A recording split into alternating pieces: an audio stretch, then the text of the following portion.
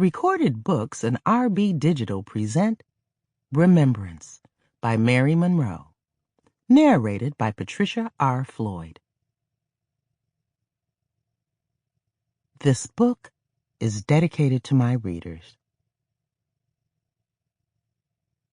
Prologue, December 2nd, 1991. I would leave the headphones home if I were you. Running and not being able to hear what's going on around you can be dangerous, my roommate warned me that fateful morning. Don't worry, I keep the volume low, so I can still hear everything else. I scurried out the door, adjusting my headphones so they wouldn't mess up my hair. As I jogged down the sidewalk, greeting neighbors and strangers, all I could think about was how wonderful life was, at least for me. I was only 19 and had so much to be grateful for. Good health, a loving family, amazing friends, and endless possibilities. I was an only child, and my parents doted on me. But I wasn't spoiled. It was hard, but I always tried to walk the straight and narrow. I'd missed my curfew a few times when I still lived at home, mouthed off to Mama and Daddy at the wrong times, but nothing more serious than that. I was happy to kick back at home with a pizza and a good book. People teased me about being a bookworm, but I didn't mind. Reading was a passion that I had developed in elementary school. I truly believed that I would continue to be happy, so long as I stayed motivated and focused on my goals and found ways to contribute something meaningful to society. My best friend, Camille, was a secretary at a law firm, and she was already engaged. Her fiancé, Nick Spencer, spent a lot of time at the studio apartment I shared with her in Berkeley, so there was not much privacy. A large portion of my free time was spent in libraries, parks, and coffee shops, just so I could have some space. I was majoring in social welfare at UC Berkeley and working as a server evenings and weekends at Carlito's taco shop. After I'd earned my degree, and before I found a husband and started a family, I planned to work as a social worker for a few years. I wanted to save enough money so I could visit some of the exotic places I read about in my books. I even had a notion to join the Peace Corps somewhere along the way, so I could spend time in third world countries doing all I could to help the less fortunate. I was determined to make a positive difference in as many lives as possible. The light had just turned red when I approached the intersection of Alcatraz Avenue and Sacramento Street, 3 blocks from my apartment. I wore a baby blue jogging suit and my brand new white Nikes. I had a busy day planned and couldn't wait to get started. That was the last thing on my mind before everything went black. I didn't realize I'd been hit by a car until I regained consciousness in the hospital 2 days later. A beefy-faced doctor and a thin nurse stood by the side of my bed with somber expressions on their faces. "What happened to me?" I asked in a voice that sounded more like a croak. "You were involved in an accident, Beatrice," the doctor informed me in a gentle tone. What kind of accident?" The doctor's hesitation puzzled me. Until somebody told me what had happened, I wouldn't allow myself to think that I'd been the victim of something sinister, such as a mugging, or that I'd gotten caught in the crossfire of a drive-by shooting. My mind didn't work that way. I assumed I'd tripped over something and fallen and hit my head on the concrete sidewalk hard enough to cause unconsciousness. I even considered the possibility of a dog attack or a mysterious seizure. It was a hit and run. The doctor went on to tell me that a careless driver had run a red light and mowed me down in the middle of the street. The thought that somebody had injured me and had left me for dead made me sad and angry. It was a rude awakening to know that a person as kind, humble, and considerate as I was had encountered such a heartless individual. I didn't stay sad and angry long, because a moment later, the nurse revealed that an elderly couple had witnessed the crime and had stopped to assist me. According to them, a few minutes later, a handsome young black man stopped and performed CPR, which saved my life. He'd left right after the paramedics arrived. I was pleased to hear that the right people had come along at the right time. I was incapacitated for 10 weeks with a compound fracture in my right leg, a broken pelvis, and a concussion.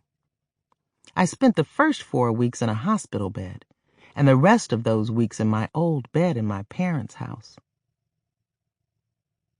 Your accident was no accident. It was God trying to get your attention. You're still with us for a reason, Mama said, as she hovered over my bed, spoon-feeding me chicken soup. I didn't have the nerve to tell her that was the nastiest stuff I'd ever tasted. I know, Mama, I sighed.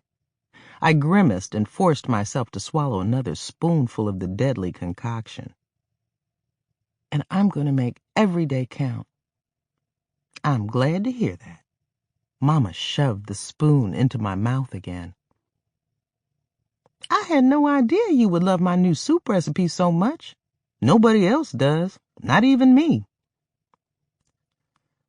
Whatever is in it, it sure helps curb my appetite.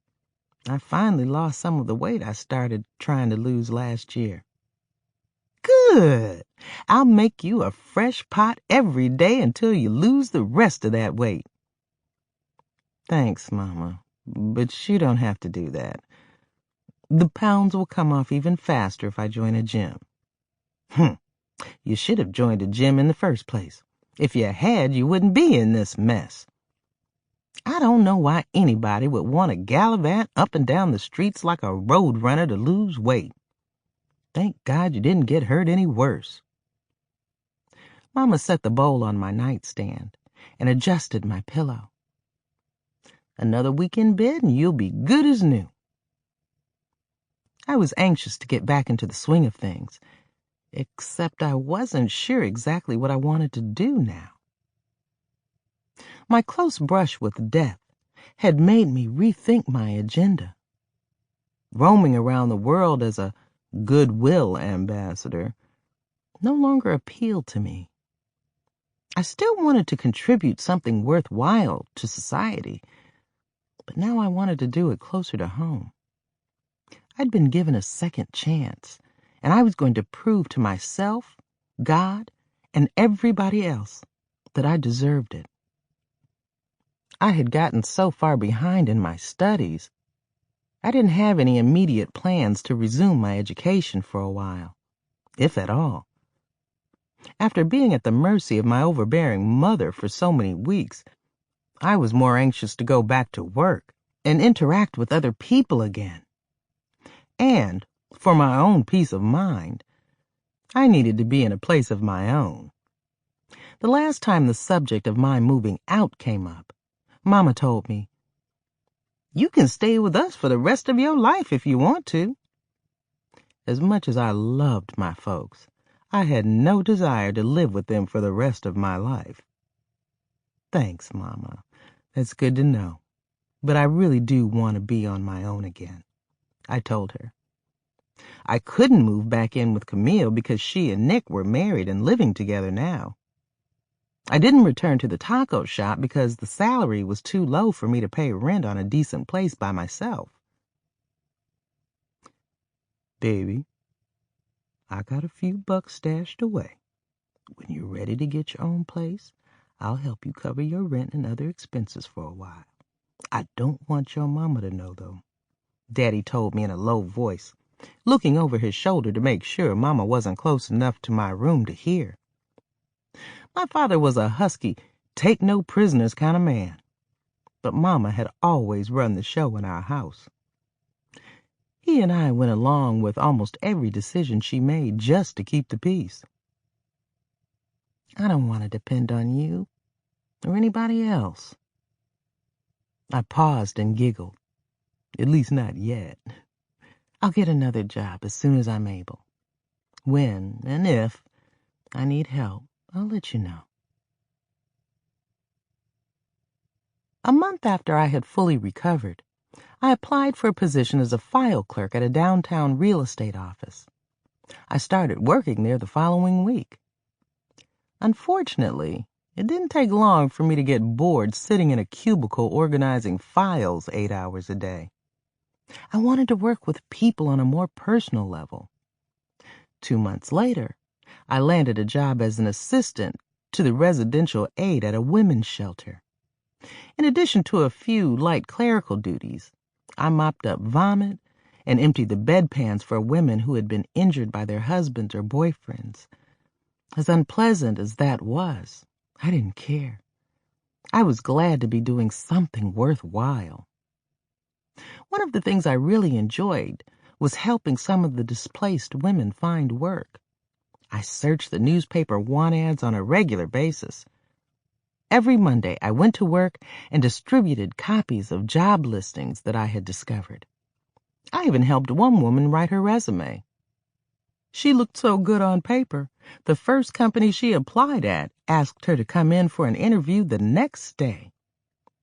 Unfortunately, that fell through. She was such a nice lady and so desperate for a job. I refused to give up. Eventually, I approached one of Mama's friends, and she hired the lady to do some light housework and cooking. I didn't have much success helping some of the other people find work, though, but I kept trying. Someone had helped me, so I was going to help as many people as I could. My salary was enough to cover the rent on the one-bedroom apartment I'd moved into, and my most important living expenses. But I had to get creative when it came to luxuries, like the smaller size clothes and books. I was stunned the first time I visited a second-hand store. Some of the outfits I stumbled across still had the original price tags attached.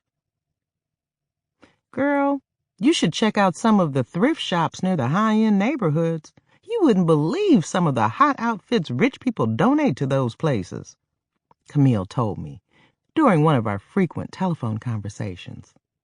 I'm way ahead of you, I told her with a chuckle. I've already visited a few, and I found 3 bookstores that sell used books. Now I could purchase 2 or 3 for what I'd normally pay for one. The elderly couple that had assisted me had kept in touch until they passed away 2 weeks apart, 6 months after my accident. Over the months, I had made several attempts to find out the name of the man who had saved my life so I could thank him. Other than the fact that he was black, very handsome, and in his late teens or early 20s, that was all the information the elderly couple had been able to provide. I even appeared on a local news program and asked the viewers to help me find out his identity. Nobody responded.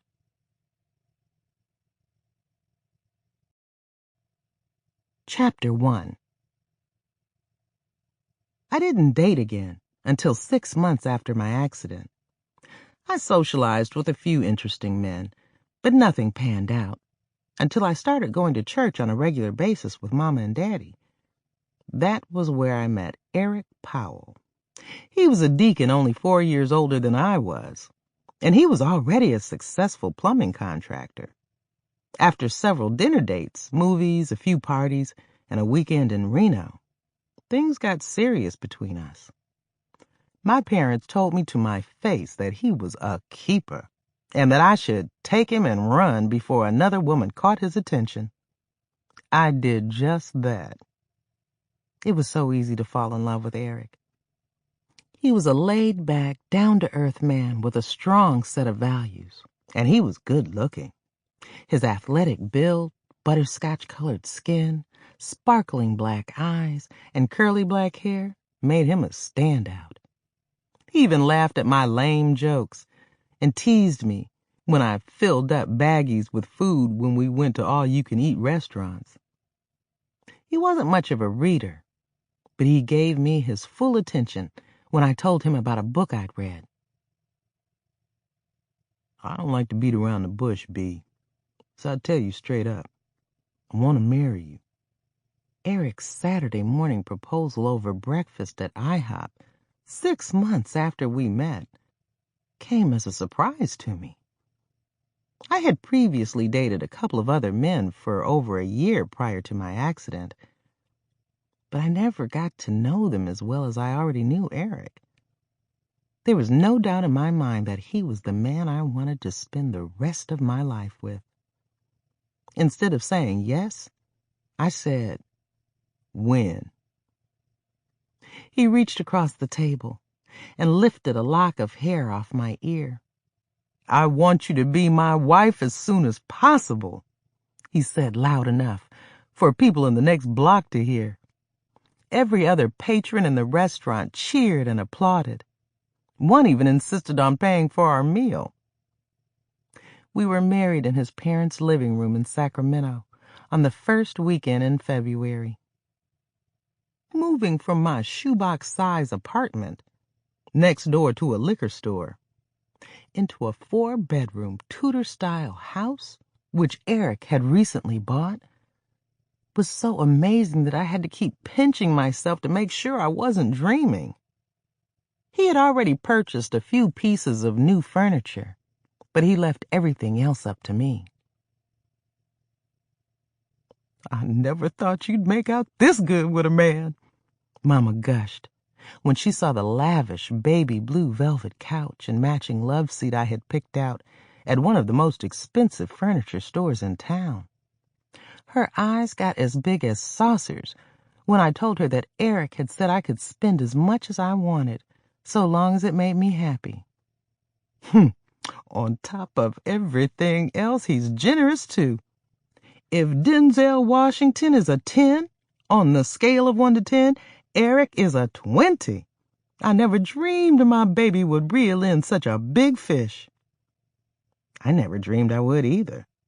The closest thing I thought I'd ever get to having a relationship with a big fish was in my romance novels. I took to marriage like a duck to water. 2 days after we returned from our 7-day honeymoon in Montego Bay, Jamaica, I hosted a combination housewarming Valentine's Day party. I invited everybody we knew. I hired a jazz band, cooked up a storm myself, and still had more food catered. Everybody had such a good time. I couldn't wait to host another event. Well, even though I didn't have a drop of Irish blood or know anybody who did, that March I decided to throw a St. Patrick's Day party. My guests loved it. Eventually, I started hosting parties for some of the most obscure holidays on the calendar. The following year for Groundhog Day, I purchased a statue of a groundhog and placed it in our front yard. It didn't matter if the real one saw his shadow or not. We still celebrated. I invited a dozen of our friends over for a cocktail party. Eric didn't care one way or the other if we had parties, but he always had as much fun as everybody else. We had agreed to have 4 children, and we wanted them to be close in age. Lisa was born 2 years after we got married. Denise arrived 2 years later. Mark entered our lives the following year.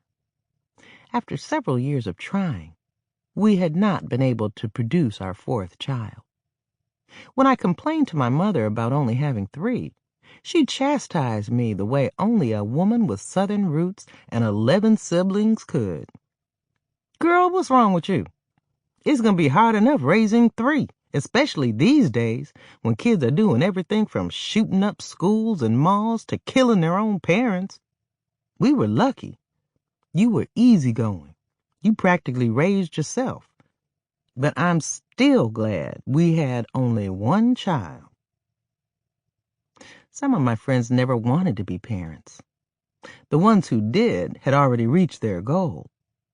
Debbie Reed, the only one of my friends who liked to shop as much as I did, had 3 of her own, and adopted 2 more.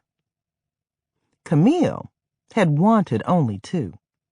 When she gave birth to twins the first time around, she had her tubes tied. I was disappointed that I had not been blessed with a 4th child. But I was grateful for the 3 I had, and all the rest of my blessings.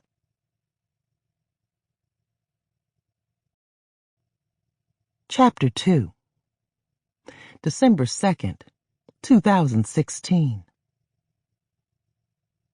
It was hard to believe that 25 years ago today, I had almost lost my life in a hit-and-run accident. My physical injuries had healed completely, but I hadn't been able to remove the mental anguish from my memory bank.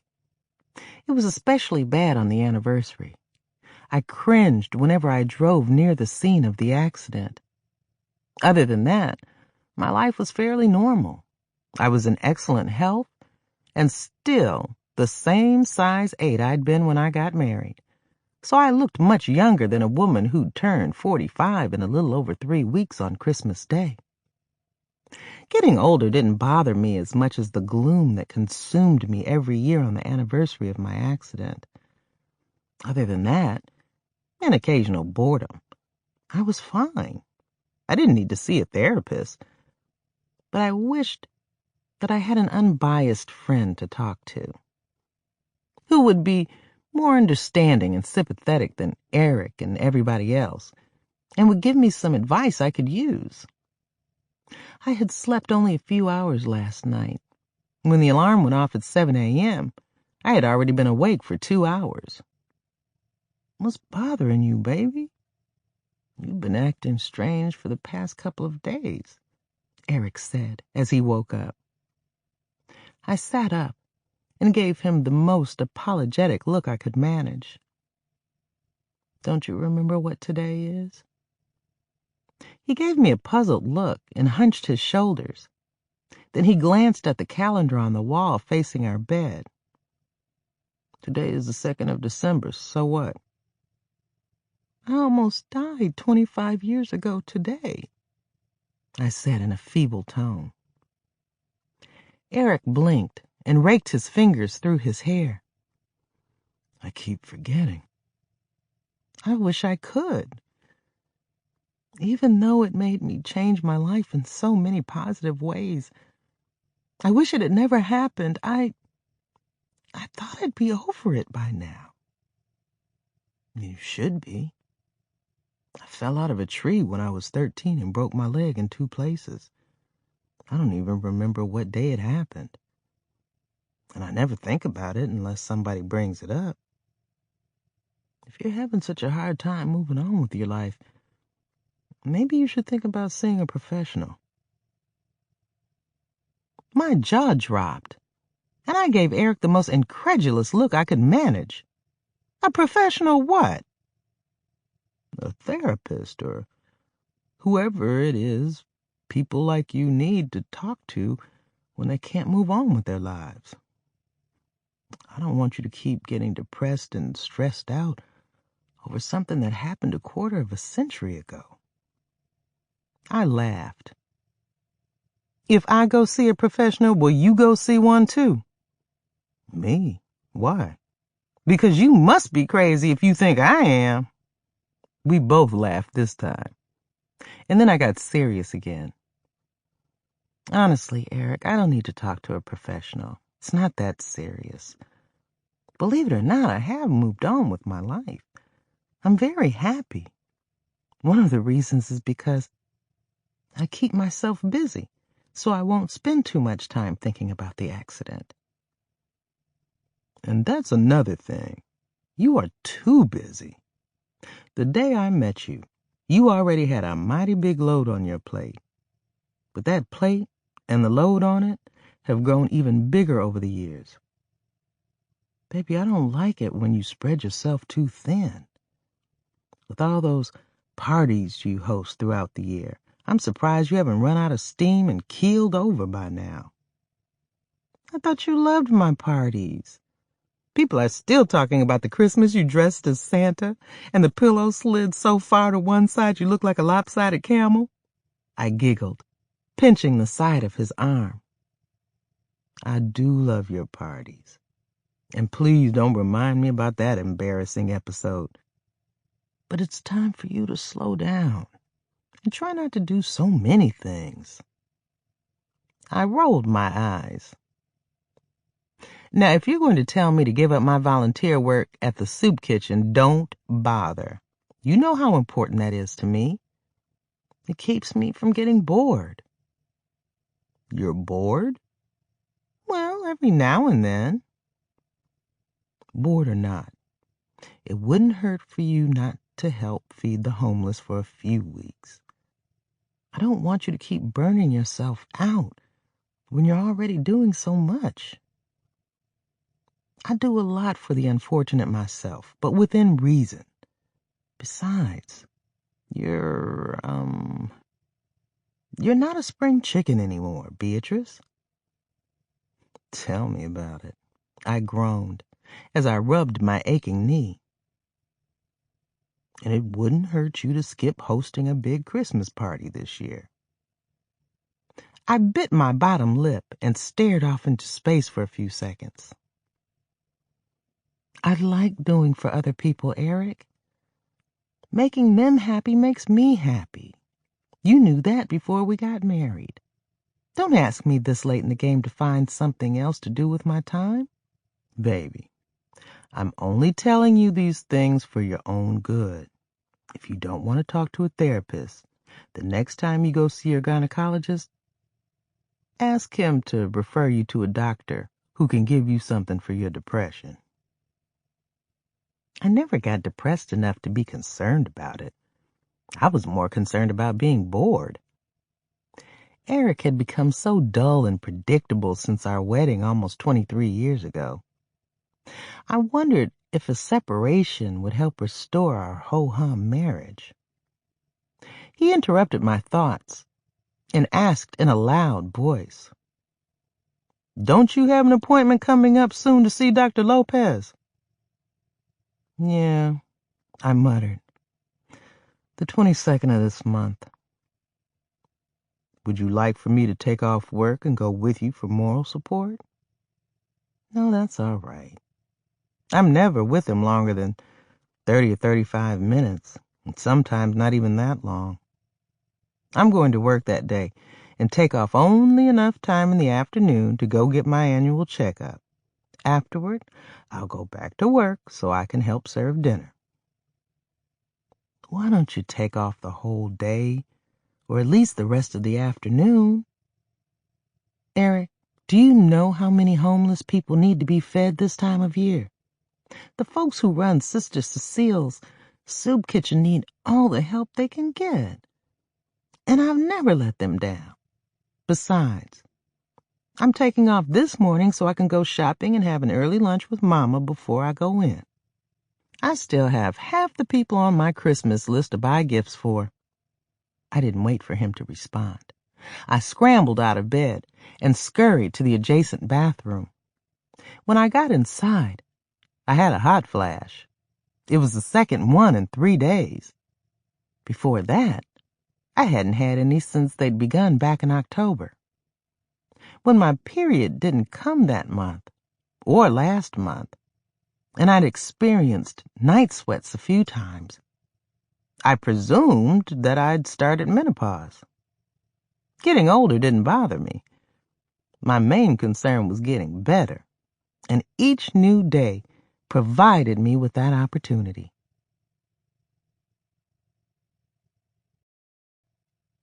Chapter 3. While Eric was taking his shower, I got dressed and then headed downstairs. When I got to the bottom of the staircase, I heard all 3 of my kids yip-yapping like terriers a few feet away in the kitchen. Our eldest, 20-year-old Lisa, shared an apartment with her boyfriend, Anwar. A few months ago, she graduated from Berkeley with a degree in business administration. 2 weeks later, she landed an entry-level position helping manage daily operations and planning the use of human resources at a large engineering firm in Oakland. I liked Anwar, but I was concerned about the fact that he had flunked out of college and was now working as a waiter. However, whenever the subject came up, Lisa and Eric, and especially Mama, reminded me that the man Lisa was in love with and hoped to marry someday was the only son of an Egyptian billionaire. Anwar had told Lisa that his father was going to buy him a restaurant of his own, but he wasn't sure where and what type he wanted yet. He'd assured Lisa that he wouldn't finalize anything without her input. That kept her happy and helped ease my concern. 1 week after Mark graduated from Berkeley High last June, he took a sales job at a hardware store. The same day he got his first paycheck, he moved into a loft with his latest girlfriend, Nita, and 2 other young people. He wanted to work a couple of years, do a stint in the military, and then resume his education. Denise had always wanted to be a chef. 3 days ago, she moved to San Francisco to live with my parents in a lovely house they had purchased last year to be closer to their church.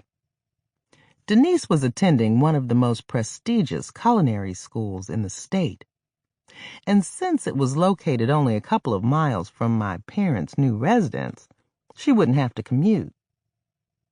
The kids had come to the house last night to help Denise load up the rest of her things into the U-Haul she'd rented. At the last minute, they had decided to spend the night. As soon as they saw me standing in the kitchen doorway with a curious look on my face, they stopped talking. "Morning, Mom. I made coffee," 18-year-old Mark said, rising from the breakfast table. Denise, who had just turned 19 a month ago, didn't even look up. You would have thought that the plate of grits and grilled ham in front of her was gold. "No, thanks." I walked up to Lisa and stood in front of her. "Do you still want to go shopping with me and your grandmother this morning? Or do you have to get permission from what's-his-name?" I chuckled. "No and no," she answered, shaking her head. "We're having an important staff meeting at work this morning, and I need to be there. And what's-his-name is called Anwar. We can go by that new furniture store on Shattuck. You and Anwar still need quite a few things for your place," I went on. "Or do you like sleeping on a couch bed?" I stifled a snicker, but Mark and Denise guffawed like hyenas. Lisa rolled her eyes, but there was an amused expression on her face. She rarely took me seriously. "Mama, I'll let you know when I'm ready to go shopping with you." "Well, I hope it's before any of Anwar's relatives come for a visit. They would be horrified to find out he sleeps on a couch bed." We all laughed, even Lisa. Denise cleared her throat to get my attention. "Mama, I could use a few new items for my room. Everything Grandma and Grandpa own is older than I am, and—" Mark cut her off.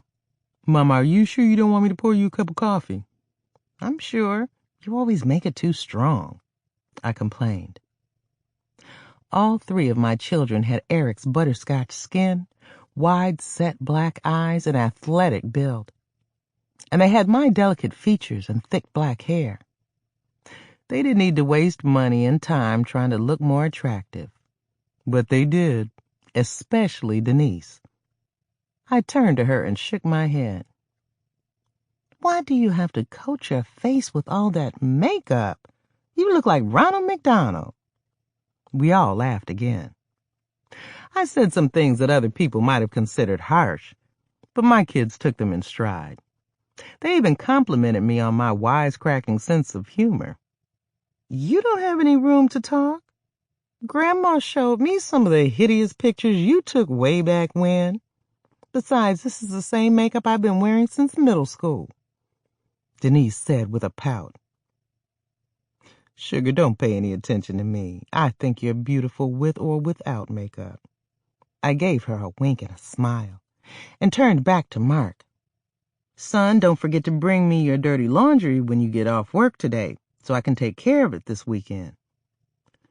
Mama, please, I keep telling you that I'm old enough to wash my own clothes. I shook my head and gave him a woeful look. Bless your heart, baby. You're old enough to do it, but you don't know how to do it right. You ought to know better than to wash white and colored clothing together. And the last time you did your laundry, you didn't even use enough detergent. Leave that chore to me. Mama, slow down. You do enough for us already. And besides, we are on our own now. Denise tossed in. When are you going to start treating us like adults? When you start acting like adults? I didn't like the rolling eyes and exasperated sighs I witnessed, so I decided to backpedal. I always have to act like a mother, I said with a dismissive wave and a snicker. I didn't want the conversation to slide into something too tense, so I made a couple of casual comments about ho-hum subjects even I wasn't interested in. The weather, celebrity gossip, and even the size of the new car one of our neighbors had recently purchased. When I saw how bored everybody looked, I slunk back out of the kitchen. The kids didn't know that I had ducked off to the side of the doorway and was still within earshot when Mark started in a low tone. Poor Mama. Her antics are getting out of control. Last week, she came to my pad while nobody was home. She rearranged my bedroom furniture, put room deodorizers all over the place, and set a large framed picture on my nightstand of Jesus walking on water. I feel so sorry for her because it's obvious that she thinks her life is empty now. She's making the rest of us suffer for it, too. Poor Daddy. He has to live with her 24/7, Denise added. He's the one I feel sorry for. There is no telling how she treats those poor homeless people at that soup kitchen. They're the ones we need to feel sorry for. I wouldn't be surprised to hear that she even spoon feeds a few. Lisa eased in. Her acting like Mother Goose wasn't so bad when we were younger. If she doesn't give me more space and stop breathing down my neck, I'm going to lose what's left of my mind. She's really cramping our style. But she's the best mom anybody could hope for. It saddened me to hear that I cramped my children's style and had an empty life, which couldn't have been further from the truth with all the things I had going on. But just knowing that I was also the best mom anybody could hope for made me burst with pride. The bottom line was, I couldn't help myself. I planned to cling to my kids for as long as I could. Lisa and Mark had visited only a few times since they'd moved out, but I'd barged into their residences at least once a week to make sure they were doing okay. I had made them give me keys in case there was an emergency. When they found out I'd been letting myself in when they weren't home, they balked. In the end, they let me keep the keys anyway. Lisa was doing just fine. She kept her apartment as neat as a pin and didn't need my housekeeping assistance the way Mark did. Denise's move was so recent, I hadn't had time to pay her a visit yet. Since she lived with my parents now, I already had a key to her place. But I wouldn't have to pay her too many visits because Mama and Daddy would keep a hawk's eye on her. Within 15 minutes after the conversation in the kitchen, all 3 of the kids had left, and so had Eric.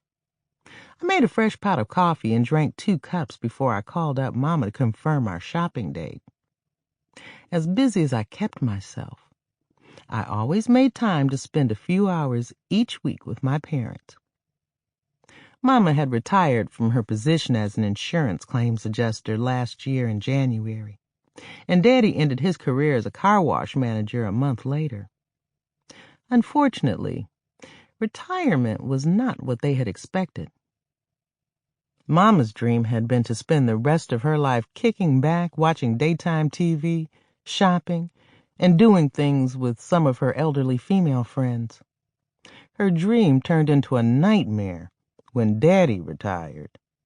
Within the first few days, he had her climbing the walls. She had to wait on him hand and foot and listen to him whine all day about everything from his bunions to the economy. If I had known that your daddy was going to pester me nonstop when he retired, I would have worked another 5 or 6 years, she told me during our telephone conversation last night. All you need to do is start doing more things he hates, I'd suggested, like shopping. That's one thing he will never enjoy doing as much as you and I. My big mouth was the reason I'd gotten myself locked into a trip to the mall with Mama this morning.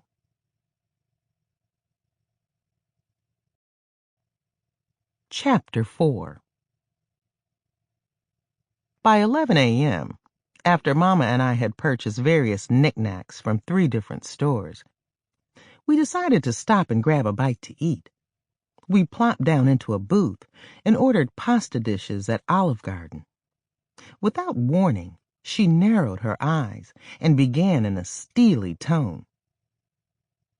B, I know it's none of my business, but are you and Eric having problems?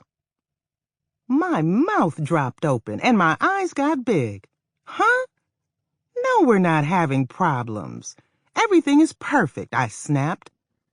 And then I laughed because her question was so outlandish. Mama cleared her throat and gave me a guarded look. My mother was a heavy-set woman, but she was still attractive. Every hair on her head was gray, and she refused to dye it. But it was always clean and neatly styled.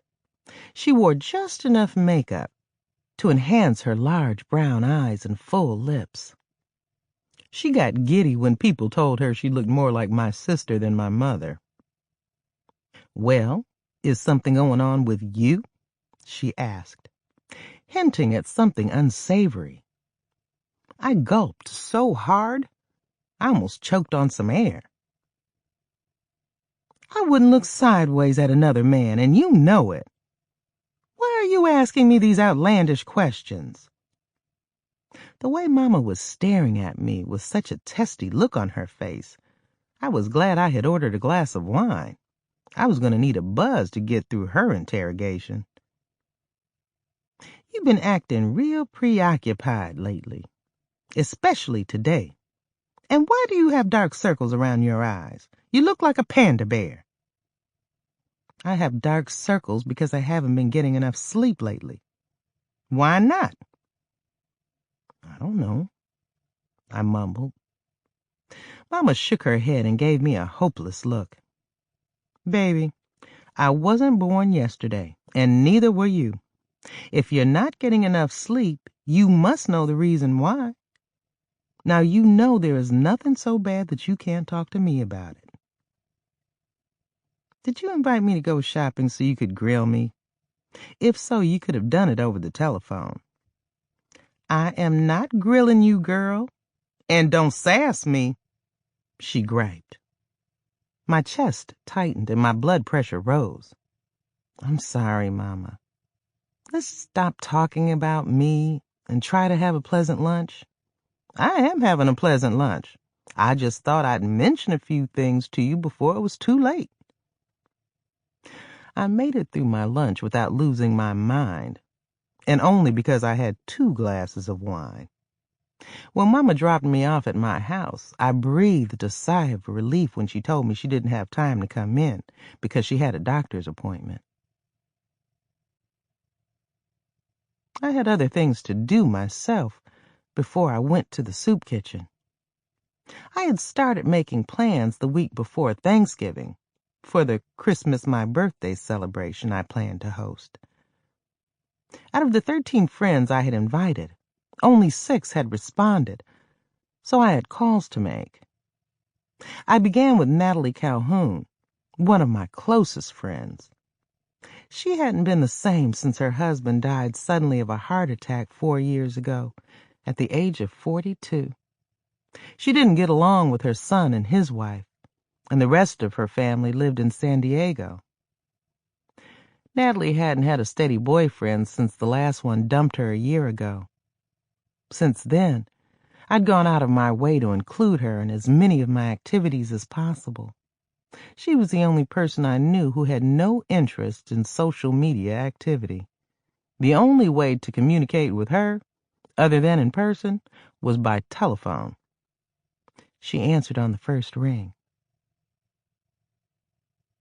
"Yeah, Beatrice?" she mumbled. Then her tone got snappy.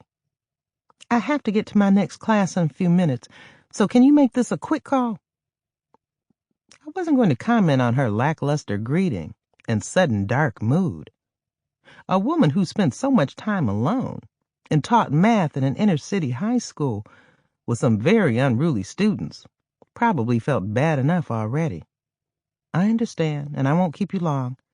I just called to see if you're planning to come to my party this month," I said in the most cheerful tone I could manage. "No, I'm not. I was very uncomfortable at your Thanksgiving dinner last month with all those couples. I was depressed for days. I felt the same way at your Labor Day party, and a few of your other parties before that." What? I had no idea," I stammered. "I wish you had told me that before now. If that's the only reason, Eric and I can scrounge up somebody to escort you to my next get-together. What about his friend George Gibbons, the veterinarian? George is real sweet. His wife filed for divorce a couple of months ago, and he's been bugging Eric to hook him up with somebody. You two would make a nice couple." "Why? Do you think I can't find a man on my own?" "Natalie, that's not the reason," I said emphatically. A long moment of silence followed.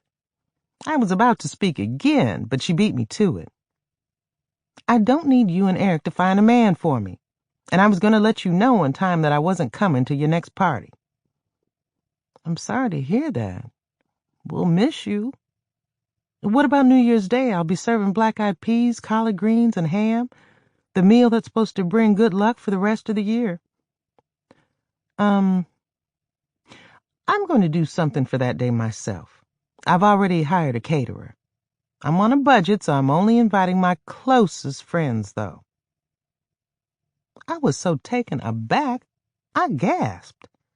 I thought I was one of her closest friends. If this was not a slight, nothing was. "Natalie, did I or Eric say or do something to offend you?" "Look, Bea." She paused and cleared her throat. "You're a good person, and you've been a good friend to me. But I think we've outgrown one another. Well, I didn't want to tell you this over the telephone, but sometimes you're bossy and overbearing. That can be very intimidating to a shy, insecure woman like me. The more I'm around you, the more my self-esteem plummets. I need to surround myself with friends closer to my level." "I see." I swallowed hard and listened in stunned disbelief as she continued. "I don't expect you to reinvent yourself, and I'm not going to either. It's best for us to take a break from each other. I have no hard feelings towards you, and I wish you well." Other than my kids, nobody else had ever told me anything close to what I'd just heard. I was so dumbfounded I could barely sit still. The last thing I wanted to do was intimidate somebody. I wasn't loud, aggressive, and opinionated like the women who intimidated me. So Natalie's assessment was not only baffling, it was disturbing. I'd always thought that I was the kind of wholesome, spunky woman anybody would be proud to have as a friend. Now I wasn't so sure. For more than 20 years, I'd been known for my elaborate theme parties. As far as I could tell, everybody loved them. I'm going to miss you. And your parties, B, Natalie admitted. I was surprised when she added, "We can still be friends, though." I see. Well, I'm going to miss you, too. Bye, and have a nice Christmas. I hung up abruptly because Natalie had hurt my feelings.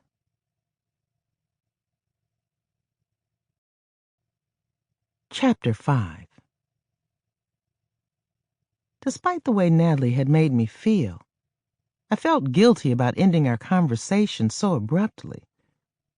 She was one of the sweetest people I knew. I didn't want our friendship to be put on hold on such a sour note. I dialed her number again, and my call went straight to voicemail. I decided not to leave a message because I didn't think she'd call me back. I made a mental note to give her another call after the holidays to see if she still felt the same way. I didn't want to dwell on the situation with Natalie too much. There was something else on my mind that needed my attention more. The comments my children had made while I was hiding outside the kitchen. It had been a few hours since I'd overheard what they'd said, and it still saddened me. I didn't care what they said or thought about me because in the end, I was still their mother. I was determined to lure them back into the nest. Not to live, but at least to visit more often. There were times when the loneliness almost overwhelmed me. Sometimes even when Eric was in the house, I still felt lonely. When I spent too much time on my own, I got slightly depressed, and the house that used to be as hectic as a carnival felt like a tomb. I looked around to see if there was anything I needed to take care of before I left for work. Since the kids had moved out, I didn't have much house cleaning to do anymore, and I missed that. I fussed at Eric about being a slob, but I looked forward to picking up after him. It made me still feel useful in the empty nest I'd come to resent. When I was home alone, I couldn't stop myself from wandering into the kids' rooms to grieve and dust off things that I'd already dusted the day before. And then I would go to the living room to torture myself even more. A large table and the entire mantel over the fireplace were covered with trophies and awards they'd won. I was just as proud of the spelling bee certificate Lisa had won in 5th grade as I was the swimming trophy Mark had won in his junior year of high school. Being a wife was one thing, but being a wife and a mother was a double blessing that carried a lot of responsibility that I'd always enjoyed because it made me feel needed. Nowadays, other than for intimate encounters, cooking, and housekeeping, it was hard to tell what else Eric needed me for. In the past few months, he had begun to spend more of his free time on his own or with his friends. I no longer felt like an equal partner in our relationship. I felt more like a sidekick. I'd never tell him that, though. After my 3rd cup of coffee, I felt better. I decided not to dwell on things I didn't like and couldn't change. Things could have been much worse for me. I could have died 25 years ago today. And I would have if that mysterious young man hadn't come along and saved my life. I rarely talked about the accident, but it was on my mind almost every day. Today being the anniversary, it had been the first thing on my mind when I opened my eyes this morning. and would probably be the last thing on my mind before I went to sleep tonight. It was easier to deal with when I focused on other things at the same time. One was my volunteer work at St. Cecile's. It was in a rough part of town, but that didn't faze me, especially since I had once considered going to do missionary work in some of the most dangerous countries in the world. I was making a difference now, and that was all that mattered. Almost everybody I knew did a lot to help less fortunate people. Each year, Eric and his business partners donated thousands of dollars to several charities. My parents and most of my friends donated money, food, clothing, and various other items. I admired my family and friends for being so generous. I couldn't do enough, though. I was willing to go as many extra miles as I could. That was why working at a soup kitchen was so important to me. I wondered if other people who had come close to dying, like I had, felt the same way. I appreciated the fact that my family and friends admired how dedicated I was.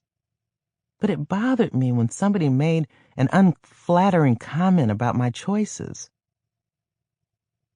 B, if you want to do volunteer work, go help out at one of the hospitals or a nursing home. At least you'd be safer, one of my friends told me. I'm not in danger at the soup kitchen. The majority of homeless people are just regular people down on their luck. And whenever people with problems come in, we have mental health professionals available to help them. We know the community. They appreciate what we do for them, I added. I had a reasonable response every time somebody tried to talk me into looking for a safer way to spread goodwill. Despite some mild concerns about my safety, my mother was proud of what I did. Baby, as long as you're happy doing what you do, keep doing it. Daddy felt pretty much the same way. My kids knew how important working at the soup kitchen and other charity activities were to me, but their position was somewhat neutral.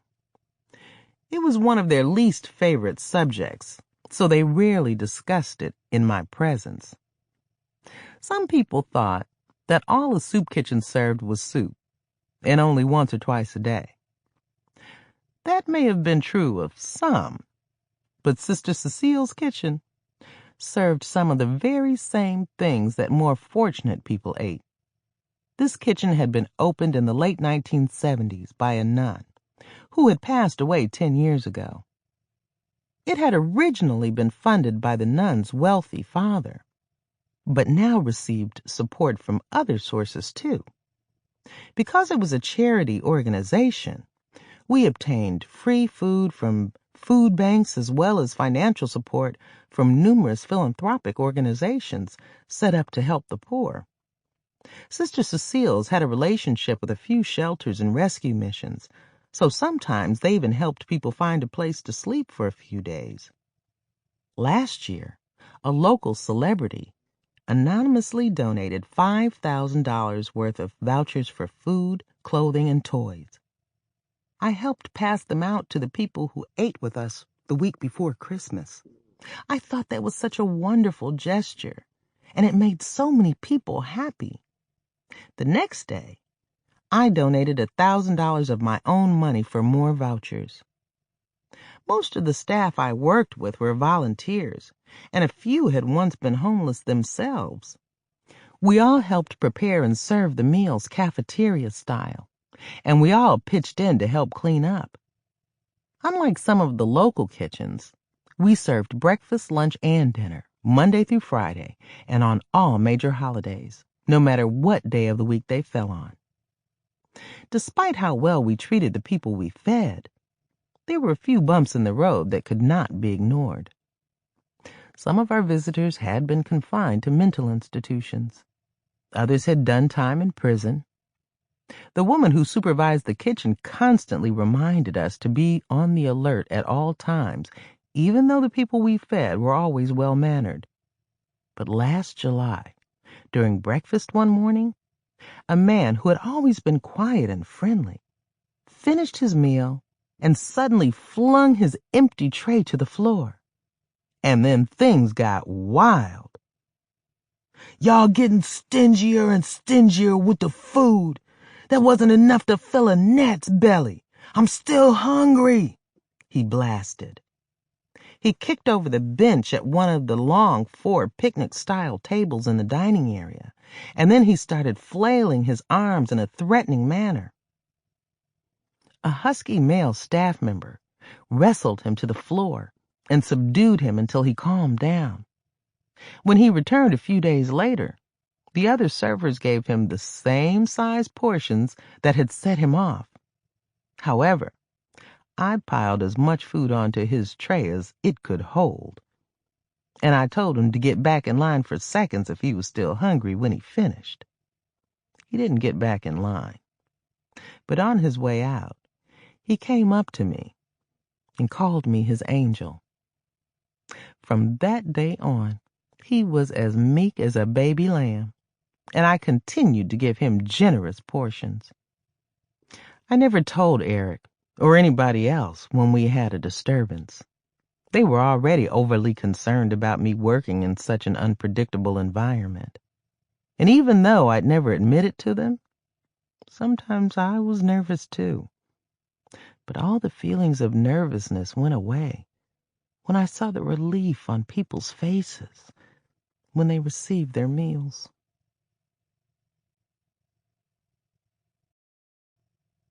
Chapter 6. Quite a few of the people I helped feed were regulars. Some came at least once a week. Certain ones would show up almost every day for a month, and then we might not see them again until several months later. Last year, one of our reformed alcoholic regulars came in one day and announced that he had found Jesus, a job, and a new home. 2 months later, he backslid. He started drinking again, lost his job and his new place. He'd been eating with us almost every day since.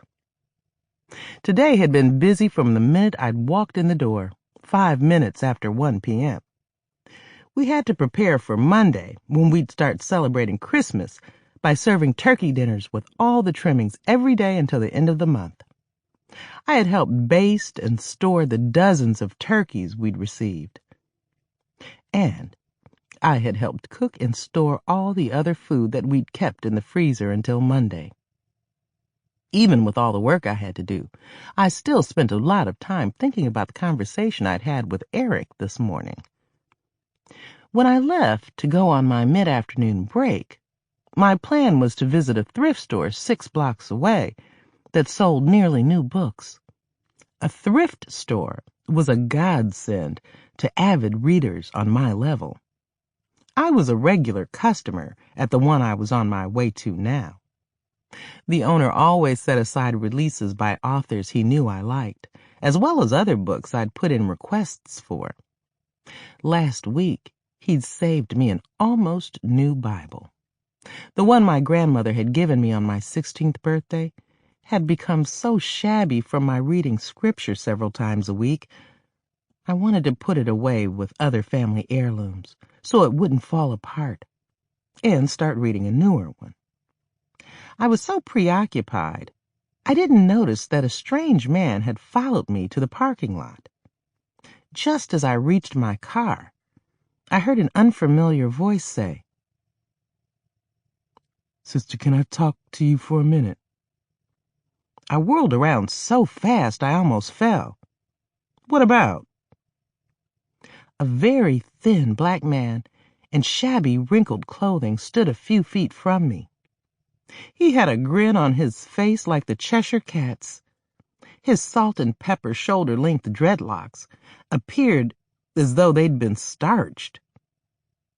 He didn't look much older than my age, but deep lines crisscrossed his face from side to side and top to bottom. From his disheveled appearance and musty odor, it was obvious that he was homeless. And if he had ever eaten at Sister Cecile's, I didn't recognize him. He looked scary, though. But I'd read so many Stephen King novels, a man who looked like a human scarecrow didn't frighten me as much as it would have other women. Unlike Mama, Camille, and almost every other female I knew, I didn't even carry pepper spray. From what I knew about that stuff, it could cause some serious discomfort. The last thing I ever wanted to do was harm another human being. I was convinced that if I ever encountered trouble, I'd be able to talk my way out of it, summon help, or run away in time. The man snorted and swiped his chin with the back of his hand. About us. My breath caught in my throat. I was dumbfounded. You could have knocked me over with a feather. I don't think so, I said, forcing a tight smile. The look that appeared on the man's face was so profoundly sad. I immediately regretted my blunt response. What he said next made me feel even worse. We used to be close friends back in the day. Real close friends. I narrowed my eyes and looked at the man more closely. I was horrified when I realized he was one of my ex-boyfriends. Clifford Hanks? I boomed. A month before my accident, Cliff had asked me to marry him. I'd told him I wanted to remain single for at least a couple more years, but that we could continue seeing each other. He ended our relationship anyway. I hadn't seen or heard from him since. Yeah, it's me. I'm sorry, I didn't recognize you, I stammered. I've changed a little bit, but you sure haven't. He pursed his lips and scanned my body before he fixed his eyes on my face. You look just as good as you did when we were together. Thanks. I'm glad you think so. I didn't want to comment on Cliff's appearance, so I said the first thing that came to my mind next. The last time I saw you, you were working part-time for that construction company and studying journalism at Berkeley. Correction. The last time you saw me was a couple of hours ago. Huh? Where? Right up in that soup kitchen you just left out of? I wanted to talk to you for a long time. The main reason I didn't approach you was because I was too ashamed to let you see how I ended up. Well, if I had recognized you, I would have said something myself, I muttered, with my eyes and cheeks burning. I know you would have. And I can tell by the way your face is scrunched up now, you're wondering what happened to me, huh? Yes, I admitted. Well, a few months after we broke up, I married a girl I had met on a cruise ship. That and letting you get away were the two biggest mistakes I ever made in my life. Anyway, my wife turned out to be so high maintenance I had to drop out of college and go to work full-time to take care of her, and the 2 kids I didn't know she had until 2 months after I married her. A few years ago, I lost my job and the bank foreclosed on my house. My wife took off right away. If all that wasn't bad enough, I had a mild stroke last year. I had to move in with my mother so she could take care of me. A month after I had fully recovered, she died of a massive heart attack. I didn't have any place to go but the street. I'm so sorry. Cliff held up his hand. I'm fine now, praise God. Things started looking up for me when I came to this kitchen last month and saw you serving. Of all the people in my life, past and present, you were the most positive influence. You didn't gossip and backstab like the other girls I knew. You didn't tell lies that I knew of. You didn't touch drugs, and you never drank any alcohol stronger than beer. That's no longer true about the alcohol. I enjoy a glass of wine, or a good margarita every now and then, I said sheepishly, giggling for a few seconds. I cleared my throat and folded my arms. Since you brought it up, I hoped my positive influence helped improve your housekeeping skills, I teased. An embarrassed look crossed Cliff's face. He waved his hand and laughed. That gave me a warm feeling. You must mean that brooch thing. I hired an exterminator, and that took care of the problem. From that point on, I kept my house so clean you could eat off the floor. Cliff sniffed and blinked. Despite his wretched appearance, his eyes were still as warm and sparkling as they'd been more than 25 years ago. I heard you got married to some dude in the plumbing business, Eric Powell. I see his flyers, billboard ads, and business cards all over the place. Yes, he's my husband. We have 3 children. They're all grown now and doing quite well, I'm happy to say. Dude must be doing really well for you to be driving a set of wheels like that. Cliff nodded toward my 6-month-old silver Lexus. I had no idea there was so much money in unclogging toilets, sink drains, and whatnot. Well, my husband and his business partner have contracts with several private schools, hotels, hospitals, restaurants, and other local businesses. I see. I guess the next thing I'll hear is that you moved to the Berkeley Hills. We already live there. Cliff's voice dropped almost to a whisper. Oh, that's nice. And I'm happy for you, B. If anybody deserves to live the good life, it's you. I can't tell you how happy I was when I saw your face after so many years. I wish you had said something to me before now.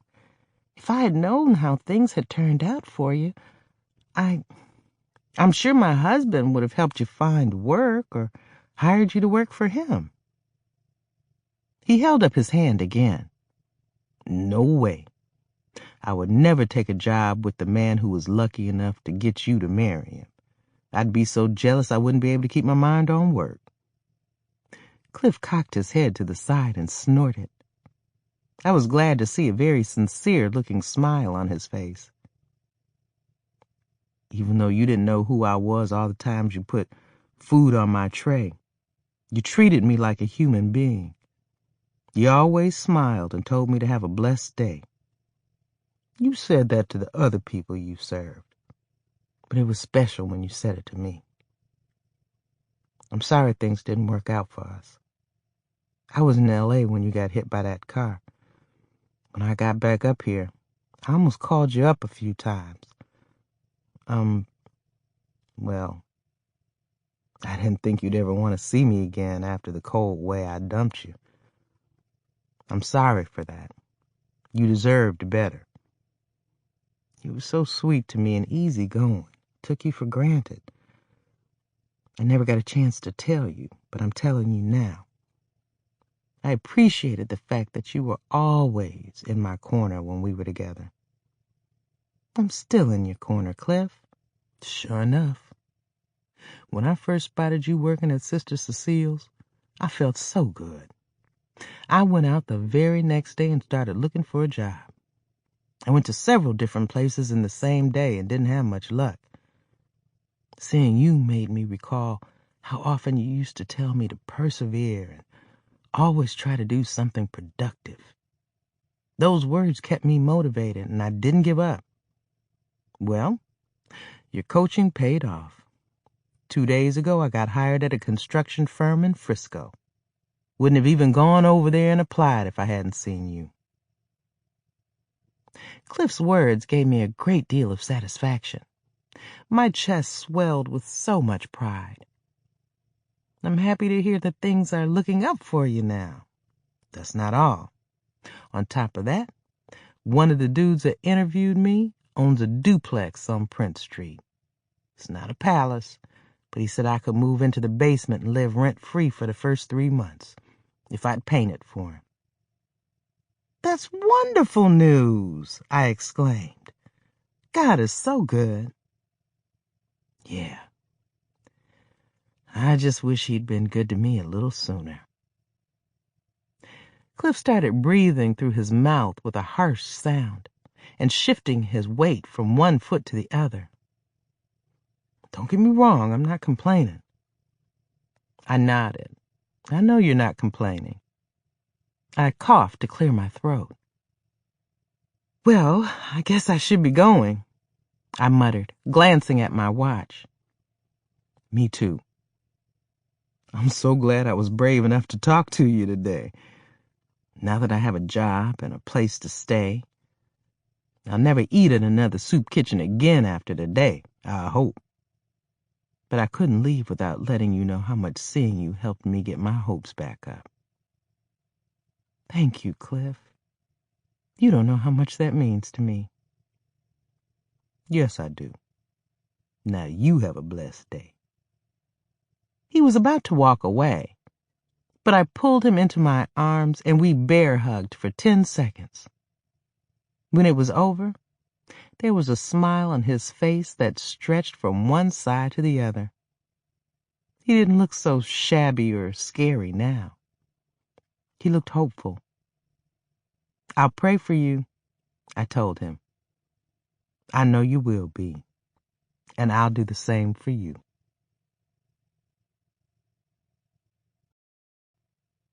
Chapter 7. I rarely ate at the soup kitchen, even though staff members could eat all they wanted. It just didn't feel right. There was a deli called Iola's located 2 blocks away on the same street that served great food.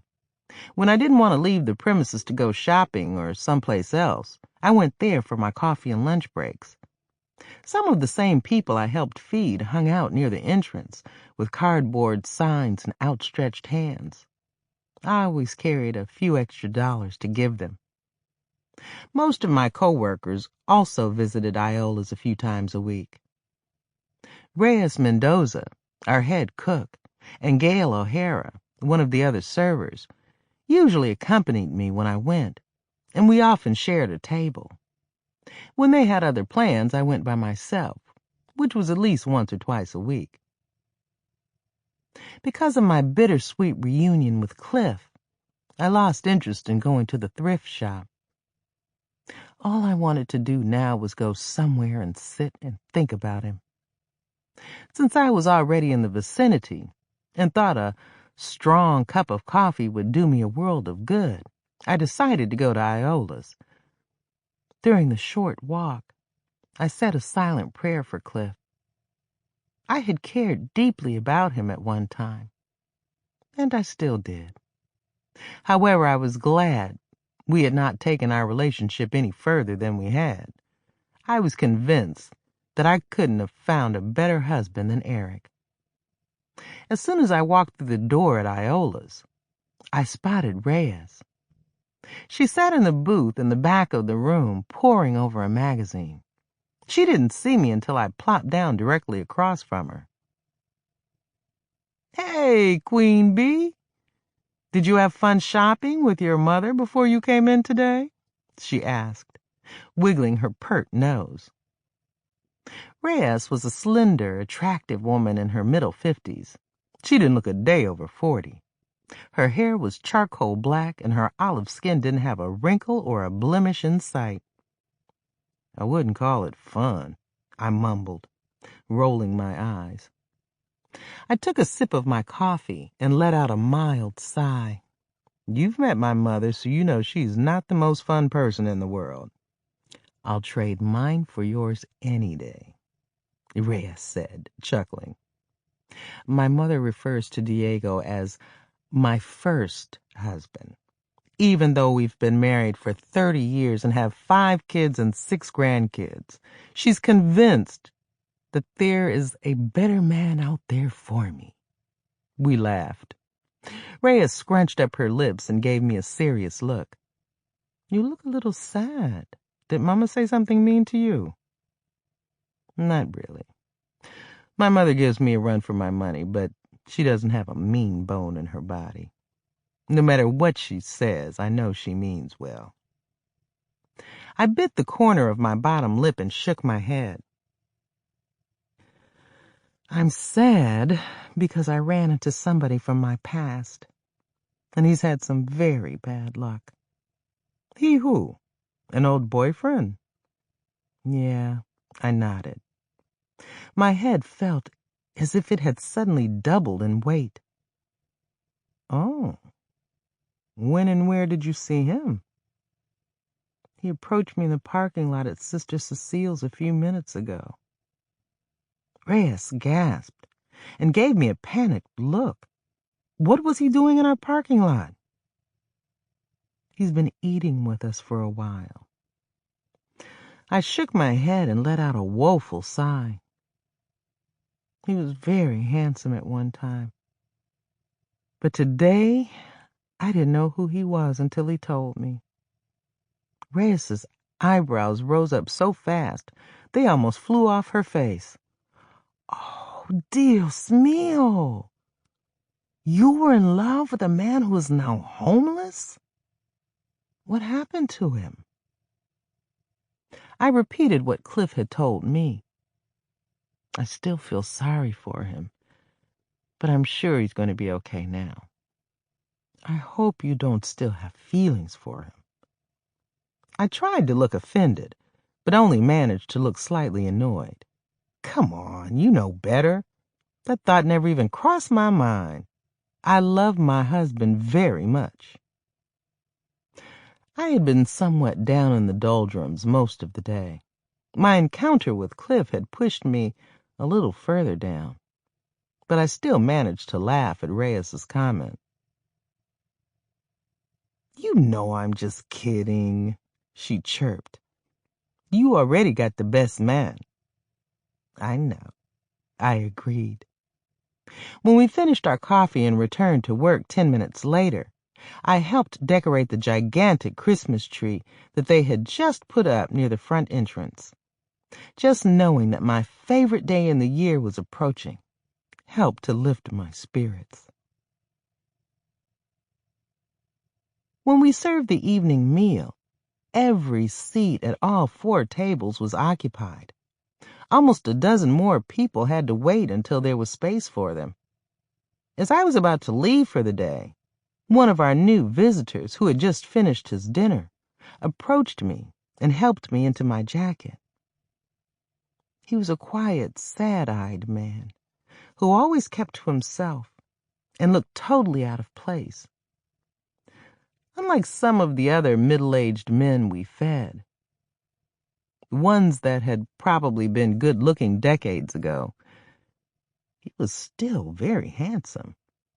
He was of average height and looked very fit, as if he worked out on a regular basis. There were few lines on his face, and except for a few silver strands at the temples, his thick hair was jet black. He had been eating a few meals a week with us for the past couple of months. I had also noticed him at Iola's a few times. Thank you, I said. It's getting dark outside, so please be careful, he said in a serious tone. Somebody must have cloned the boogeyman, because they're all over the place these days, he added with a gentle laugh. I wasn't surprised that he was so articulate and polite. A lot of the other men were, too. One of our regulars had once been a high school history teacher. I'll be okay. My car is right outside, just a few feet away, I chirped. I hope you don't have to drive too far. Do you live alone? The question felt a little too personal, but I smiled and told him, No, I'm happily married. Have a nice evening. Just as I was about to walk away, he spoke again. My name is Charles Davenport. He extended his hand. I held my breath and shook it. His intense, almond-shaped brown eyes were as clear and healthy-looking as mine. It was a refreshing change. Most of the other men's eyes were bloodshot and glassy. Another example of how hard it was to live on the street.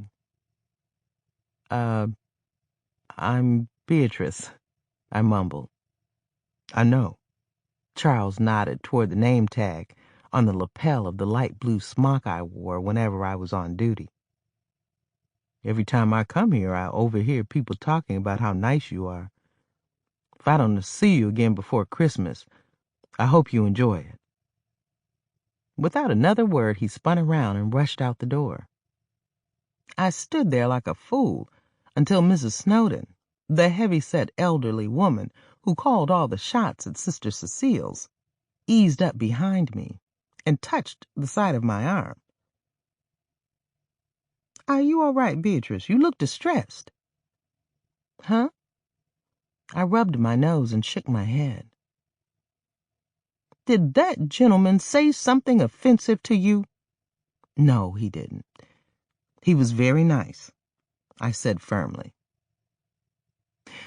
Mrs. Snowden bore a strong resemblance to a sad-faced mule, and looked even more like one as the corners of her mouth went down. That's good. So many people who come here are good people, even if they do have problems. But if someone gets too forward or aggressive and makes you feel uncomfortable, let me know. I'll resolve it as amicably as possible. It's always an unpleasant day when I have to call law enforcement. And I don't like to do that unless it's absolutely necessary. Bad publicity might scare off some of our benefactors. But we also want to make sure that all of our staff stay safe. Understand? I understand. With that in mind, don't let your guard down. It's always better to be vigilant." "I won't," I said firmly. "Have a blessed evening. I'll see you on Monday."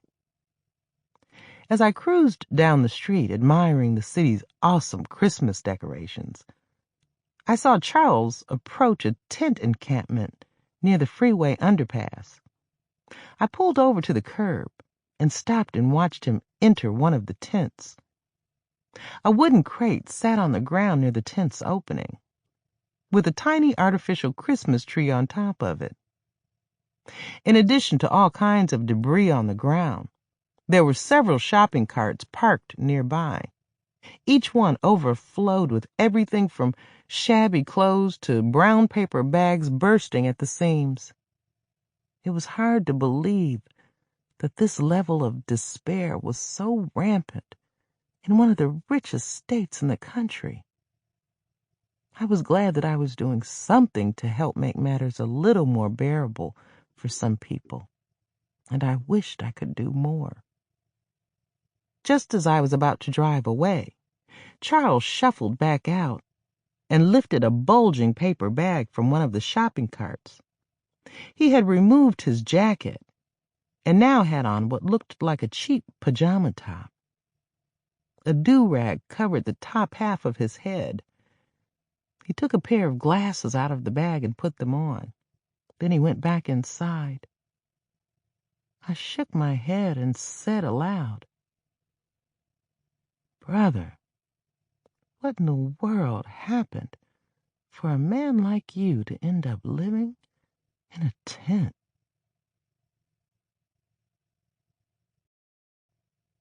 Chapter 8.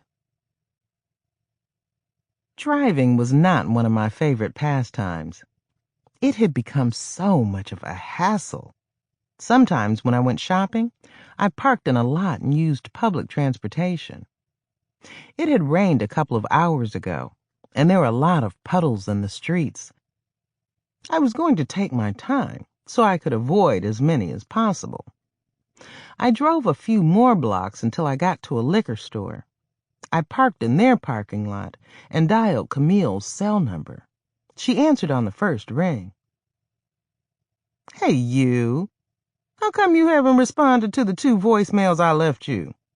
she asked in a stern tone. That's what I'm doing now. It took you long enough. I left those messages 2 days ago. You at home? Not yet. Camille was only 2 months older than me, but sometimes she behaved more like my mother than my actual mother did. We've been BFFs since our freshman year in high school. Of all the friends I'd had over the years, she was the only one I trusted with my deepest, darkest secrets. Not that I ever had that many in the first place. We'd had a lot of fun in our late teens, including a few wild parties, but in less than a year, that lifestyle had lost its appeal. We'd survived the chaotic 1990s and married respectable and successful men. Camille's husband, Nick, managed an elite limo service, so she'd met dozens of our favorite A-list celebrities over the years. She'd even introduced me to a few.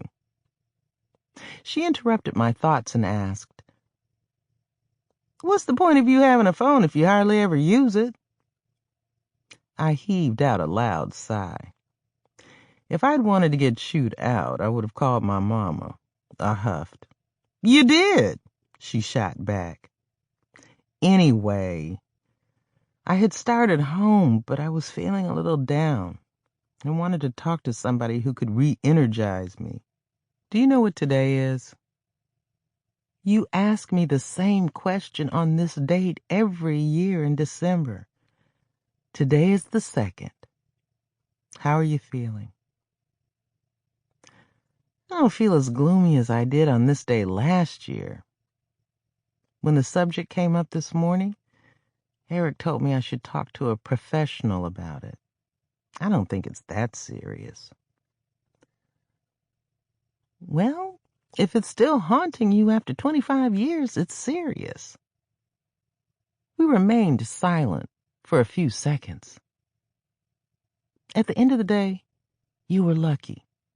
And look where you are now. That's all that really matters. You're right. Besides, this is the season to be jolly. Let's talk about something more uplifting, or at least something more interesting. I might go to the mall before I go home and do some more of my Christmas shopping. I thought I'd try and catch up with you now because I don't know what time I'll make it home tonight. What's up with you? Don't ask. Girl, I had a rough day. The partners were in court all afternoon and they left me a ton of work. I didn't even have time to check my email or take lunch, she complained. I know you can't relate to people that do real work. Camille occasionally teased me about having such a laid-back job. To her, serving free meals was a no-brainer that didn't require much effort. I always agreed with her, but I also pointed out that not many people wanted to do it, and I did. I didn't have a rough day, but I had a weird day. I proceeded to tell Camille about my encounter with Cliff. I can't believe my ears. Cliff's living on the street and eating at soup kitchens? Well, at least he's in the process of turning his life around. What a shame. You know, I like Eric and all, but you and Cliff made such a cute couple. I cut Camille off as fast as I could. Don't even go there. Cliff is part of my past, so that's that. But I wish I had asked him the name of the firm he's going to be working for. For what? So I can check in with him from time to time to see how he's doing. Be let well enough alone. I sucked in some air and was ready to get defensive. Can you explain what you mean? You're not Mother Teresa. I cut Camille off again, and I'm not trying to be. Cliff meant a lot to me at one time, and I'd just like to know he's doing okay. I hope things work out for him, so he'll never have to eat at another soup kitchen or be homeless. I hope he gets his life back together. It's always sad when someone falls on hard times. I hope he doesn't come back to see you again. Why would he do that? Girl, it's been a long time since you saw the man. For all you know, he could have been locked up in an institution for the criminally insane and is obsessively in love with you or something. I was sure she was joking. Very funny, Camille. Thanks for trying to scare me. I don't think Cliff's got any mental issues. If he has, I'm sure he'll get help if he needs it. And if he ever comes to me for help, I'll do all I can. I suddenly lost interest in going to the mall. You want to meet me for a drink? I'd like to, but I just walked in the door a few minutes ago. That stray dog I took in last month, it knocked over the tree and there are broken bulbs and tinsel everywhere. I need to take care of that right away, and I promised Nick I'd finish putting up the rest of the decorations this evening. I wish you'd asked me yesterday. Why the sudden need to meet me for a drink? Are you all right? I'm fine. Why wouldn't I be? Because last week, when we met at Edie's bar, you stayed only long enough to have one margarita. I had something on my mind that day. What? Menopause. I think mine actually started back in October. Is that all? So what? Mine started 2 years ago. Why do you think you've started yours? Hot flashes are hitting me like lightning bolts. I have trouble getting to sleep at night. And I haven't had a period in 2 months. So menopause is dragging you down today, too? Not really. I just wanted to meet for drinks. Because I'm not ready to go home yet. I mumbled. Sometimes I get so bored there. I don't look forward to weekends, since I always have to look for things to do, so I won't just sit around. Can we hook up tomorrow or Sunday? I ignored the loud, drawn-out sigh I heard coming from Camille's end. No can do. I'm going to be busy all day tomorrow lollygagging at a bunch of flea markets with my mama. And after church on Sunday, Pastor Riddle is having dinner at our house. Hey, let's play hooky from work on Monday and go have lunch at Lady Esther's. If that doesn't cheer you up, nothing will. Lady Esther's was a popular soul food restaurant in downtown Oakland. The food and the service were so good. We both ate there on a regular basis. So did the mayor of Oakland and a lot of local celebrities. I can't. You know how busy we get this time of year? We'll be serving God only knows how many turkey dinners in the next couple of weeks. And there's a lot to be done. 2 of the other volunteers have already taken off for the holidays, so they'll really need my help. B, you're my girl, and I love you to death. But I wish you'd stop wearing yourself out. What's that supposed to mean? I'm proud of you for being so dedicated and caring when it comes to other people. But I doubt if that soup kitchen would shut down if you quit. I'd wish you'd steer some of your attention toward other directions. I'm sure it would do you a world of good.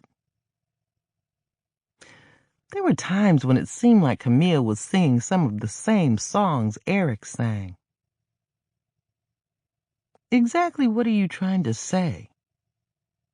Maybe you need more affection and attention. Pfft, Eric gives me all the affection and attention I need. Camille sucked on her teeth for a few seconds. If Eric is doing that, and you're still bored, maybe you need to think about how your marriage is working and figure out a way to fix it.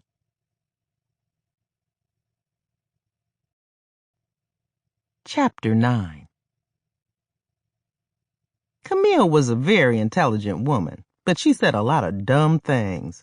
My marriage was fine, and I'd been telling her that for years. However, even though I loved being married, sometimes I wondered what it would be like to be single again. but I was not curious enough to find out. I had married Eric for life, and I took my vows very seriously. If and when we ever had serious problems or even separated, I would never give up on our marriage. Don't you dare start analyzing me, Dr. Phil, I scolded. That's not what I'm doing. I'm just trying to help you ease into middle age. I don't have a problem being my age, and I'm certainly not interested in looking to change up some aspect of my marriage. Eric is not perfect, but he's perfect for me. I don't even remember the last time we argued. I wish I could say that. Remember how often I used to threaten Nick that I was going to move out if he didn't stop spending so much money on his relatives?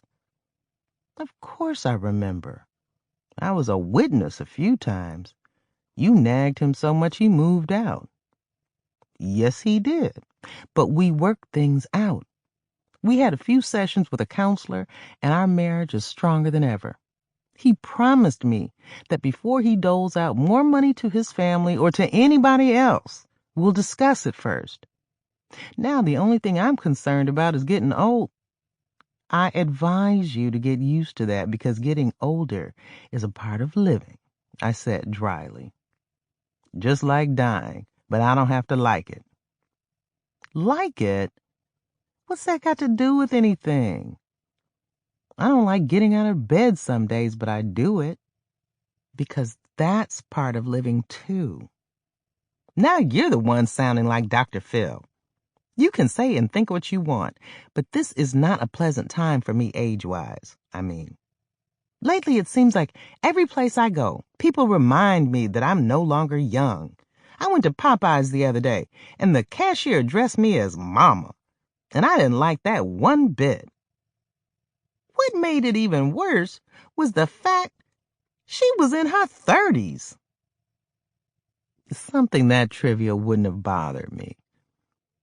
I'm just glad I've lived this long. I hope I lived at least another 40-something years. And just to let you know, most people have no idea how old I am. My coworkers think I'm still in my early 30s. Look, I feel old enough. If we don't get off this subject now, I'll be feeling as ancient as Methuselah in a few seconds. Let's talk about something else. What's up with the kids? Well, I really miss them. They don't visit that often, and they rarely call. When they do, they never stay on the line more than a couple of minutes. You've got that empty nest thing going on too, huh? Camille's voice cracked. When the twins told me and Nick they wanted to go to a school back east, we tried to talk them into going to Berkeley or at least UCLA. They'd already made up their minds, though. When they left, I was depressed for a little while.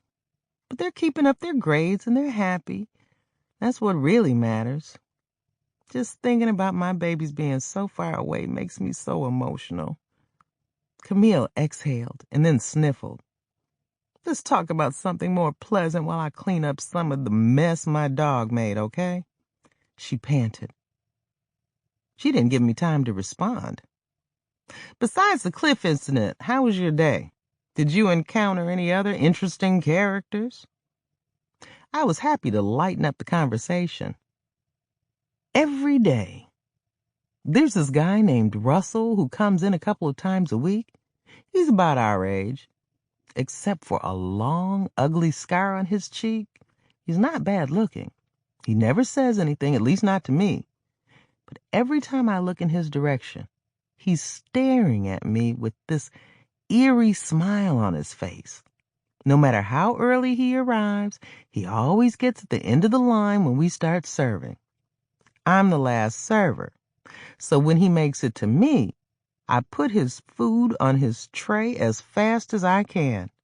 But he always stands there a few seconds longer than he needs to and stares at me with this glazed look in his eyes. Did he come in today? He came as we were serving the last of the lunch meal, but he didn't eat. He walked in, looked around the dining room, smiled at me, and shuffled back out the door. I've said it before, and I'm going to keep saying it. You better be careful at that place. This Russell sounds like a real piece of work. I'm not worried about him. He's been coming to the kitchen for years, and we've never had a problem with him. But there is another man who's been coming lately that seems real mysterious. In what way? Well, he's quiet, courteous, clean-shaven, and very articulate. He doesn't seem like the kind of man you'd find eating at a soup kitchen. He doesn't even look homeless. Just before I called you, I saw him go into one of those tents under the freeway overpass. Maybe he isn't really homeless. Then why would he be eating at a soup kitchen and hanging out at a tent encampment? Who knows? There could be a reasonable explanation for that. I read a book about a millionaire who was so eccentric and cheap, he took advantage of every freebie he could. He even went to the free clinic when he needed to see a doctor, and he ate at soup kitchens. I don't think the man I'm talking about is an eccentric millionaire. He could be something much worse. I read another book about a serial killer who stayed under the radar for years by hanging out at soup kitchens and homeless shelters. You need to start reading so many grim books. You're a fine one to talk with your true crime book of the week self. Camille shrieked. Anyway, what's his name? Charles Davenport. He spoke directly to me for the first time today, and he was so nice and polite. He sounds nice enough, but be careful. You know we all worry about you.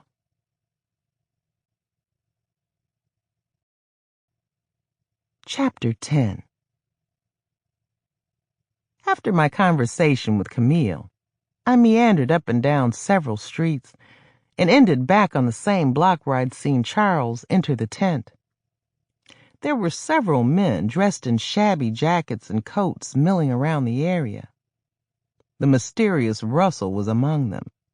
There was a wide bandage on his chin, a few inches from his cruel scar. He was the last person I wanted to see me. I parked far enough away so he wouldn't. But it was a red zone, which meant I couldn't sit as long as I had the first time. There were more tents than I originally thought. They stretched from one end of the block to the other and were various sizes and colors. Even with my windows closed, I could still smell the stink of urine and other unholy stenches. A young Hispanic woman in a man's trench coat moseyed out of the tent I'd seen Charles enter earlier. A few seconds later, he wandered out of the same tent. He spoke briefly to the woman, and then they walked off together. It made me so sad to see so many homeless people there. I couldn't stop thinking about what else I could do to help them. Just as I was about to leave, my cell phone rang. It was Eric. "Baby, where are you?" he asked in an impatient tone. There were times when he behaved like a worrywart if I was a minute or two late. That annoyed me to the bone. I didn't have a curfew, and I was not about to start behaving like I had one. "I'm on my way home. Why?" "You're usually here by now, so I was getting worried. There are a lot of crimes being committed on the street, especially this time of year." "I'll be home in a few minutes," I said with a slightly exasperated sigh. I was tempted to remind him of how many people we knew who'd been victims of crime in their own homes. Sometimes it seemed like so many of the people I knew were obsessed with the possibility of criminal activity. "Okay, I'll see you then." When I made it to my block, Eric was pacing back and forth on our front porch and talking to somebody on his cell phone. It wasn't even dark yet, and he already had on his bathrobe and pajamas. As soon as I parked in our driveway, He hung up and ran to the car and opened my door. "Did you have car trouble or something?" he asked, glancing at his watch as I piled out. He grabbed my arm and steered me toward the house.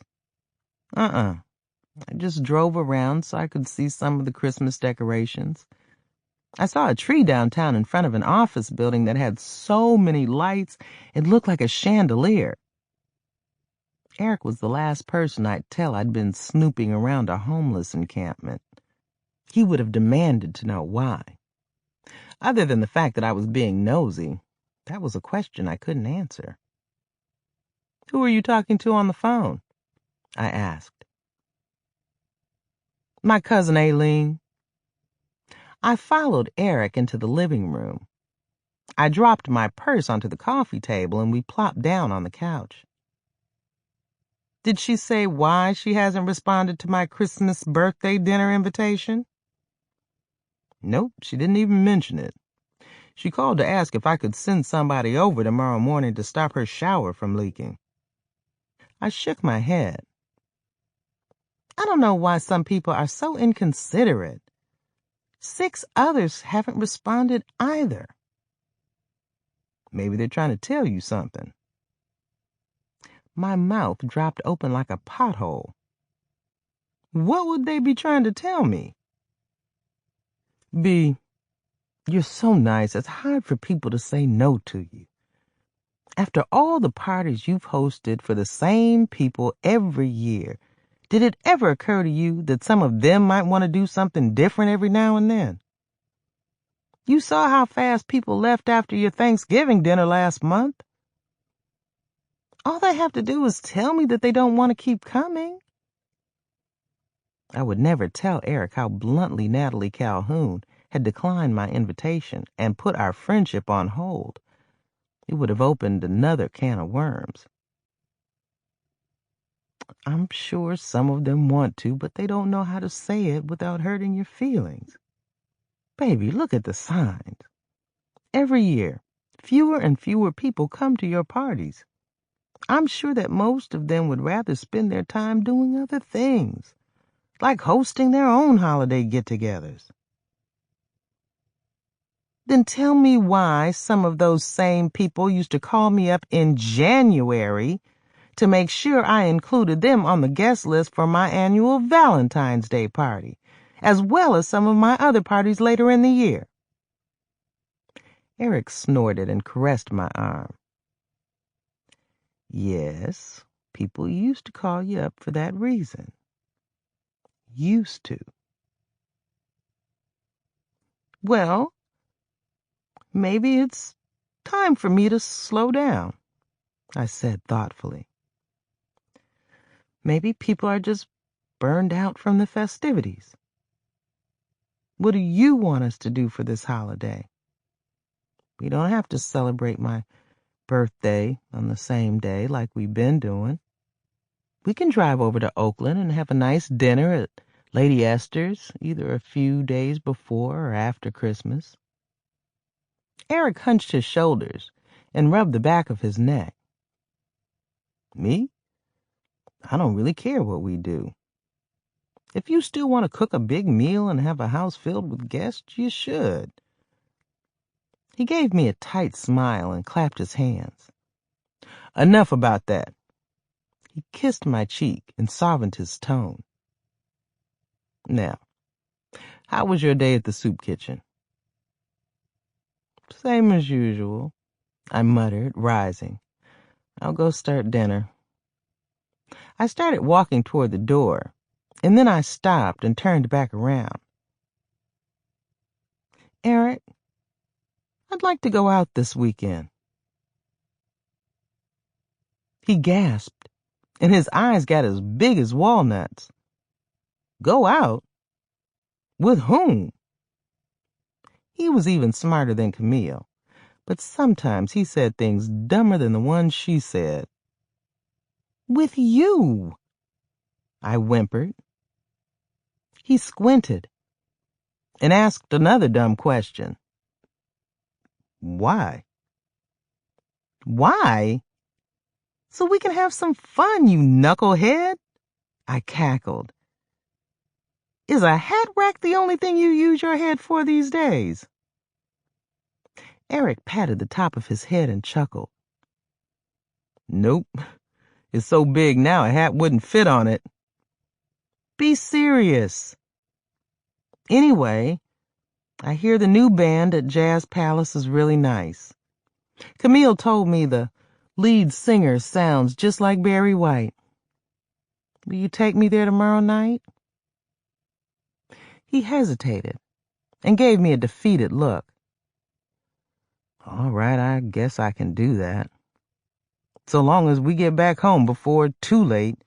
You know I can't keep my eyes open as long as I used to. Then we'll have to go out early, I countered. That's fine, baby. Now before you get busy, go get me a beer and that heating pad thing for my feet. If you expect me to be on a dance floor tomorrow night, I'm gonna have to start working on my dogs now.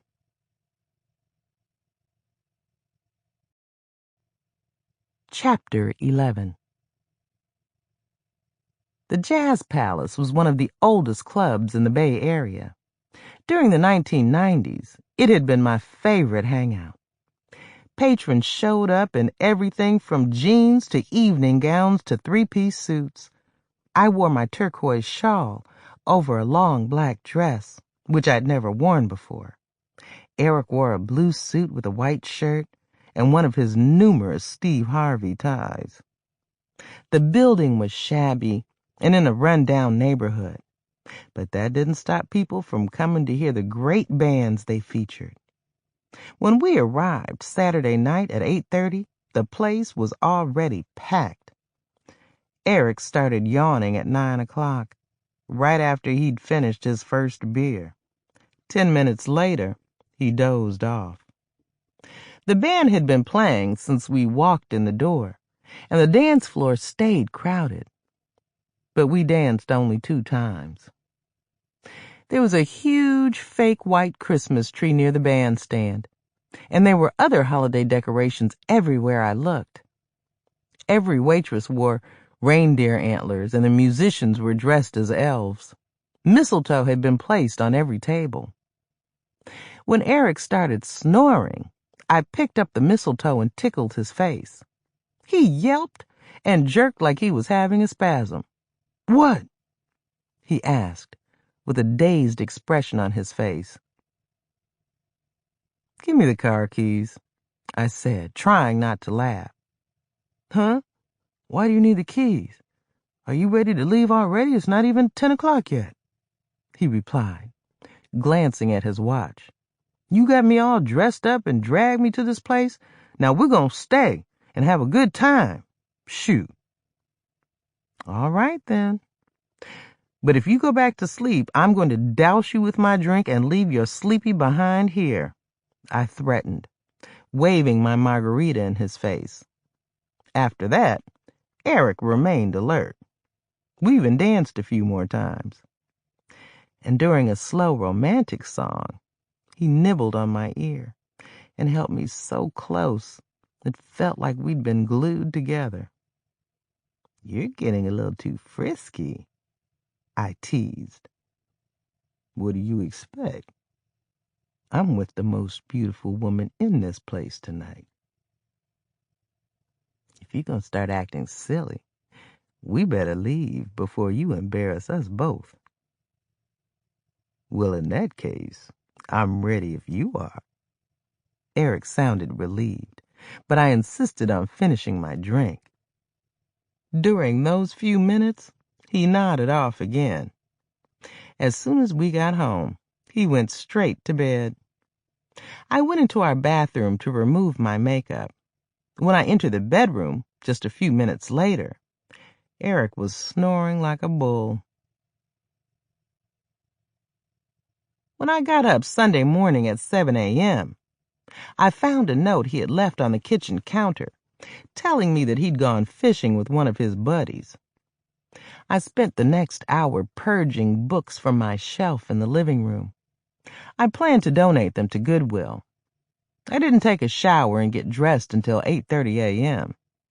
I had turned off my cell phone on the way to the club last night and had forgotten to turn it back on. A few minutes before noon, Daddy called our landline. "How come you don't answer your cell phone?" he barked. "Good morning, Daddy. We went out last night and I turned it off. How come you're not at church?" Eric and I hadn't been to church in 2 weeks. My parents never missed a Sunday service unless they were out of town or sick. "What's wrong with you, girl? Where do you think I'm calling from?" "Oh, is everything all right?" "It is on our end. I was calling to make sure everything was all right with you. Last night, your mama tried to call you to tell you we decided to go on that senior citizens Christmas cruise that the church organized. James and Lena Banks had to cancel, and we'll be taking their place." "Oh? How long is the cruise?" 7 days. We'll leave out of Long Beach on Christmas Eve and end up in Mazatlan, Mexico." "That's nice, Daddy. Mazatlan is one of my favorite cities. Too bad you'll have to miss my Christmas dinner." "And your birthday celebration. We got you something real nice for both, and I'll drop it off when I get a chance." Daddy paused, and I heard several people in the background talking at the same time. "I have to go now, sugar. The choir's getting ready to cut loose and they want me to do a solo. I'll talk to you again when we get home." After Daddy hung up, I dialed each of my 3 kids' phone numbers, landlines, and cell phones. Every single call went straight to voicemail. I didn't even bother to try Camille's number since I knew she wouldn't be at home. She and Nick had breakfast at a high-end restaurant every Sunday before they went to church. I wasn't even sure I could count on them to show up for my dinner. She'd been dropping hints about spending the holiday in a luxury hotel suite in Santa Cruz with Nick. Now I wondered if anybody would come. I felt better after drinking a glass of wine. I tried to watch a few programs on TV, but nothing held my interest. I got sick of getting voicemails every time I tried to call up somebody. So I spent the rest of the day looking for chores to redo just so I'd have something to keep me busy. No matter what I did, the house still felt like a tomb. I couldn't wait for Monday morning to come so I could return to the soup kitchen. At least I wouldn't have time to get bored there. Eric didn't return until 10 minutes after 5 o'clock. He shuffled into the kitchen with a bucket that contained only 5 fish, but it smelled like a lot more. "You spent most of the day at the marina, and that's the best you could do," I teased, holding my breath and nose. "Yeah, so what?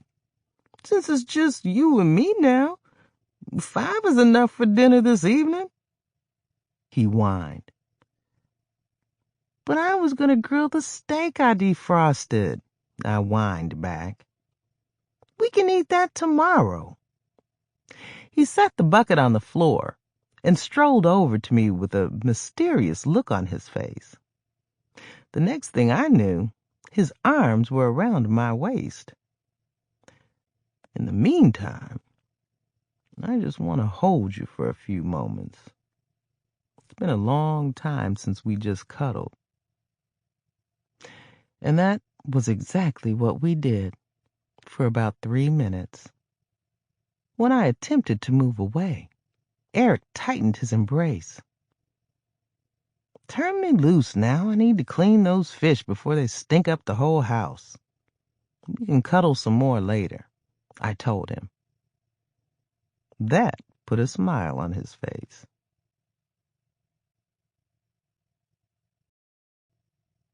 Chapter 12. Eric went upstairs immediately after dinner, and I cleaned up the kitchen.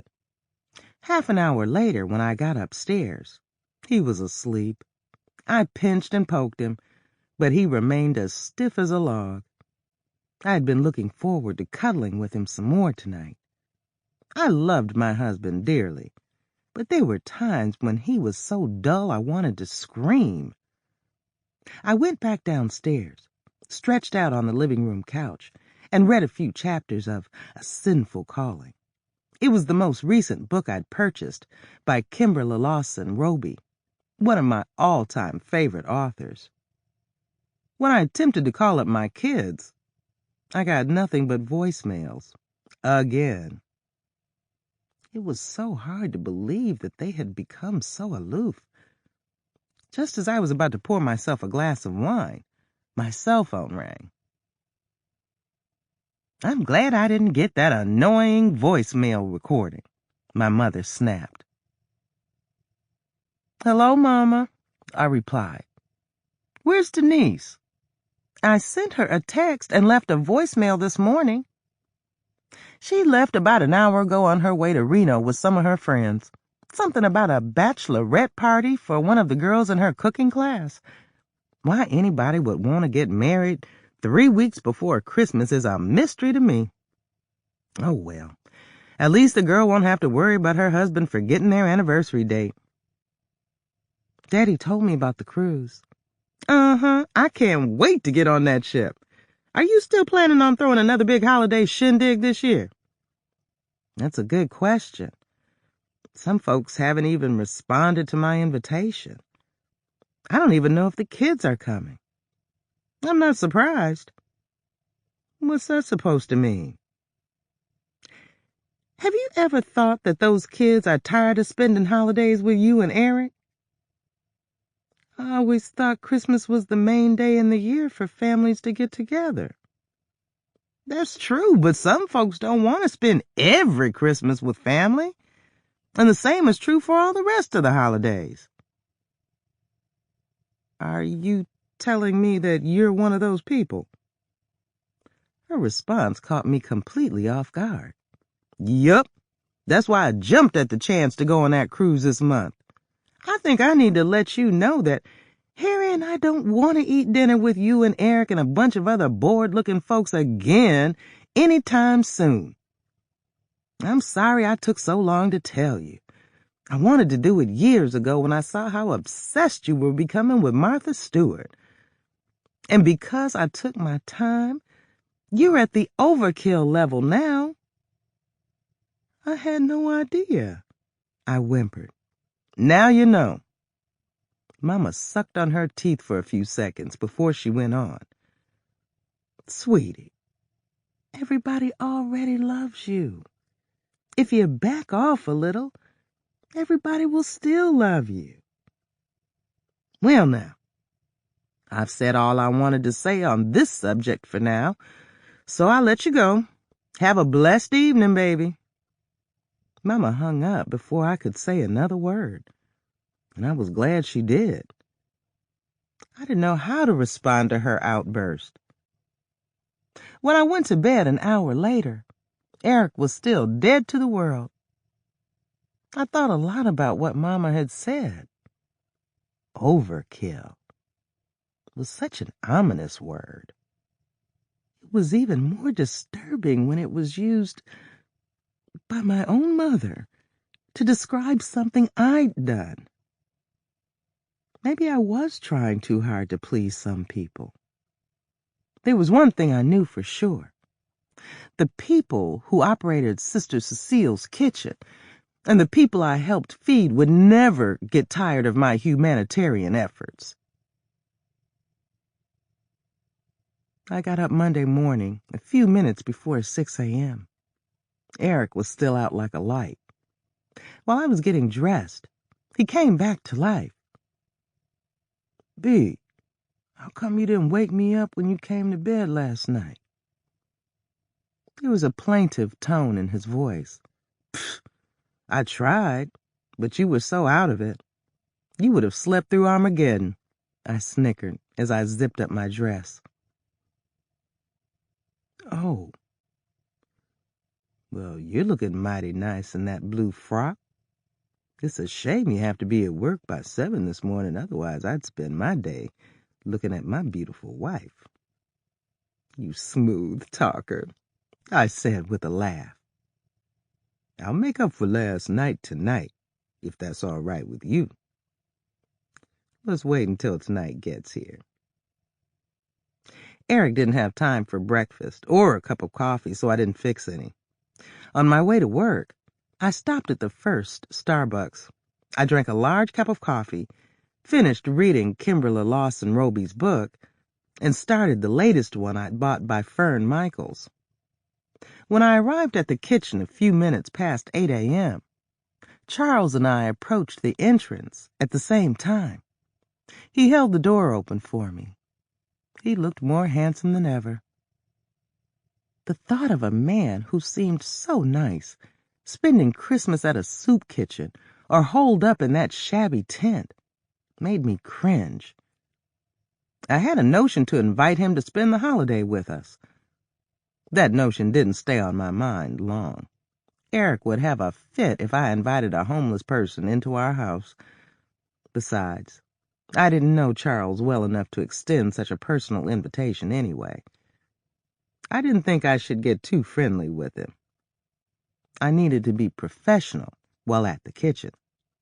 It was important for the soup kitchen patrons to have as much consistency as possible.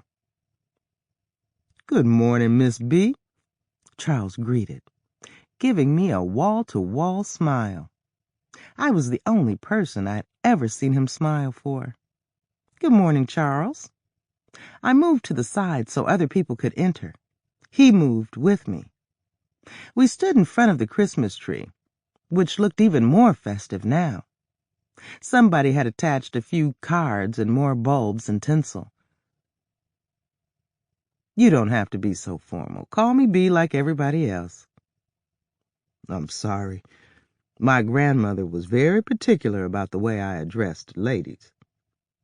"Did your grandmother raise you?" He nodded. "I was only 8 when she took me in." "What about your parents?" "My mama died, and my daddy was a member of the Black Panthers, so he led a very busy life. He stopped coming around when I was 6.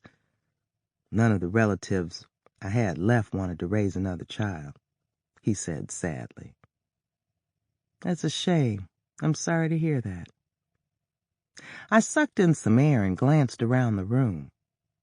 Most of the people who had come to eat looked as if they were hungry enough to bite each other, so I was anxious to start serving. "Well, I guess I'd better get to work. We're serving grits this morning." "I know. One of the cooks told me last Friday that he'd be cooking grits and eggs for breakfast this morning. That's why I came so early today. I wanted to make sure I got here before they ran out. It was my favorite meal when I was growing up and still is." "Mine too." I smiled awkwardly. "Well, you enjoy your breakfast, Charles." I was about to walk away when he started talking again. "What about you, B?" "Excuse me?" "Do you have any relatives in the Bay Area?" "Yes, I do. I don't have any siblings, but my parents live in San Francisco. I have my husband here and a slew of cousins, aunts, uncles, and in-laws all over the state. Plus, I have 3 grown children who live around here, too." Charles did a double take. "You sure don't look old enough to have grown kids." "Thank you, Charles. You just made my day. Why don't you go get in line? I'm sure we'll start serving in a few minutes." I winked at him and added in a whisper, "I'll give you an extra helping of grits." "Thank you, B. You just made my day." After the weekend I'd had, being greeted so warmly by a man as charming as Charles was like a shot in the arm. I didn't realize how big the smile on my face was until I went into the coat room to put my purse and jacket away. "What are you smiling about, B?" asked Sandra, one of the other volunteers. "Huh? Oh, I was just thinking about something nice that happened to me."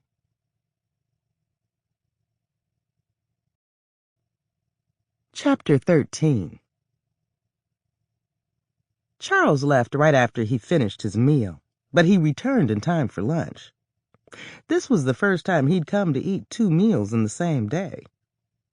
I had been too busy to chat with him some more. Even if I hadn't been, I didn't want to encourage him to talk to me too often at work. I didn't want anyone to think I had favorites. But on his way out the door after he'd eaten lunch, he acknowledged me with a smile and a nod. I smiled back. When I arrived Tuesday morning an hour late, almost everybody had eaten and left. I assumed Charles had come and gone already, or decided to eat at a different facility. I went to Iola's for lunch with Gail and Reyes. They got their orders to go because they had a few errands to run. I took a seat at the table near the entrance. When I finished my coffee and tuna sandwich, I picked up a newspaper that somebody had left behind. A few minutes after I started reading Dear Abby, I scanned the room and saw the last person I expected to see sitting at a table a few feet from mine reading a newspaper. Charles Davenport.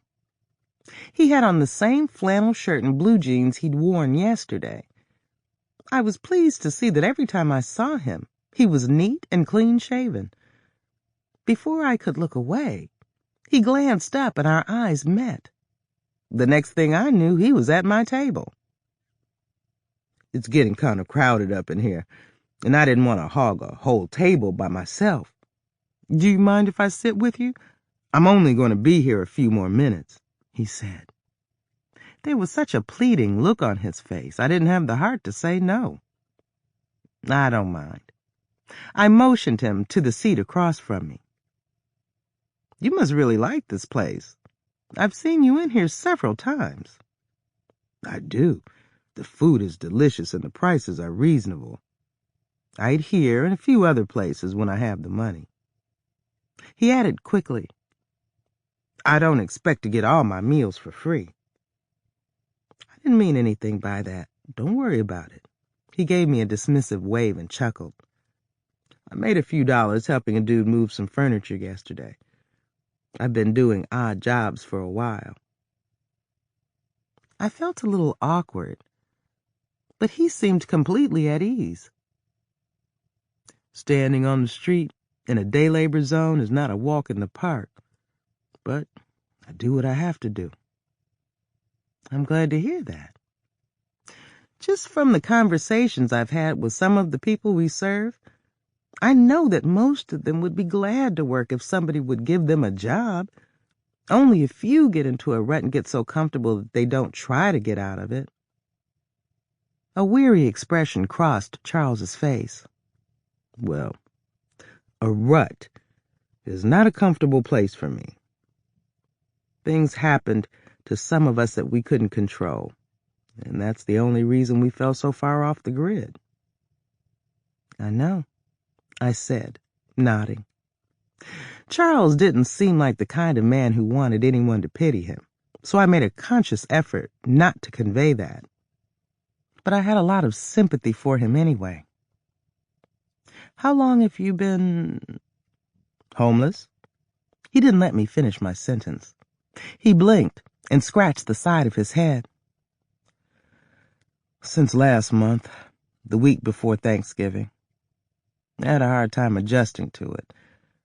I'm used to it now, and to tell you the truth, it's not as bad as I thought it would be. It's better than being dead or in prison. I'm sure it is, I sniffed. If I'm not being too nosy, can I ask what happened for you to end up homeless? You said your mother died when you were a little boy? Charles gave me such a hopeless look. I thought he was going to cry. He blinked rapidly a few times and rubbed his nose, but the hopeless look was still on his face. My mother was murdered in our own house, just a few miles from here. Oh, my God, I mouthed. Now I thought I was going to cry. I exhaled and said in a strong tone, As much as I love the Bay Area, sometimes I wish I lived in a little country hick town. Then I wouldn't have to worry about a bunch of cold-blooded maniacs going around killing folks for some of the stupidest reasons. He shook his head. It wouldn't have mattered if we lived in a little country town.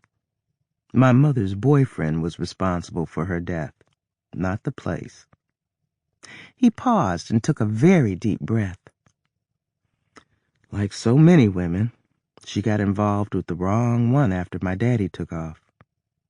The new dude was the jealous type.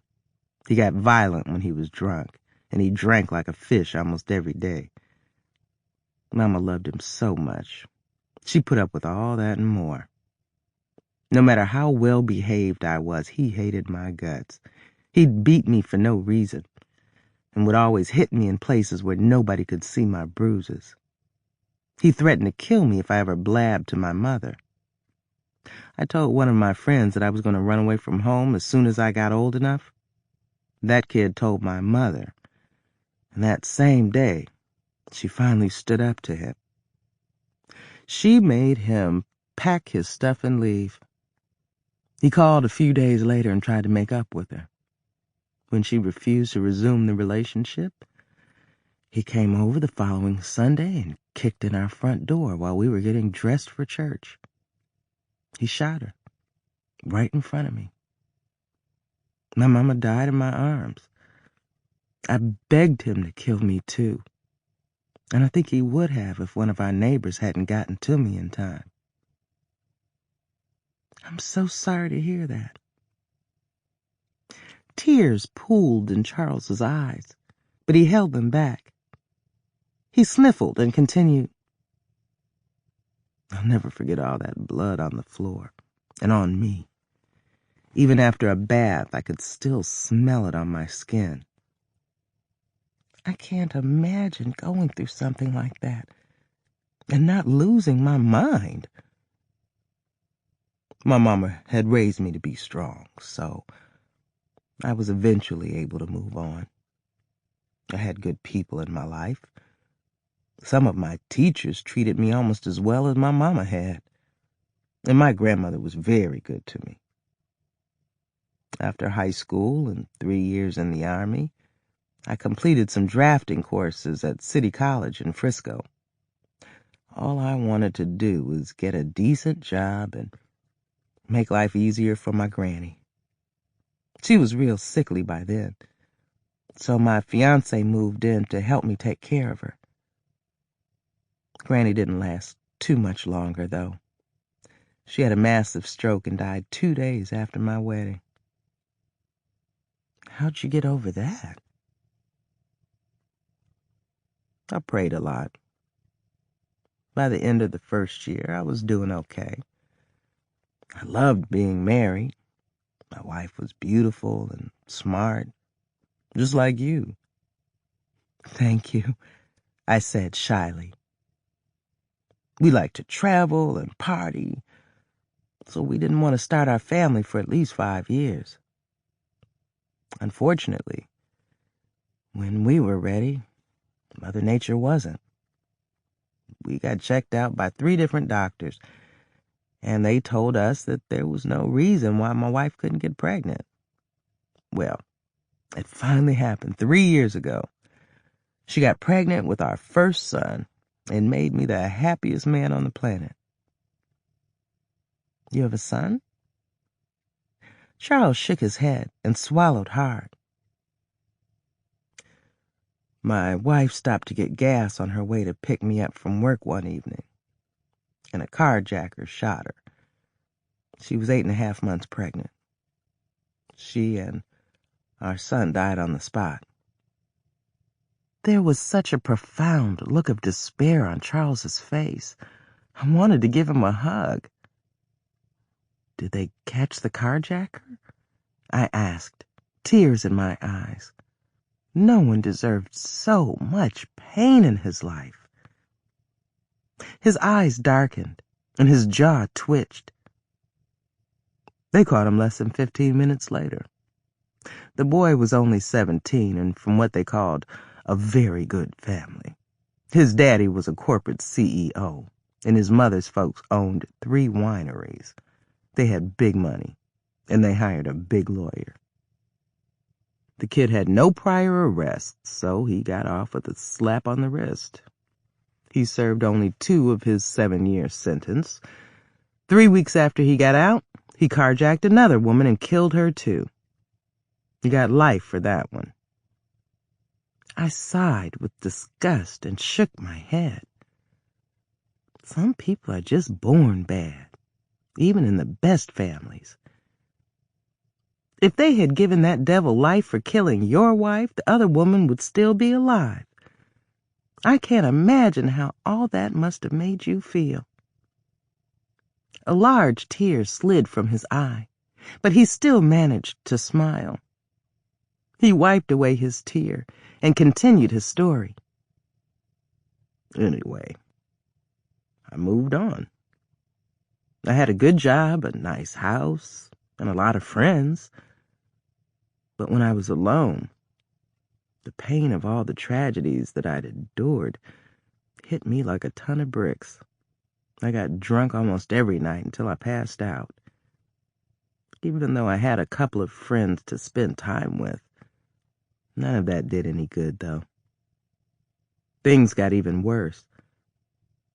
My grandmother had left me a nice chunk of change, and I collected a lot more from my wife's life insurance. I was going to let it all sit in the bank and accrue interest for a while.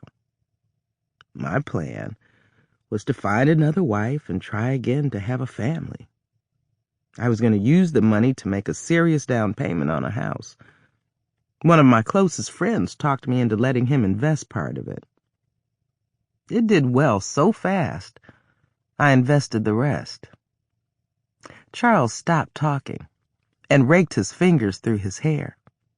His jaw was twitching so hard now it scared me. Please, go on, I urged. Anyway, this brother and I used to get together at least once a week and have a few beers.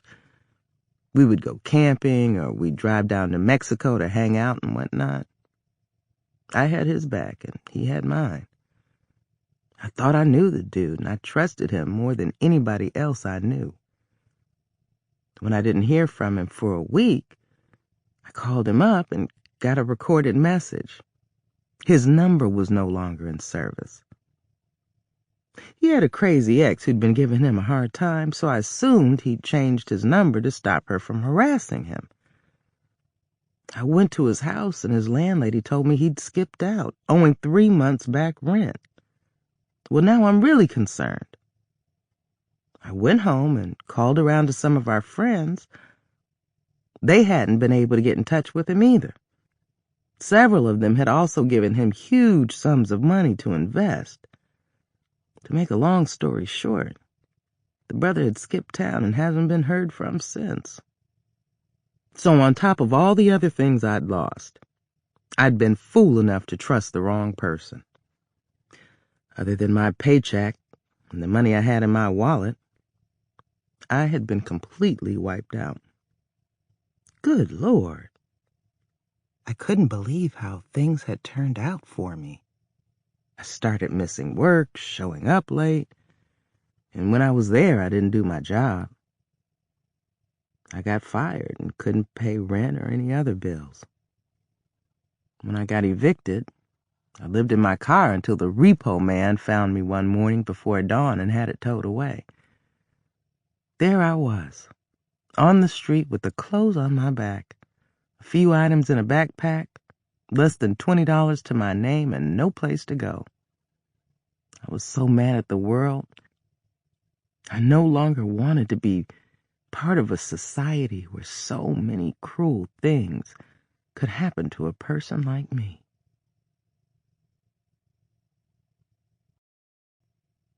Chapter 14.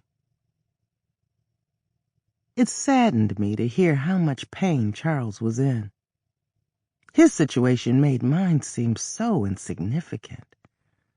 I felt sorry for him, and less sorry for myself. My being bored and feeling neglected by my husband and children was nothing compared to what he had to deal with. I didn't expect my life to be perfect or run as smoothly as it had for so many years, but I still wanted to remain as spunky, wholesome, and positive as possible without turning people off. If that meant making changes in the way I dealt with everybody, like not badgering them to accommodate me for one thing or another, that was what I would do. I didn't want another one of my friends to feel the way Natalie Calhoun felt about me. I had decided not to call her again to see if I could restore our friendship. I'd leave that up to her. In the meantime, if anybody needed some emotional support from me, I was more than willing to give it. And right now, that was what Charles needed. Don't blame yourself for what happened to you, and don't give up. You're still fairly young, so you have time to turn things around, I said gently. I know, and I'm working on it. He gave me a guarded look. I wondered how many other people he had told so much about himself. Other than that woman I'd seen him talking to at the tent encampment, I had never seen him converse with anybody else. He was not the only one who bared his soul to me. Strangers would approach me in public and immediately start telling me all kinds of personal information about themselves. I didn't know if it was my friendly face or the fact that I displayed so much patience once they got started. Of all the people who had used me as a sounding board, Charles was the most intriguing. I could have sat and listened to him all day. Thank you for sharing your story with me. I have a feeling you'll be back on your feet soon. I will. I have a cousin who owns a dairy farm in Erie, Pennsylvania. He wants me to move there and work for him. We've been chatting a lot lately. Oh? How do you communicate with him? I rent a post office box he sends mail to, and I use the computers at the library to email him. Listen, I didn't mean to go off on a tangent and bore you with my tale of woe, as they say. I hope I didn't depress you. I'm sure you hear enough hard luck stories from some of the other people you help feed. I don't mind listening to hard luck stories. It makes me want to help people even more. And yes, I've heard quite a few stories. Oh, you want to tell me about some of them?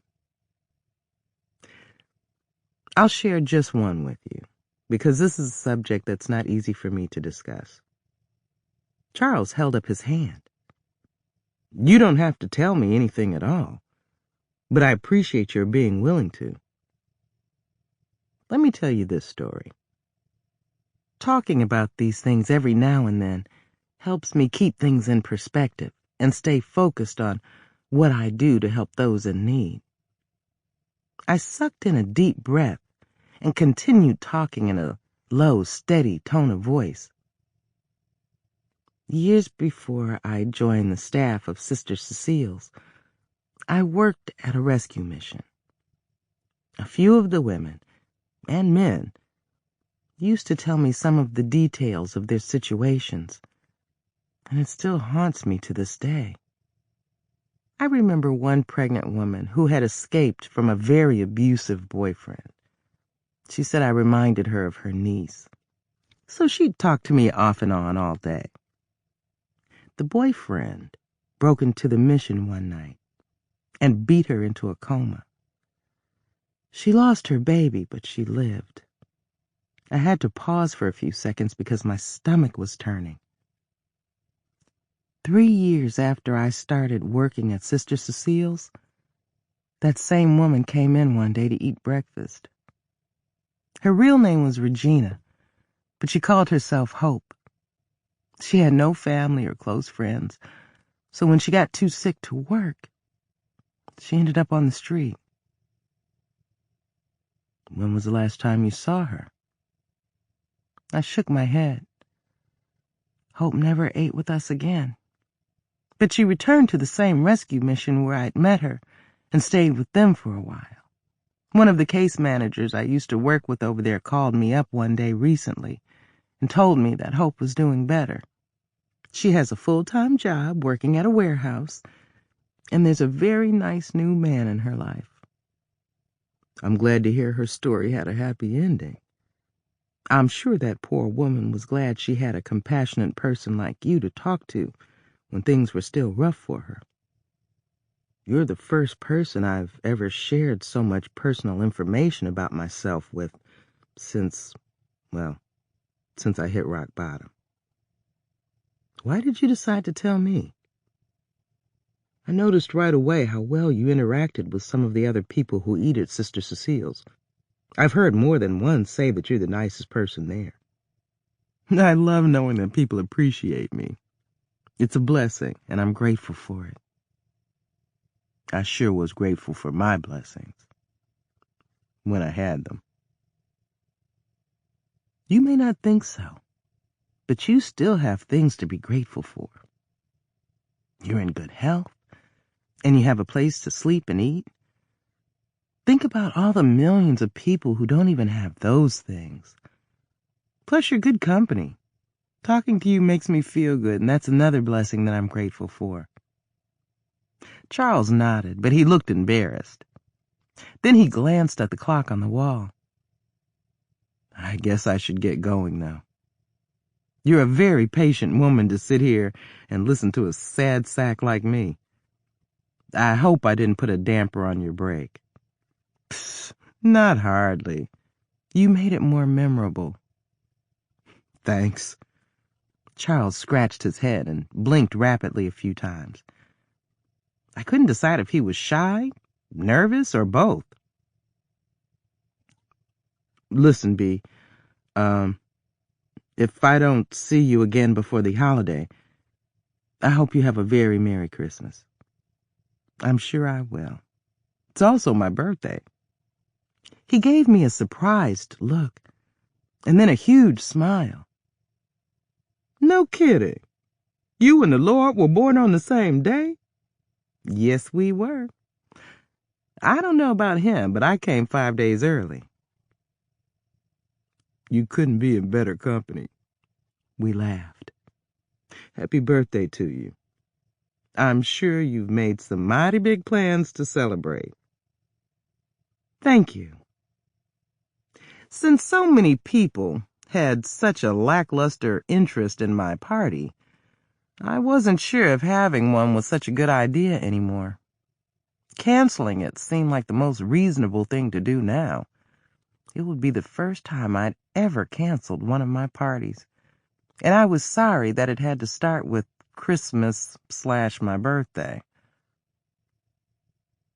This is the most important part of the year to me, so I've made big plans, I mumbled. Despite saying that he was going to leave, Charles shifted in his seat and looked more relaxed. I was glad he had decided to stay longer because I enjoyed chatting with him. When I was a kid, I couldn't wait for Christmas season to roll around. We didn't have much money, but I always got everything I wanted. I did odd jobs around the neighborhood all year and saved up as much money as I could so I could buy gifts for everybody I knew. He rolled his eyes and snickered. One year, a vendor was selling toothbrushes 3 for $1 at the Ashby Avenue flea market. They were big brand named items, so they didn't look cheap, and they cost a whole lot more in the stores. That's what I bought for everybody on my list. I spent more on the wrapping paper than I did on the toothbrushes. I was only 9 at the time, so I could get away with doing ridiculous stuff like that. Charles bit his bottom lip, and a wistful look crossed his face. Tell me about it. Up until I reached my teens, I received socks, gloves, underwear, or some other lame present for my birthday every year. Christmas was the only time I got toys. And somebody would always throw in one of those dreaded fruitcakes. I received my share of fruitcakes, too, but I appreciated everything anybody ever gave me. I've always tried to be the kind of person who gave back in some way. It helped build up my confidence when I did something to make somebody happy, especially when I was young. I used to run errands and do chores for free to help our friends and neighbors. I also babysat kids who were so spoiled and rowdy you couldn't get a prison guard to watch over them. I belonged to a youth choir when I was still in high school, and we used to go out at night and sing Christmas carols, he said. I gulped a mouthful of air. You mean people actually do go out on the street and sing? Of course. I did it every Christmas for several years and loved it. I thought that only happened in movies and on TV. It sounds like you had such a wonderful life at one time. I stopped talking when a frown crossed Charles's face, until I fell down the rabbit hole and disappeared. He let out a mournful sigh and abruptly stood up. It was nice talking to you again, Bea. You have a blessed day. Bye. He whirled around so fast and sped toward the door, I didn't have time to say another word. I left less than half a minute later. I was stunned when I got outside and didn't see him anywhere in sight. It was as if he had fallen down the rabbit hole and disappeared again.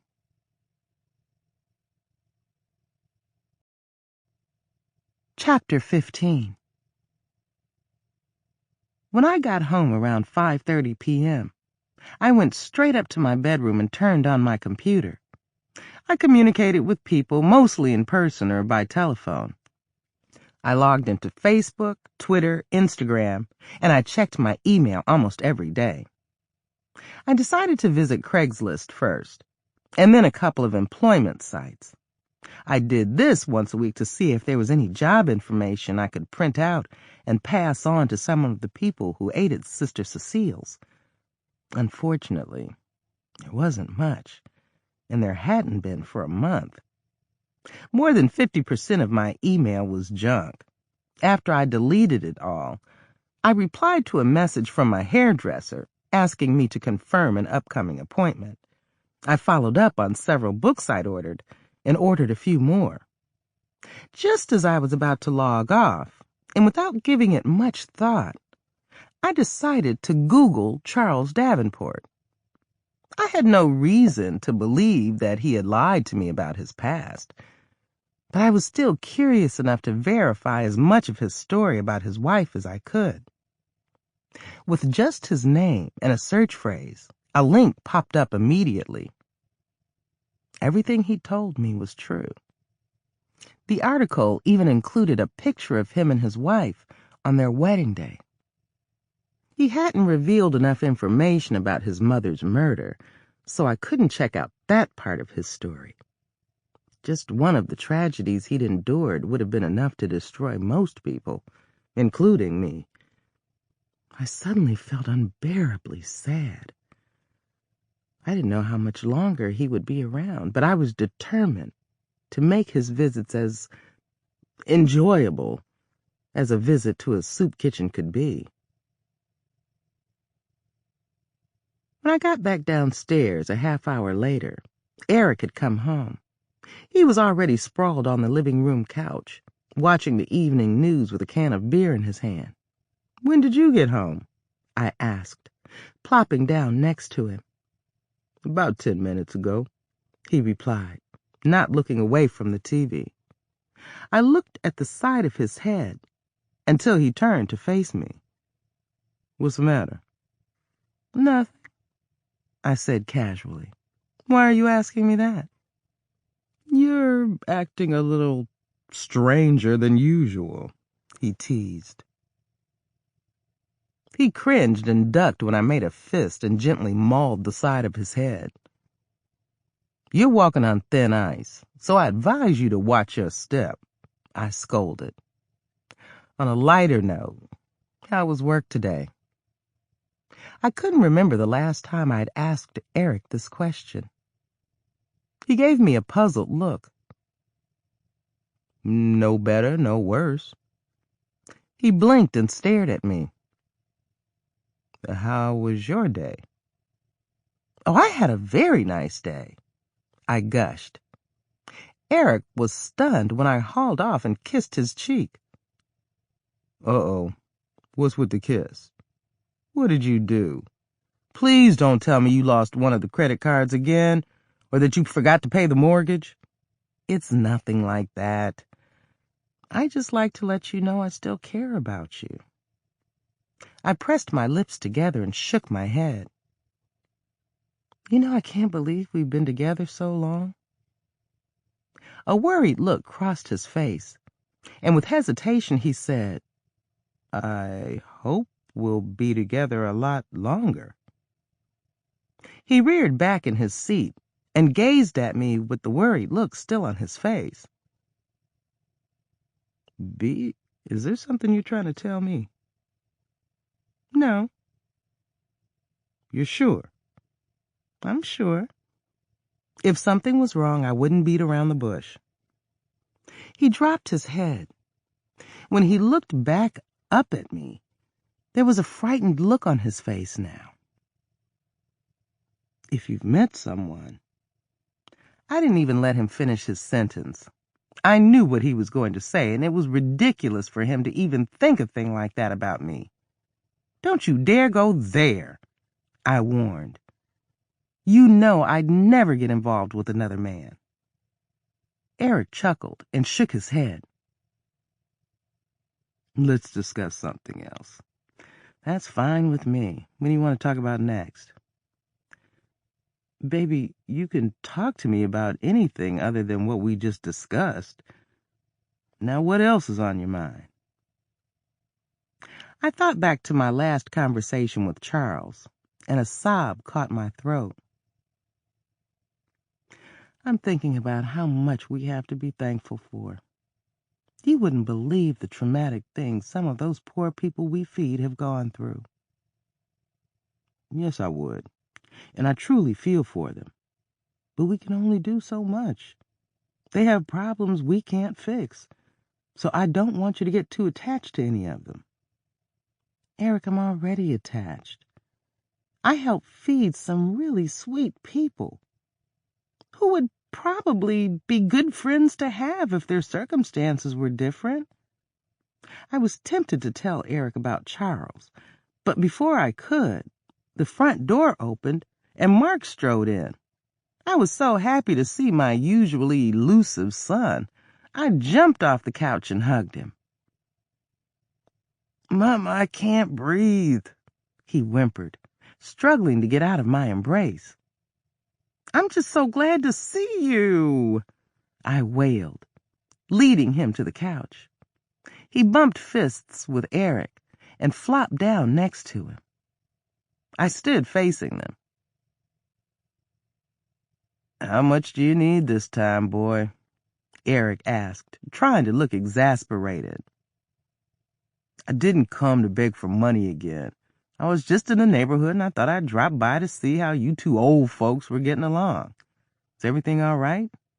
Why? Do I look sick? Does your daddy look sick? I asked, feeling Mark's forehead. Are you feeling all right? I'm fine. He cleared his throat and gave me a dramatic look. Check this out. My boy Carl told me he stopped to get a snack today from the deli down the street from that sister, what's-his-name, soup kitchen you work for. Mark paused and stared into my eyes. And? I said with a shrug, eyeing him with suspicion. And he told me that he saw you there chatting it up with some good-looking old dude. And you and he looked mighty cozy. Mark looked like a cat that had swallowed several canaries. Eric's mouth dropped open like a walleye. I rolled my eyes and neck at the same time. Yes, I sat at a table with a man today, but we did not look mighty cozy at all. He eats at Sister Cecile's every now and then. When he has money, he goes to the same deli I go to. Iola's is a small place, and sometimes, when I'm there alone, other customers ask to share my table. That was the case today. I gave Eric a pensive look. He had such a motionless expression on his face now he looked like a statue. That made me uncomfortable, so I kept talking. I feel so sorry for that poor man.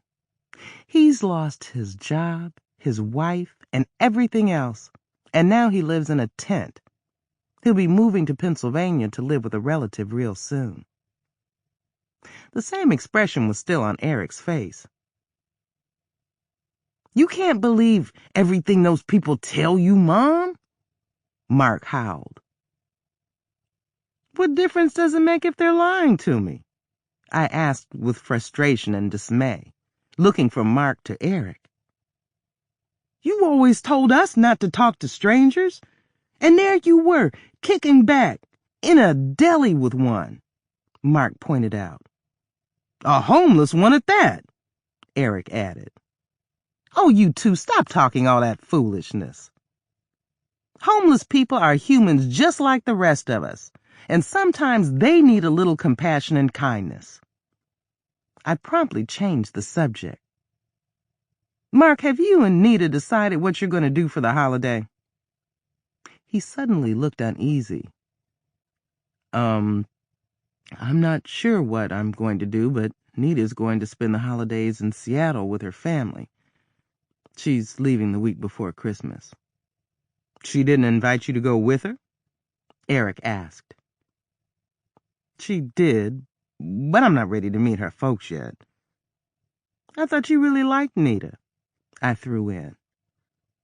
I do, but I don't know if I'm ready to take that next step just yet, he admitted. We don't need any more information than that, I told him, holding up my hand. Cool. I didn't want to discuss my love life anyway, Mark said sharply. And Mama, you don't have to worry. I'm going to buy you a real cool Christmas gift and a nice birthday gift. He paused and looked me up and down. So, Mama, when are you going to hang out with that homeless old dude again? He snickered. I gave him my, you're getting on my last nerve look. Boy, it isn't any of your business, and I wish you'd stay off that subject. I wish he would, too, Eric said firmly.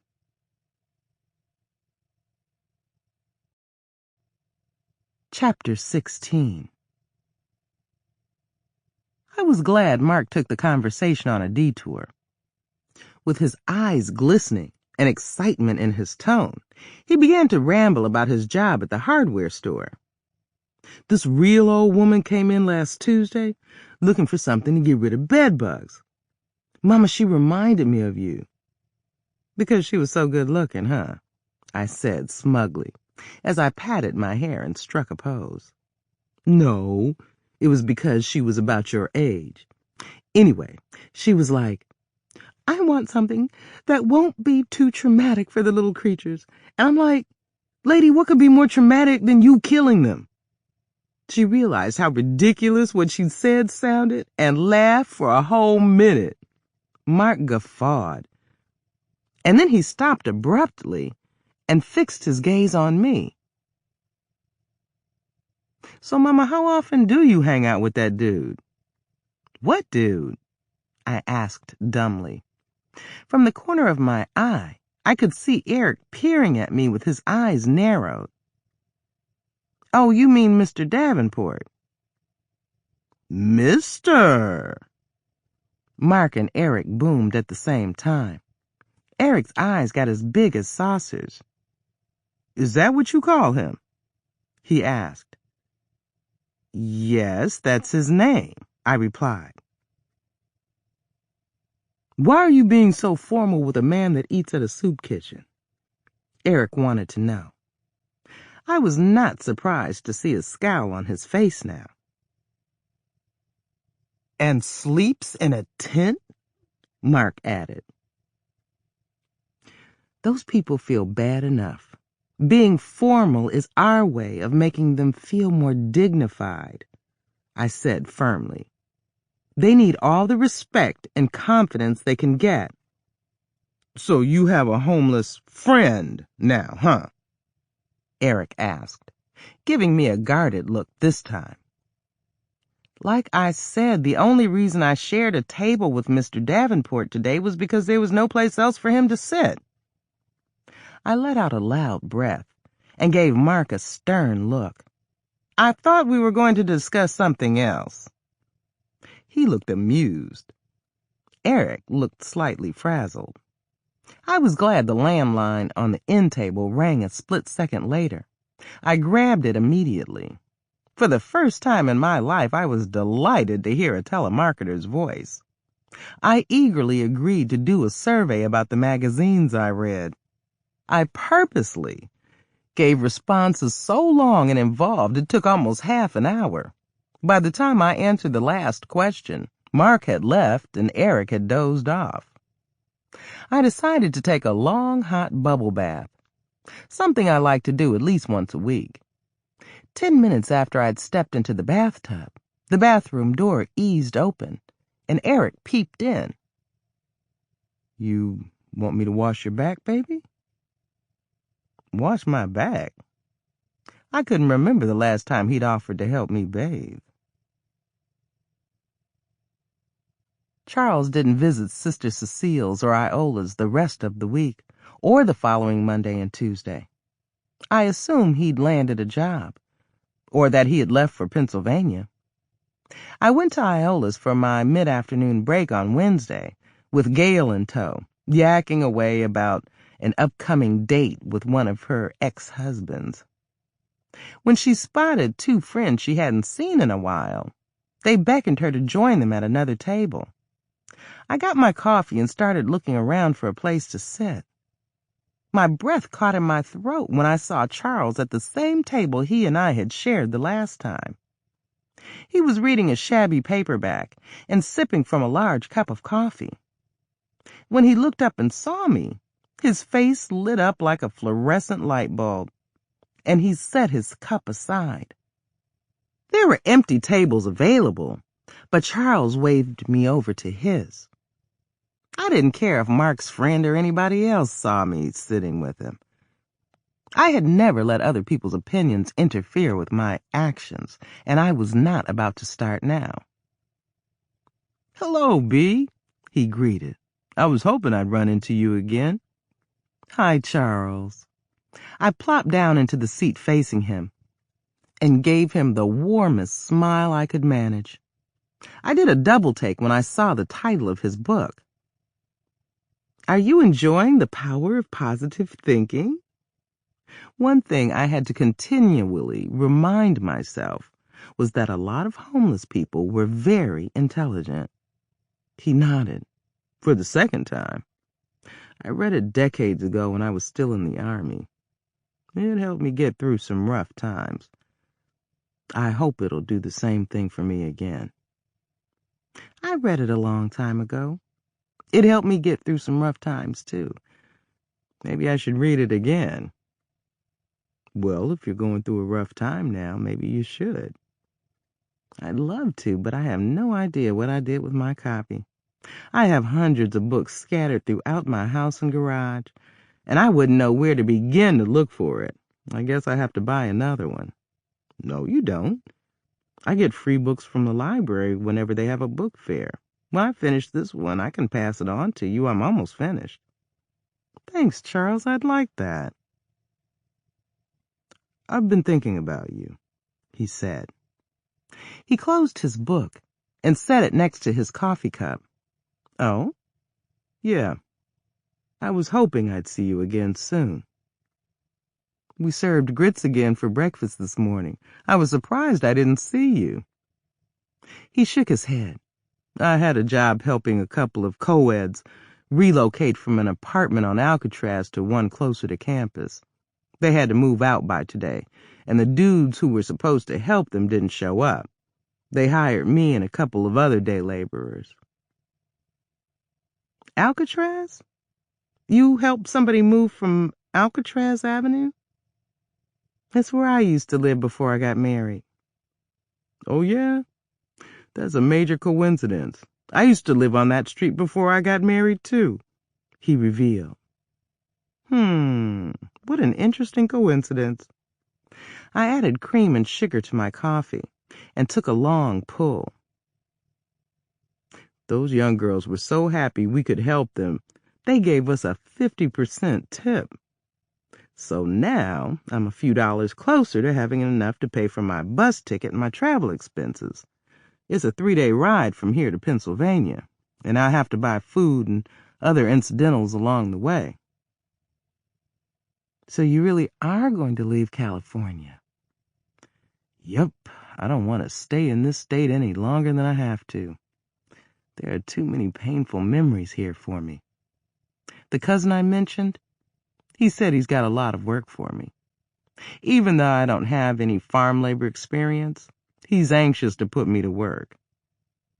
What kind of work will you be doing? I don't know, and I don't care. If he tells me to shovel manure, I'll ask him how fast, he answered with a laugh. Are you going to live with your cousin? I will, until I get a place of my own. He's got a wife and 6 kids. 4 are teenagers, so it won't be a picnic. There was a tight smile on Charles's face. But I'm in no position to be choosy, not if I want to rejoin the living. I've wasted enough time feeling sorry for myself. He paused and laughed some more. If my cousin knew I was eating at a soup kitchen, I'd never hear the end of it. You're doing what you have to do to survive. If you're not hurting anybody, it's nothing to be ashamed of.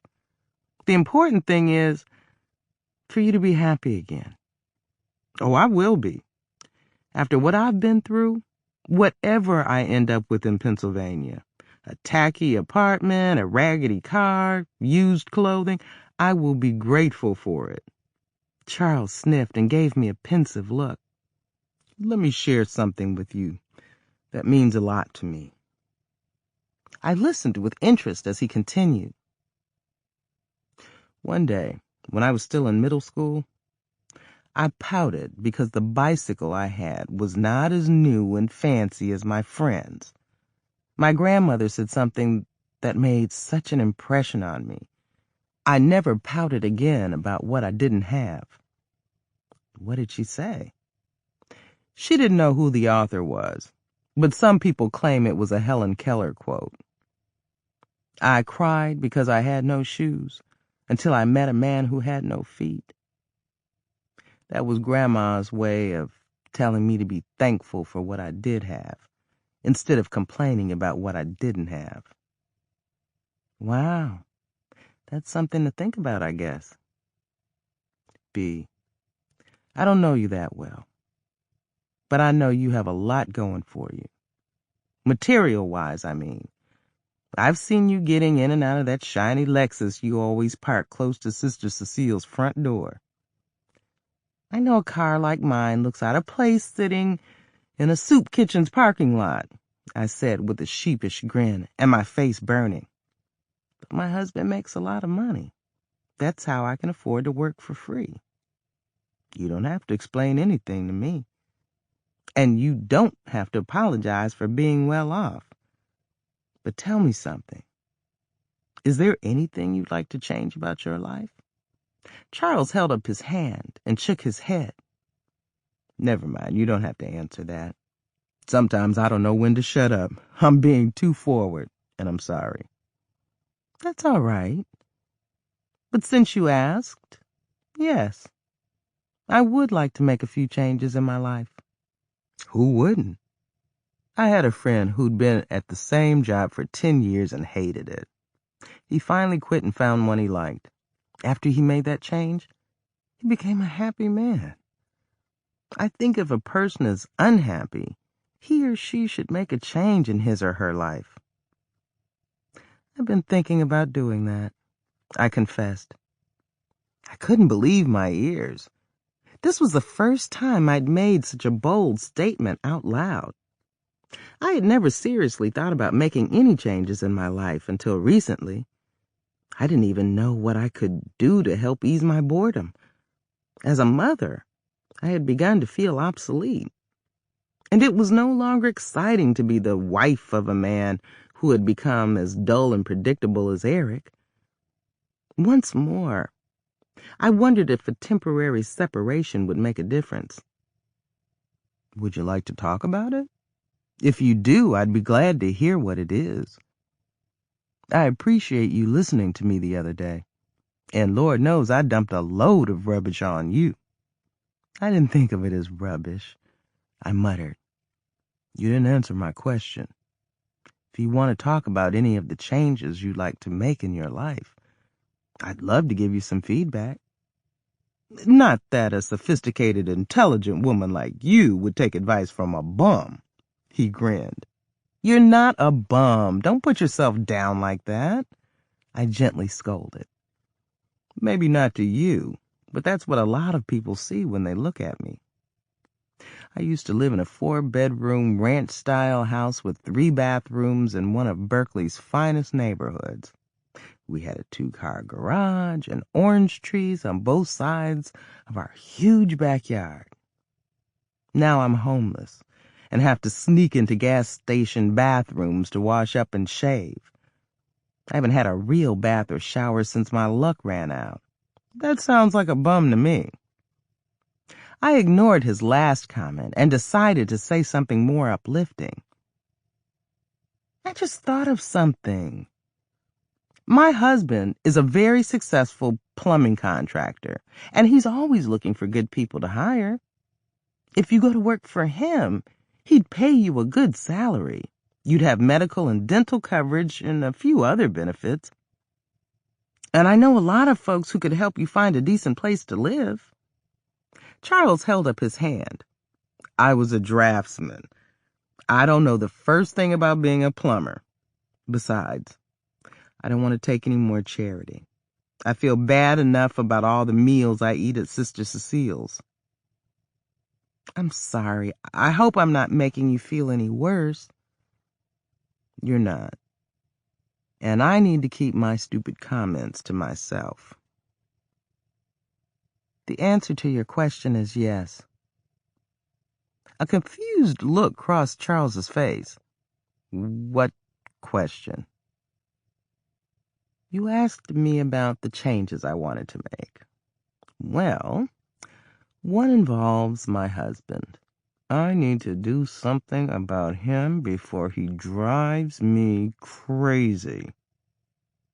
If I hadn't spoken my last sentence through clenched teeth, what I said wouldn't have left such a bad taste in my mouth, or sounded so ominous. Charles looked so horrified, I thought he was going to run out the door.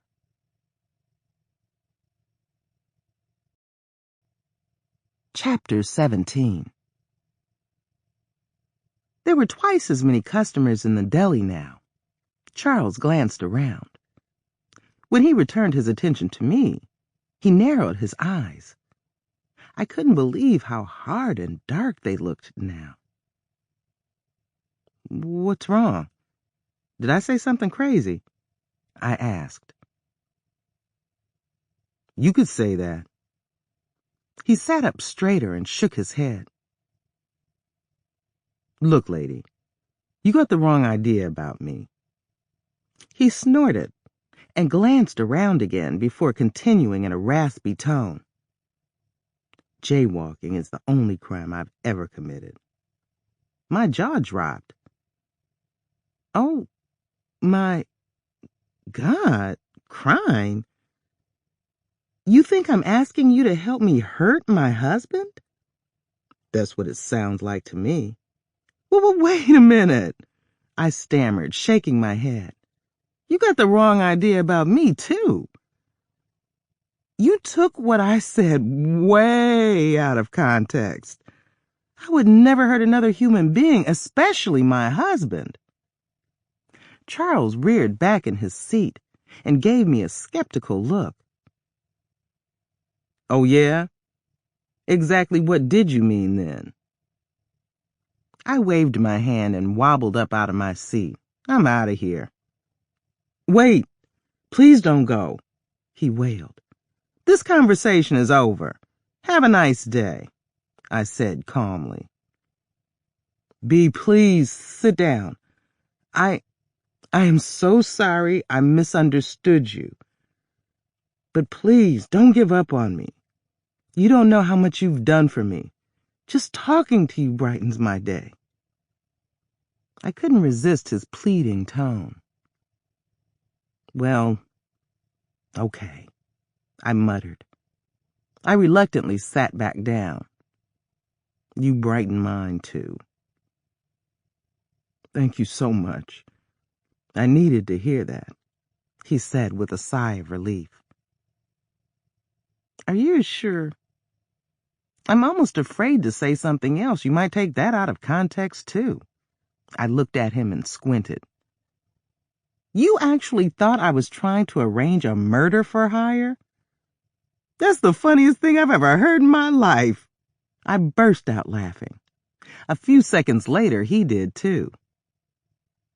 When we stopped guffawing, he cleared his throat and gave me a thoughtful look.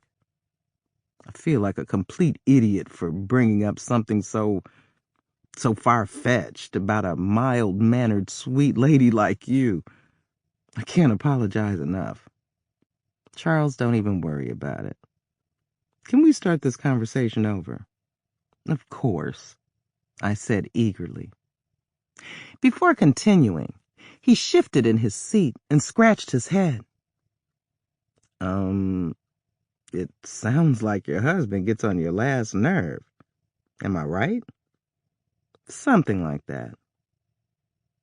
So much that you wish he was out of the picture? How am I doing so far? You're going in the right direction. Well, if aliens abducted him, you probably wouldn't have to worry about him again. I don't want anything that extreme, I giggled. But then I got serious again real fast. I think we might be headed for a separation. That's what I was talking about. Oh, Charles said, with another sigh of relief. That would be easier said than done, though. The day we got married, and he's told me several times since, if I ever leave him, he's going with me. That's original. Oh, well, looks like you're stuck with him. I don't know about that. I have to do something about how I feel. If I don't, I may lose my mind. I can't imagine living under the same roof with somebody I hate. I gasped. I don't hate my husband. I still care about him, but he just doesn't excite me anymore. Most of the time, all he wants to do is fish and attend ball games. And you don't? I used to go with him, kicking and screaming, though. When I started making excuses and complaining, too, he stopped asking me. Do you ask him to go places with you? I ask him to go shopping, dancing, and to see romantic or sentimental movies that he'd rather not see. But he goes? Most of the time. We went to a party one night. 10 minutes after we got there, he fell asleep on the host's couch. The last time we went to the movies, he was snoring before the movie even started. He rarely notices when I have on a new dress or when I change my hairstyle. The bottom line is he's become too oblivious and dull for me. Is that all? I let out a sheepish grin and hunched my shoulders. I just don't enjoy his company the way I used to. Well, you get what you settle for. Does he know how you feel? I haven't told him, but he has to know that things have slowed down between us. Is it all because of him? What do you mean? Well, these things usually go both ways. I had problems in my marriage, and I was part of the reason. You cheated on your wife? I immediately felt stupid for asking such a question. I had no idea why it had entered my mind in the first place, especially when there were so many other reasons for a marriage to have problems. Not even close. She got frustrated because it was taking too long for her to get pregnant, and I didn't take her seriously. I even told her she was being childish. That was my mistake. She accused me of not being man enough to make a baby. But didn't your doctors say there was nothing physically wrong with either one of you? Charles nodded. True. That wasn't enough for her, though.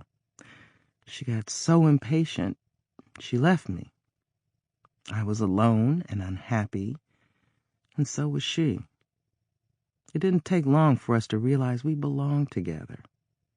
We reconciled, and like I already told you, we finally got pregnant.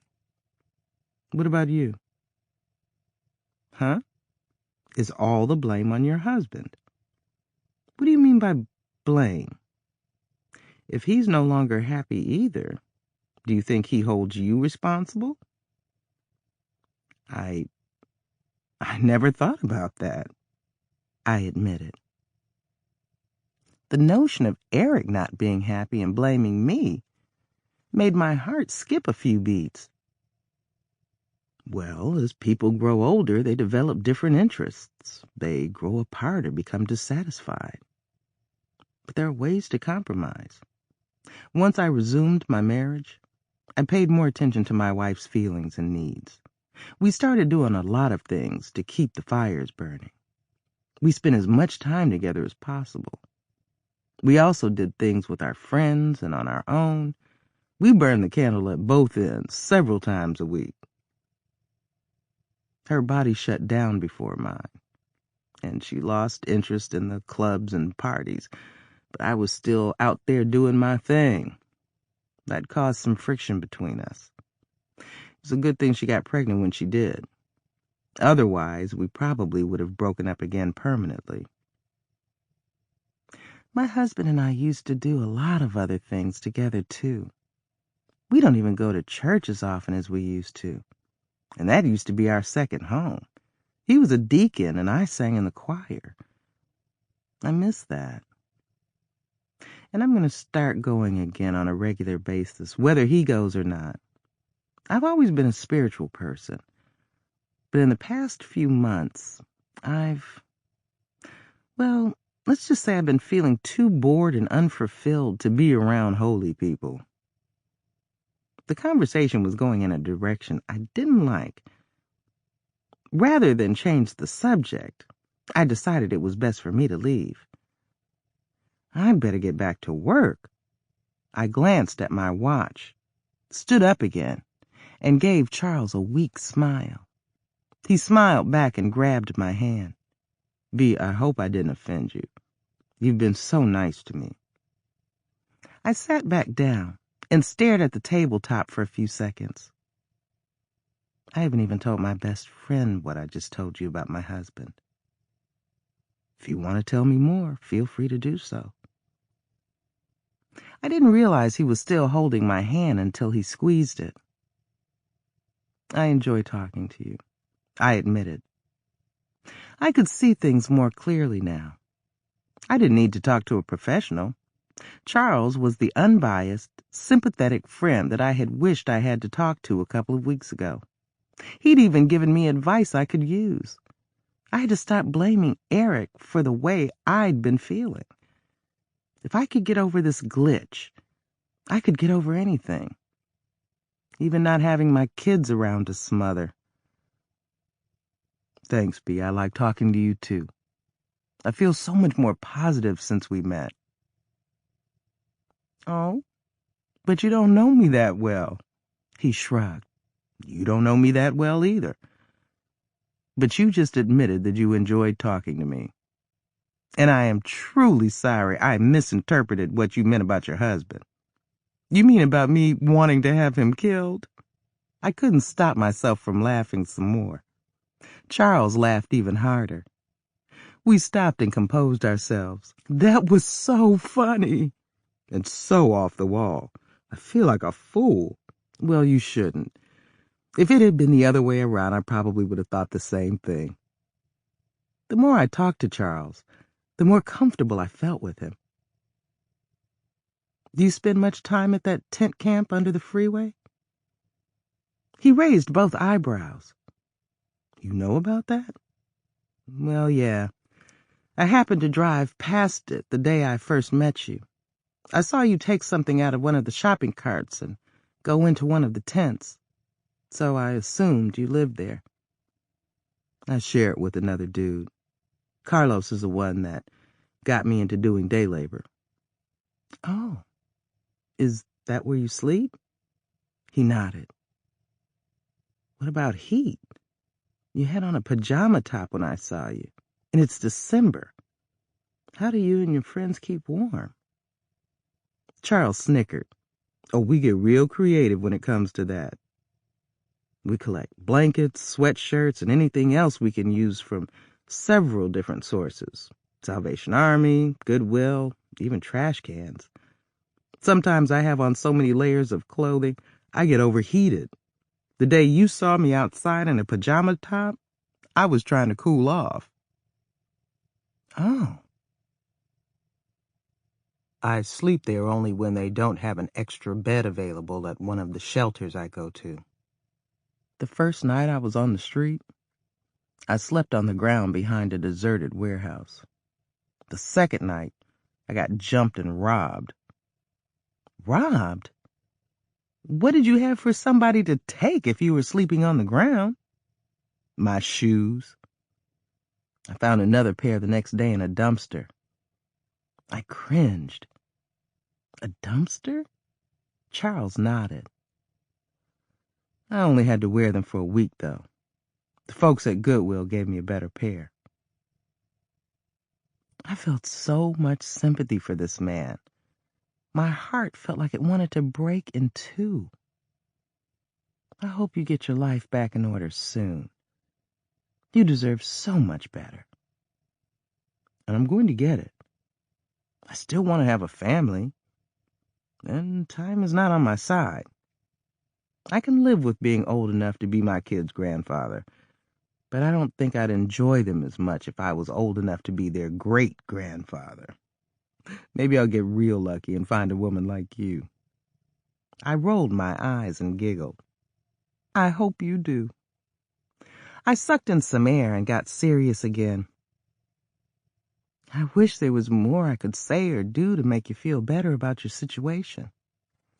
Knowing that I had helped Cliff get back on track, and now hearing that I'd done pretty much the same thing for Charles, I felt like my level of confidence was going to go through the roof. B, like I said, I feel more positive since we met. So do I. It was the only response I could come up with, and the most appropriate.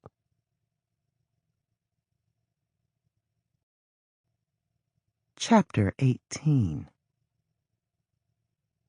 The things Charles had said to me today had lifted my spirits so high. I smiled at strangers as I walked back to work and yelled Merry Christmas to each one. I was still elated because of the nice things Cliff had said to me the other day. So now I was almost on cloud 9. It pleased me to know that my kindness had made such a positive impact on Charles's life, too. I was in such a giddy mood, I decided to finish my Christmas shopping this evening. I called and left Eric a voicemail to let him know I'd be home late. The guest list for my parties was long, but my gift list was even longer. It even included our mailman and paperboy. After work, I drove to Southland Mall in nearby Hayward. I scurried around in Macy's, grabbing items like a looter. I didn't even look at price tags. It was only after the cashier had rung up my purchases that I realized I'd snatched up over $1,000 worth of merchandise in less than an hour. Eric was peering from our living room window when I pulled into our driveway. "Looks like you bought out the store," he commented when I entered the living room, carrying several large shopping bags. "At least I'm done for this year," I said proudly. I don't feel like cooking this evening, so I'll call for a pizza. That's what I had for lunch today, he said dryly. I know you're tired, but if you don't hurry up and cook the collard greens you bought last week, they're going to wilt. I know washing and cutting them up is a lot of work, but I would love to eat a home-cooked meal this evening. Hardcore shopping usually made me snappy. If Charles hadn't softened my demeanor, I would have told Eric to cook a home-cooked meal himself. I'll get started on them as soon as I put everything away. He did a double take. Are you sure you don't mind? Not at all, I chirped. I wouldn't mind having some greens myself.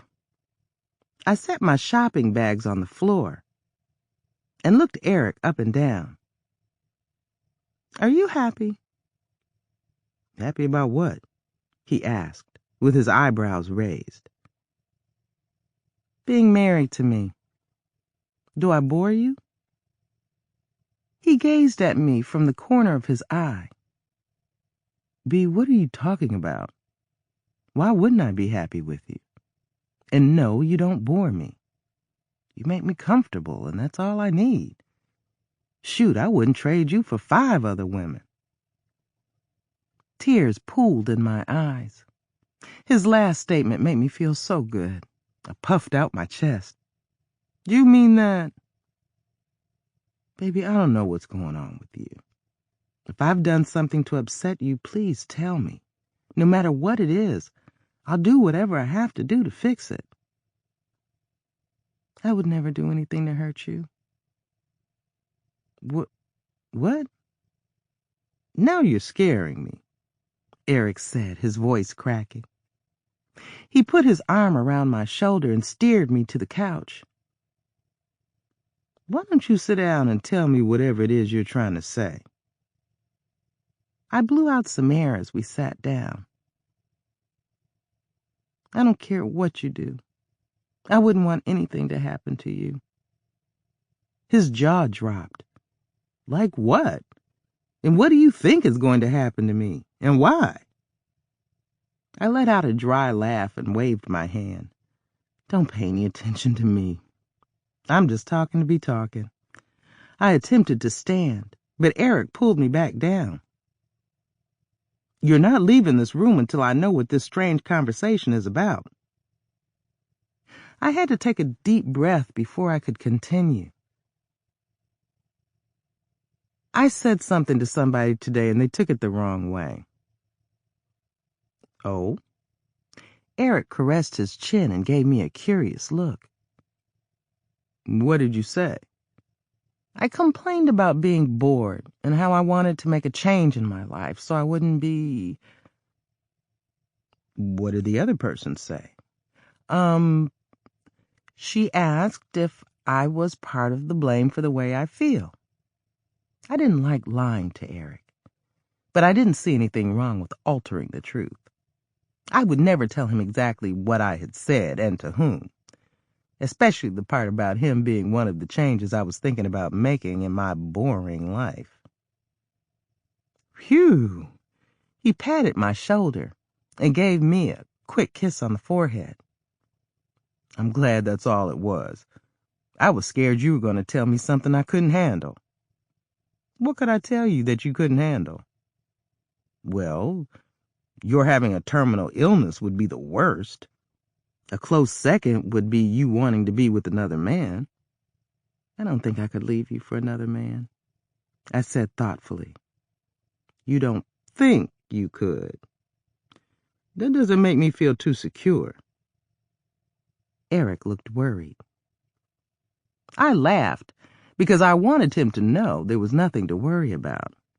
Okay, I know I could never leave you for another man.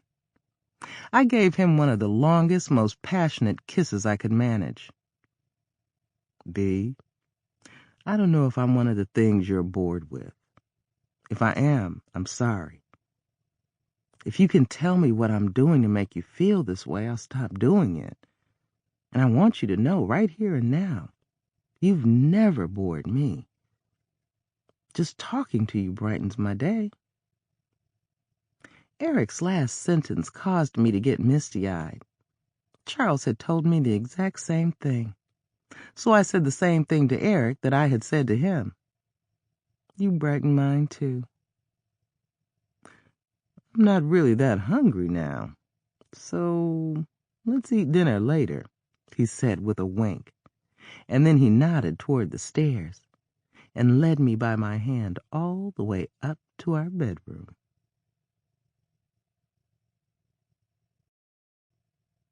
Chapter 19. Charles didn't eat with us on Thursday, and I didn't see him at Iola's when I went there for lunch on Friday. As soon as I walked through the door, I spotted Reyes and Gail and our supervisor, Mrs. Snowden, laughing it up at a table in the middle of the floor. I couldn't wait to join them. One thing I could say about my co-workers was that they were interesting people to know and good friends to have.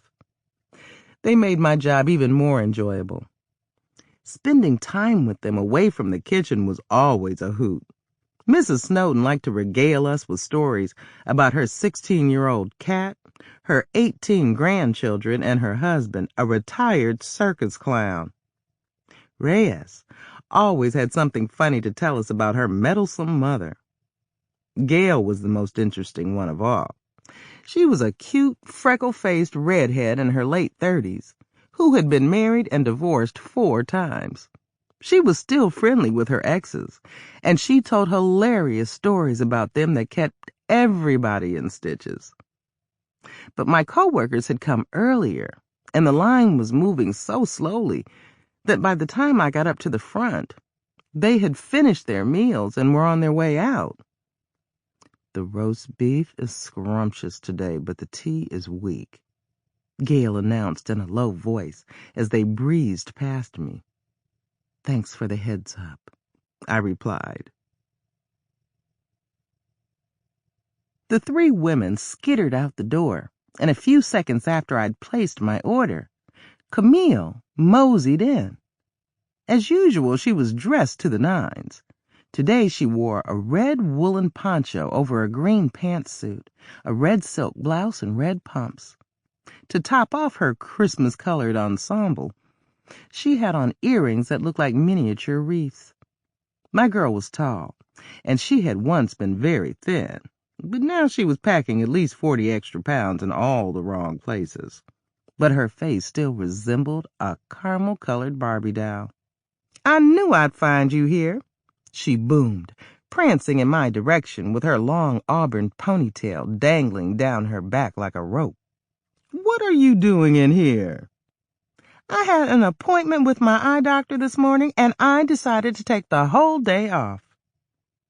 We got our roast beef sandwiches and lemonade and headed to the last empty table.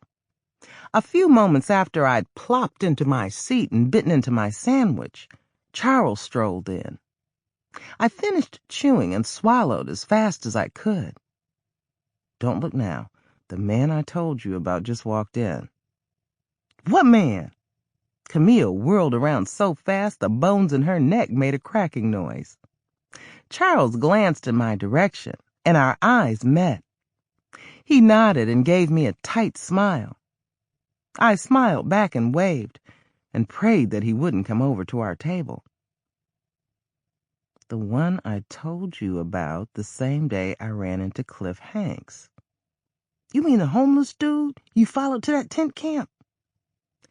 My jaw dropped so low I was surprised it didn't hit the table. I didn't follow anybody. And yes, he's the one. Yum, yum. If I weren't married, I'd follow him myself. He's hotter than a stolen car. I guess he is, I said, trying to sound as nonchalant as possible. Camille turned back around and bit a plug out of her sandwich. I immediately changed the subject. By the way, I hope you won't get mad, but I'm probably not going to have a bunch of folks come over to celebrate the holiday and my birthday this year. I might spend the day with just family. I hope you won't get mad, because I wasn't going to be there anyway. I was going to tell you today. Nick booked a suite for us at a beachfront hotel in Santa Cruz. He's going to have one of his drivers haul us down there and back in one of his newest stretch limos. Ooh-wee, that sounds so romantic. I wish I could go with you. What you're going to do sounds just as nice. I'm glad you decided to do something more intimate this year. When Camille started talking about one of the high-profile cases her firm was working on, I tuned her out. Most of the cases she told me about sounded pretty much the same. Her stories about the antics of the spoiled celebrities that she had met through her husband were much more interesting. Like the A-list star of a hit TV show, who had rented one of Nick's limos to take him to Burger King, 2 blocks from his hotel. But Camille didn't have anything interesting or funny to report on that subject this time. "Why is that silly grin on your face?" I asked when she finally stopped talking. I should have known what she was up to, because she was staring at Charles again. He was seated at a corner table, drinking his coffee and reading a newspaper. "Why don't you go over and ask your hot friend to join us?" I gulped and reared back in my seat. You must be joking. If Camille hadn't come in, I would have invited him to join me. She was the last person I would introduce him to. He seemed well-adjusted and stable, but after all he'd been through, a nosy, loud, pushy woman like Camille could push him over the edge.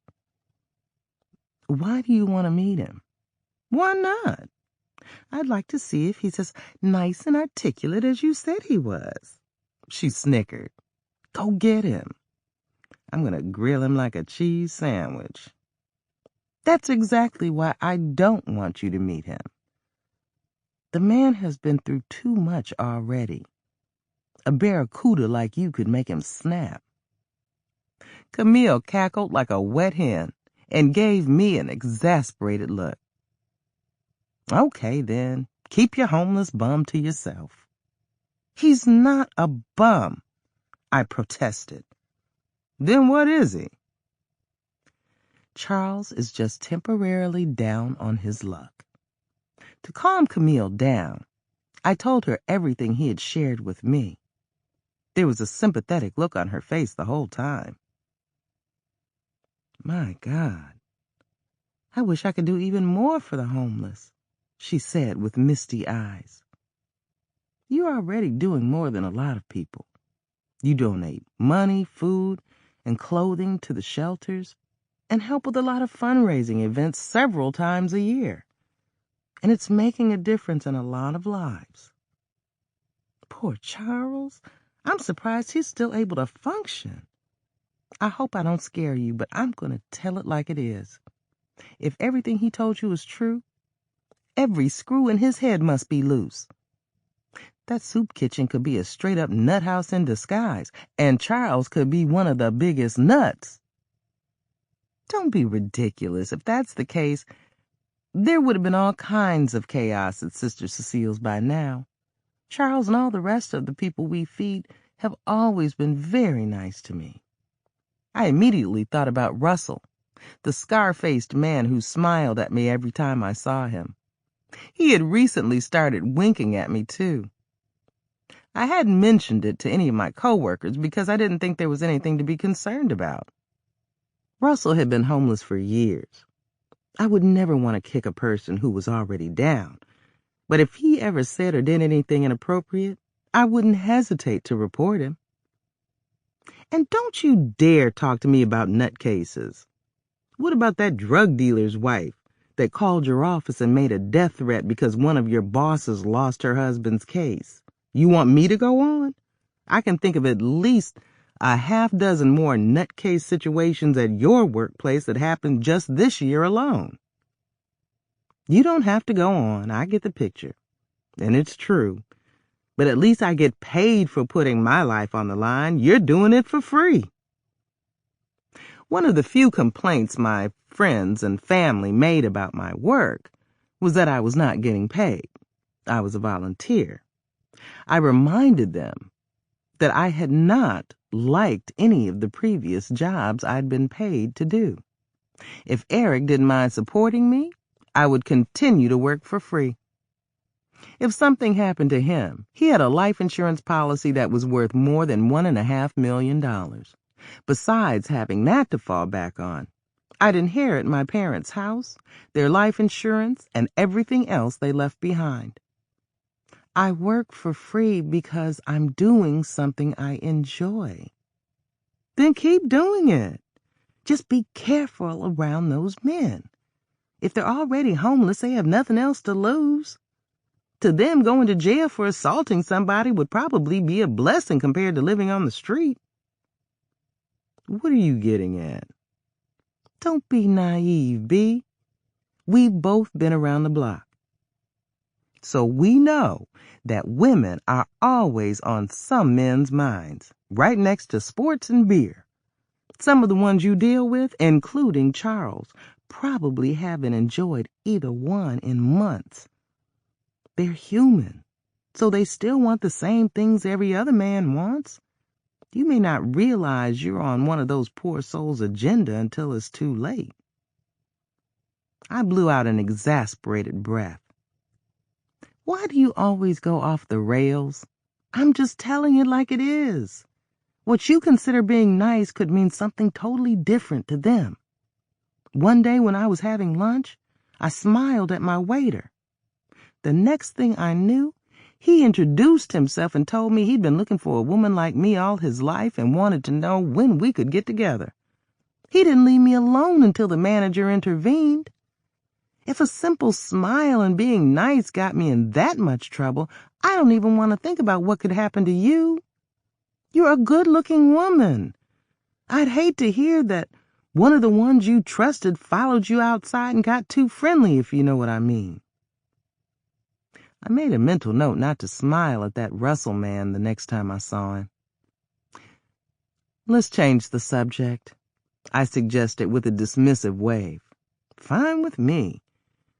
But I advise you to take my warning seriously, Camille said sternly, wagging her finger in my face. She bit off a large piece of her sandwich and started chewing. I was glad she didn't look so serious now. I think it's nice that you want to spend this year's holiday and your birthday with just family. I hope your kids show up. I hope they do too, I sighed, toying with the straw in my drink. Now that I know I was smothering them, I won't show up at their places without calling first, and I won't call them as often as I used to.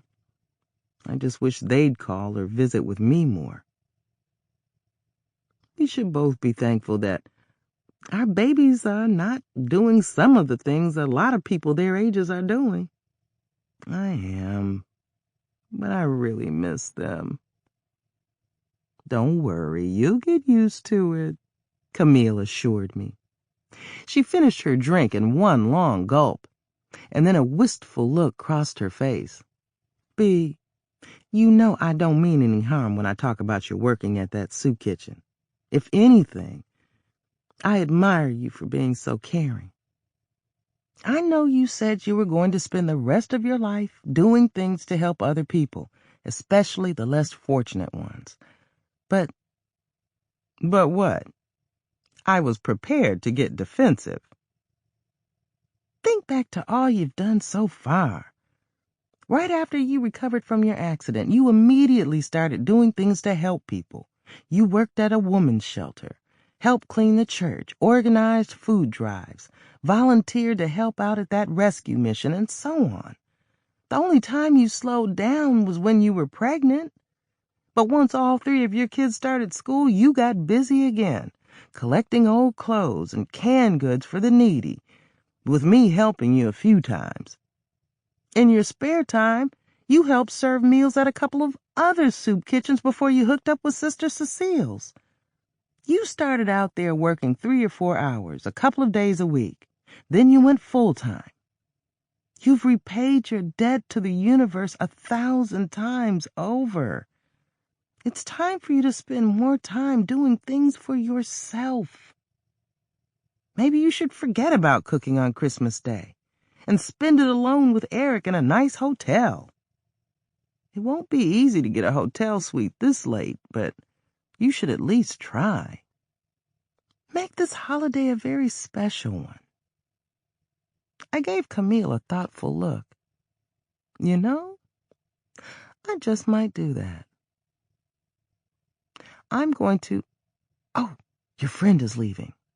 Camille hollered. Are you sure you don't want to introduce him to me? I'm sure.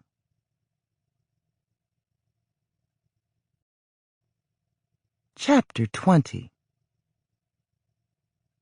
Charles didn't come to Sister Cecile's on Monday or Tuesday. I had taken all 3 of my breaks with Reyes and Gail at the deli both of those days, and he had not shown up there either. It was just as well. It would have been awkward and probably not appropriate for me to invite him to sit with us. So far, I hadn't mentioned my encounters with him to my coworkers. For one thing, I didn't have any funny stories about him to share. I returned to Iola's alone for lunch on Wednesday. Reyes had taken the day off, and Gail had a date to meet up with her 3rd ex-husband at a nearby pizza parlor. Mrs. Snowden and 2 of our other servers had decided to eat at a newly opened Chinese restaurant in the vicinity. I'd invited one of our dishwashers and 2 other servers to join me, but they'd declined. They were among the workers who rarely spent money on food when they could eat all they wanted for free at Sister Cecile's. Charles arrived 15 minutes after I'd finished my roast beef sandwich and coffee. Now I was glad that I had come by myself after all, because I was anxious to talk to him again. When he saw me, he immediately headed in my direction. Hello, B. I was hoping I'd see you today. Are you expecting someone? He asked, looking around. No, I'm not. Please, have a seat. He pulled out the chair directly across from me. I thought maybe you'd already left for Pennsylvania. No, I'm still working on getting the money to pay for my bus ticket. I noticed you haven't eaten at Sister Cecile's in a while. I had a couple of jobs, and I had a little shopping to do, he explained. And then he removed 2 white envelopes from his backpack and handed them to me. My name was on the front of each one, and it had been written in the most elaborate penmanship I'd ever seen. It's not much, but for now it's all I can afford to show how much I appreciate your spending your valuable time with me when you could be doing so many other things. I opened the smaller envelope first. It contained a generic Christmas card that he had only signed. There was a birthday card in the larger envelope with an African-American female angel on the front. Inside, he'd written, B. The world had almost destroyed me, but your kindness restored my faith in humanity. I will always remember you. Thank you from the bottom of my heart. God bless you. Love, Charles. Thank you. You didn't have to do this. You need your money, I said, wheezing like an elderly woman. I stared back and forth between the 2 cards and didn't realize I was crying until I felt tears on my face. B, are you all right? I'm fine, I replied, almost choking on a sob. I just get real emotional this time of year. I sniffled and forced myself to smile. I do too. He squeezed my hand. I hope I'm not getting too mushy and sentimental, but knowing you the short time I have means a lot to me. Some of the people I've met since things went south for me treated me like I had a deadly disease. You've always treated me like you cared about me. I do care about you, and I care about you. I was really sorry to hear about your unhappiness. I wish there was something I could do or say to change that. I sucked in a deep breath and told him, I'm not really unhappy. I'm just a little bored with my husband, and I'm working on that. Okay, bored. I sniffled and looked into his eyes. I appreciate all the nice things you've said to and about me. You've given me a lot to think about. I only wish that I could have heard those insightful things when I was younger. I think that I would have looked at life from an even more positive perspective than I have so far. I swallowed hard and gave him a wistful look. Too bad we didn't meet a long time ago. Charles hesitated and then blurted out, "We did." Excuse me? We did meet a long time ago. Well, we sort of met. 25 years ago this month. My heart felt like it was doing push-ups. The next thought that came to my mind was the possibility that Charles had been one of my boyfriends during my teenage club hopping days. The thought made me nervous and a little embarrassed. I hope you're not one of the dudes I borrowed money from and never paid back, I said with a straight face. He shook his head. The first time I laid eyes on you was at the intersection of Alcatraz Avenue and Sacramento Street. I squinted and stared at Charles, trying to figure out what he was trying to tell me. I knew what it was, but I had to hear him say it. I got hit by a car at that location 25 years ago this month. I would have died if... I couldn't finish my sentence. If I hadn't performed CPR on you that morning.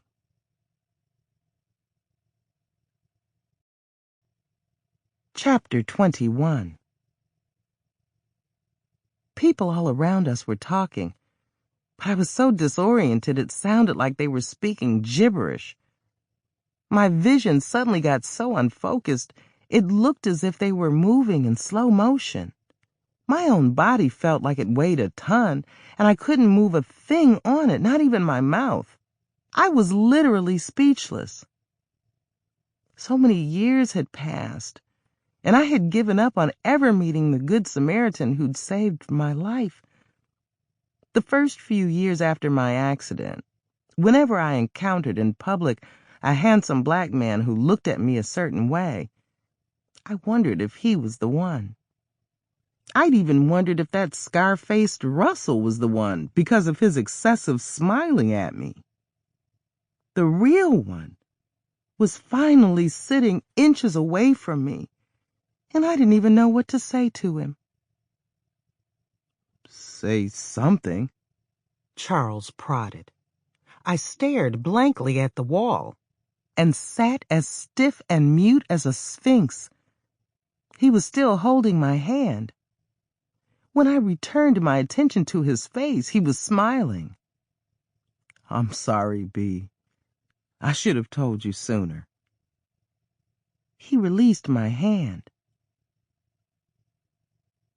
That was you? I asked dumbly. He nodded. I blinked, but fresh tears still formed in my eyes.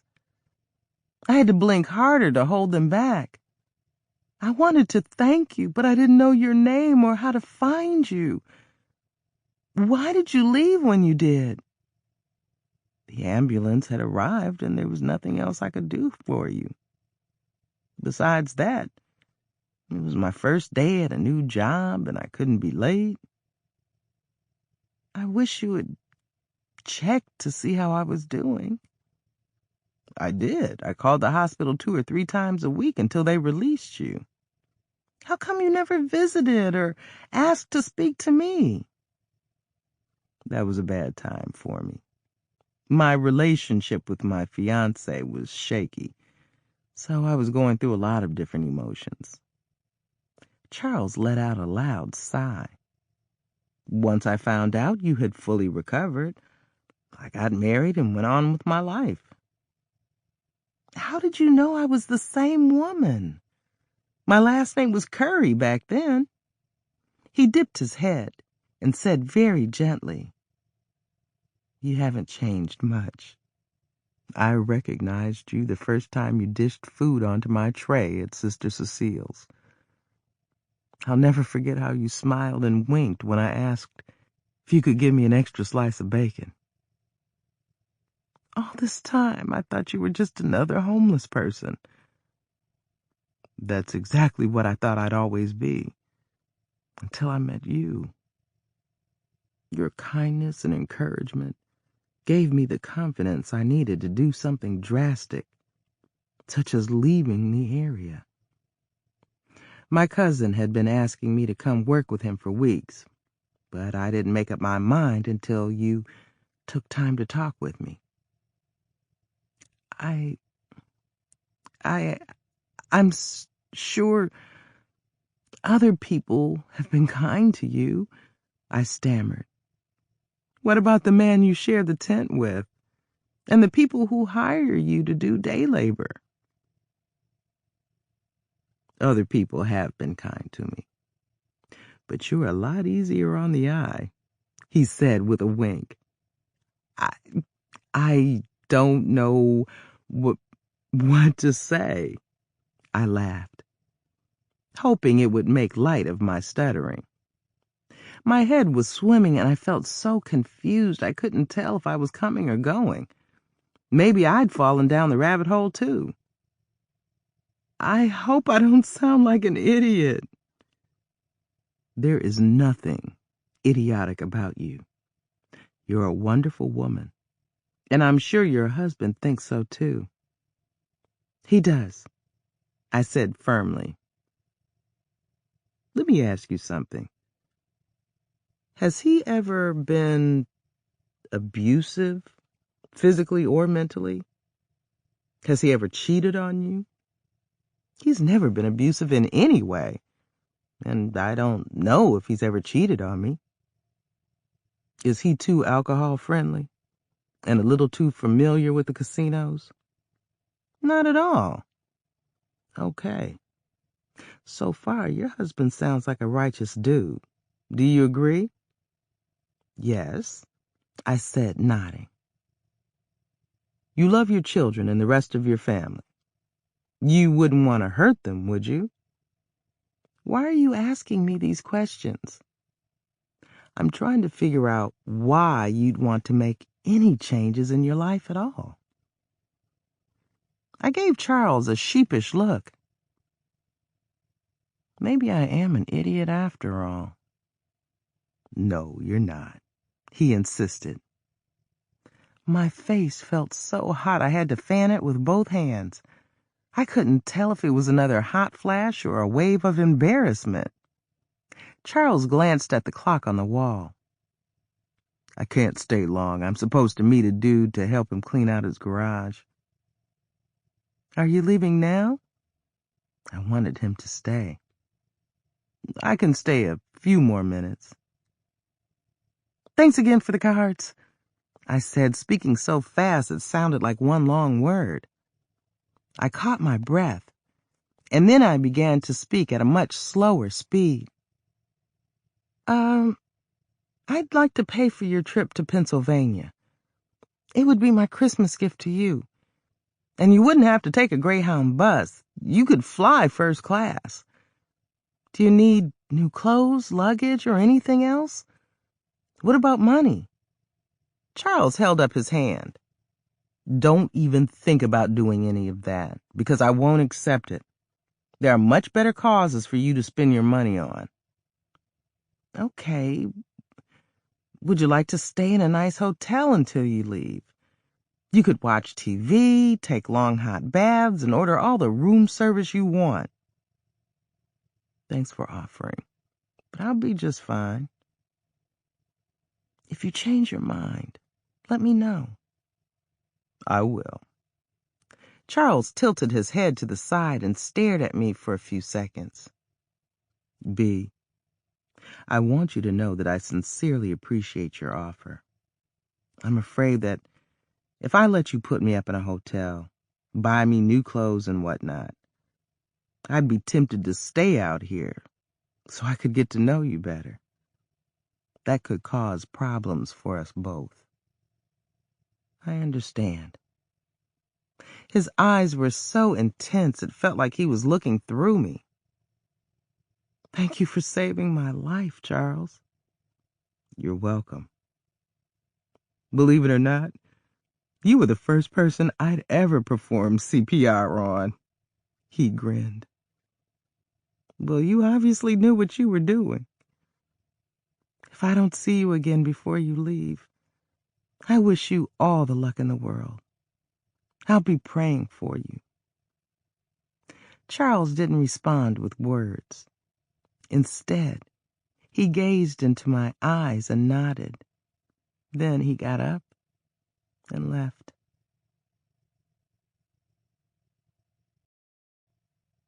Chapter 22. When I returned to work, I went to the restroom 4 times in less than an hour. Each time I locked myself into a stall and stood there, going over everything in my head that Charles had said to me. I was so dumbfounded. I couldn't concentrate on much of anything. Things seemed so surreal. It wasn't long before I felt like I was in a fog. On my last visit to the restroom, I sat on the commode and cried until somebody tapped on the stall door. "Bee, are you all right in there?" It was Mrs. Snowden. "I'm just a little under the weather," I answered, sniffling. "Are you sure? You've been acting very peculiar ever since you returned from lunch." "I'm fine," I said firmly, as I grabbed some toilet paper and wiped my eyes and nose. "Well, I don't want you to get any sicker, especially this close to Christmas. We're going to close in a few minutes, so why don't you go on home now and take care of yourself? We'll be extremely busy the next few days, but we can manage without you. I want you to take off as much time as you need." "Thank you," I whimpered. "I'm sure I'll feel much better by tomorrow, so I'll be here. I have to leave for a couple of hours because I have a doctor's appointment tomorrow afternoon." "Oh? Is everything all right?" "Yes, it's just my annual routine checkup." I managed to grin. "I'm as healthy as a horse." "All I care about now is you taking care of yourself, dearie. Now you go on home and we'll see you tomorrow." When I heard the door close, I stumbled out of the stall and splashed my face with cold water. I collected my things from the employee's coat room and literally ran to my car. My head was throbbing, so it was hard to stay focused on driving. I weaved in and out of traffic, as if I'd had a few too many drinks. Because of the condition I was in, I took the shortest route I knew of to get to my house. I was glad I had calmed down by the time I got home. I was still in a mild state of shock, but I could think clearly. I parked in the garage next to Eric's Range Rover and glanced in my rearview mirror. My eyes were slightly red and swollen, so it was obvious I'd been crying. I remained in my car for a couple of minutes so I could be more composed when I went inside. I was pleased to see that Eric was busy putting more tinsel on the Christmas tree when I walked up behind him in the living room. There were at least 24 gift-wrapped presents already under the tree, and there would be many more by the time the holiday rolled around. "Don't laugh, honey. I know I can't outdo you when it comes to decorating the tree, but I just thought we could use a little more tinsel. You know I don't mind." He stood up straight and wiped sweat off his face with the back of his hand. Then he did a double take. "Have you been crying?" "Uh-huh. We had a little celebration before I left work, and I got a little emotional." I hated lying, especially to Eric. There were times when it was the only way I could get myself out of a jam. I thought you told me you guys were going to have a little holiday thing on Friday, like almost everybody else. We were, but one of our cooks had to suddenly change his plans and take his holiday time off, starting today. Something about a family emergency in Montana. We decided to have our holiday reception today, so he wouldn't miss out on the fun. I had just told an unnecessary lie, but I wasn't ready to tell Eric the real reason I'd been crying. He would have harped on it, and that would have made me cry even more. I planned to tell him someday, though. I wasn't good at keeping secrets from him for too long. I eased up to him and gave him a quick peck on the cheek. He gave me an exasperated look and pulled me into his arms. Baby, you're going to have to do better than that. He embraced me and kissed me long and hard. It helped me relax, but it didn't stop me from thinking about what Charles had revealed. I hope your day was better than mine. One of our regular customers called for service this morning after her great-grandson tried to flush his shoe down the toilet. She grew up in Mississippi during the 50s and 60s and still thinks black folks were put on this planet to serve white folks. After I unclogged her toilet, she had the nerve to hand me a mop to clean up the mess on her bathroom floor. Eric laughed and shook his head as he picked up more tinsel. I dropped down onto the couch like a lead balloon. Did you do it? I asked. Yep, and I'm glad I did. She was so grateful she paid me double. Just as I was about to leave, she held me hostage for another hour so she could tell me how pleased she was to see how far my people had come. Why did you stand there and listen to some crazy old white woman's foolishness for an hour? Baby, I get paid by the hour. When she asked me to haul her fake Christmas tree out of the basement and help her decorate it, I did that too, and that took another 2 hours. She gave me a 50% tip and offered me some eggnog. Eric laughed. Now, how was your day? Anything unusual happen? Nope, I said quickly. I wasn't ready to tell him that I'd finally met the man who had saved my life, and that he was the same one Mark's friend had seen me kicking back with at Iola's Deli. I would tell him and everybody else, but I wanted to be more comfortable with the information first. Hopefully, I'd be at that point by Christmas. In the meantime, all I cared about was that I felt better about my traumatic experience than I'd felt in years. I had come full circle. It had taken the kind words of a stranger I'd known less than 3 weeks to make me look at my life from a more realistic perspective. I must have been out of my mind to even consider separating from Eric, or for feeling unfulfilled because he bored me. I felt like Dorothy in The Wizard of Oz because now I realized that there was no place like home, especially the one I had. Eric, after dinner, I'm going to call up the few people who said that they'd come to my party and let them know I've decided to cancel it. Do you think they'll be disappointed? They'd probably be more disappointed if you don't cancel it. He snickered and tossed tinsel at me. I want to spend the day with just you and the kids, if they're not too busy to come.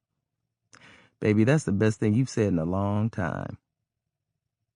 That night, when I called up the wives of the 3 couples who had confirmed their attendance, not a single one seemed disappointed when I told them I was going to cancel.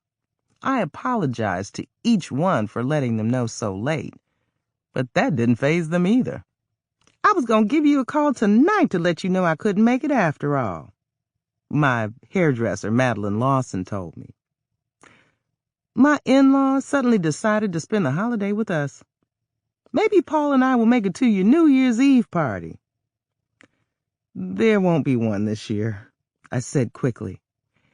It'll be a while before I host another big party. It's time for me to slow down. Bee, I'm glad to hear you say that. Madeline sounded relieved. A lot of us were getting worried about you burning yourself out. I was too, I admitted.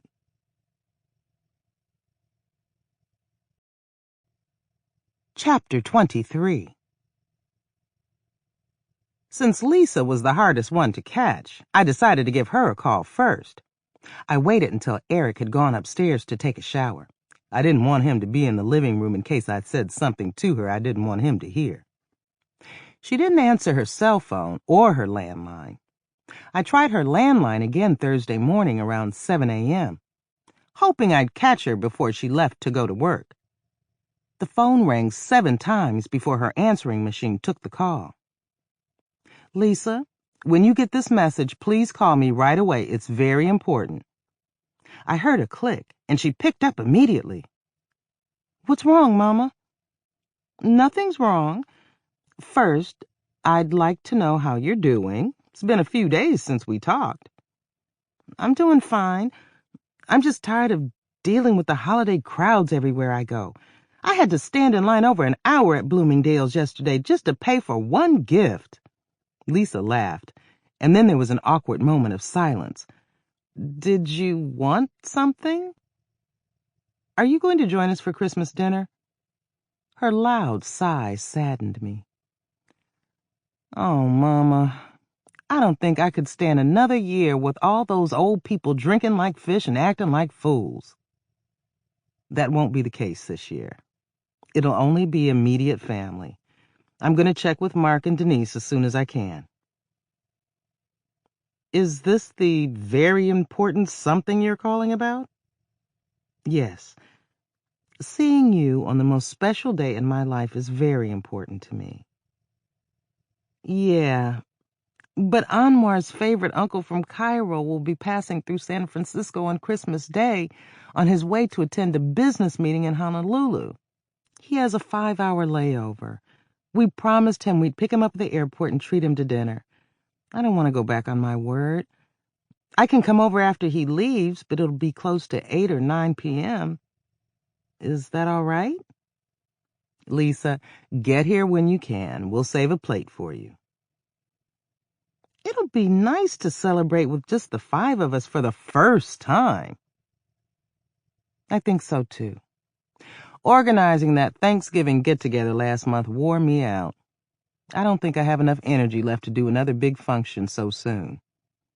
Lisa gasped. Something is definitely wrong with you if you don't want to do a big party for Christmas and your birthday.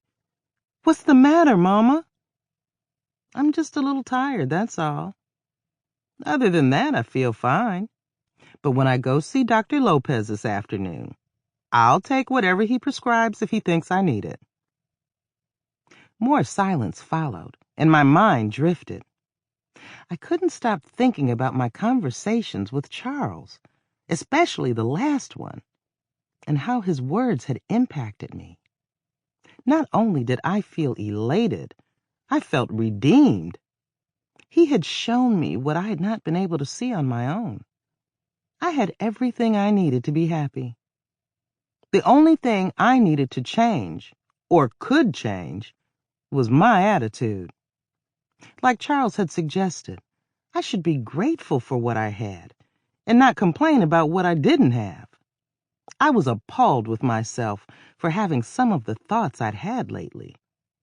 What woman in her right mind would be dissatisfied with a good man like Eric because he bored her? I was getting emotional and close to tears, so I was anxious to get off the phone. I didn't want Lisa to hear me boo-hooing like a baby. I'd better go so I can get ready for work. Mama, I'm glad you called, and I hope your doctor's appointment goes well, she said, with her voice cracking. Like I said, I'm just a little tired. A few vitamins should take care of that. I was eager to get to work, but I decided to try and catch up with Mark and Denise before I left the house. When I called each one, I blocked my telephone number so they wouldn't know it was me calling. Denise answered in a very excited voice on the first ring. Don't get too excited, it's only your mother. I told her. "Oh," she muttered. "Hi, Mama. I was just about to get in the shower." "I called to tell you that I'm not having a big party on Christmas Day. It'll be just us." "Us who?" "Your daddy and me and your siblings. I hope you'll be able to make it even if you have to come late." "Well, I might and I might not." I called Mark right after I hung up with Denise. He said basically the same thing. I didn't get too disappointed because they didn't flat out say no. I felt hopeful just knowing that my children might and might not spend that special day with Eric and me. I was in such a good mood, I drove down Sacramento Street to get to work, which meant I had to cross Alcatraz Avenue. For the first time since my accident, I didn't get nervous or break into a sweat as I approached the intersection. I didn't feel any different than I felt when I crossed any other intersection. Just to be sure this was not a one-time thing, I made a U-turn and drove through the intersection again. I didn't feel anything this time either. After driving it for the third time, I parked at the curb and took several deep breaths. Now that I knew Charles Davenport was the mystery man who had saved my life, the fear of this location that had held me hostage for so many years no longer existed. Other things he'd said danced around in my head, too. It had never occurred to me that some of the things I did or didn't do were part of the reason Eric had begun to bore me. I wasn't sure when or how, but I was going to fix that. I would focus more on some of the things he wanted me to do with him. I'd even volunteer to go fishing with him, as well as the next ball game. Improving my relationship with the kids wouldn't be so hard. The main thing I needed to do was let them live their lives the way they wanted.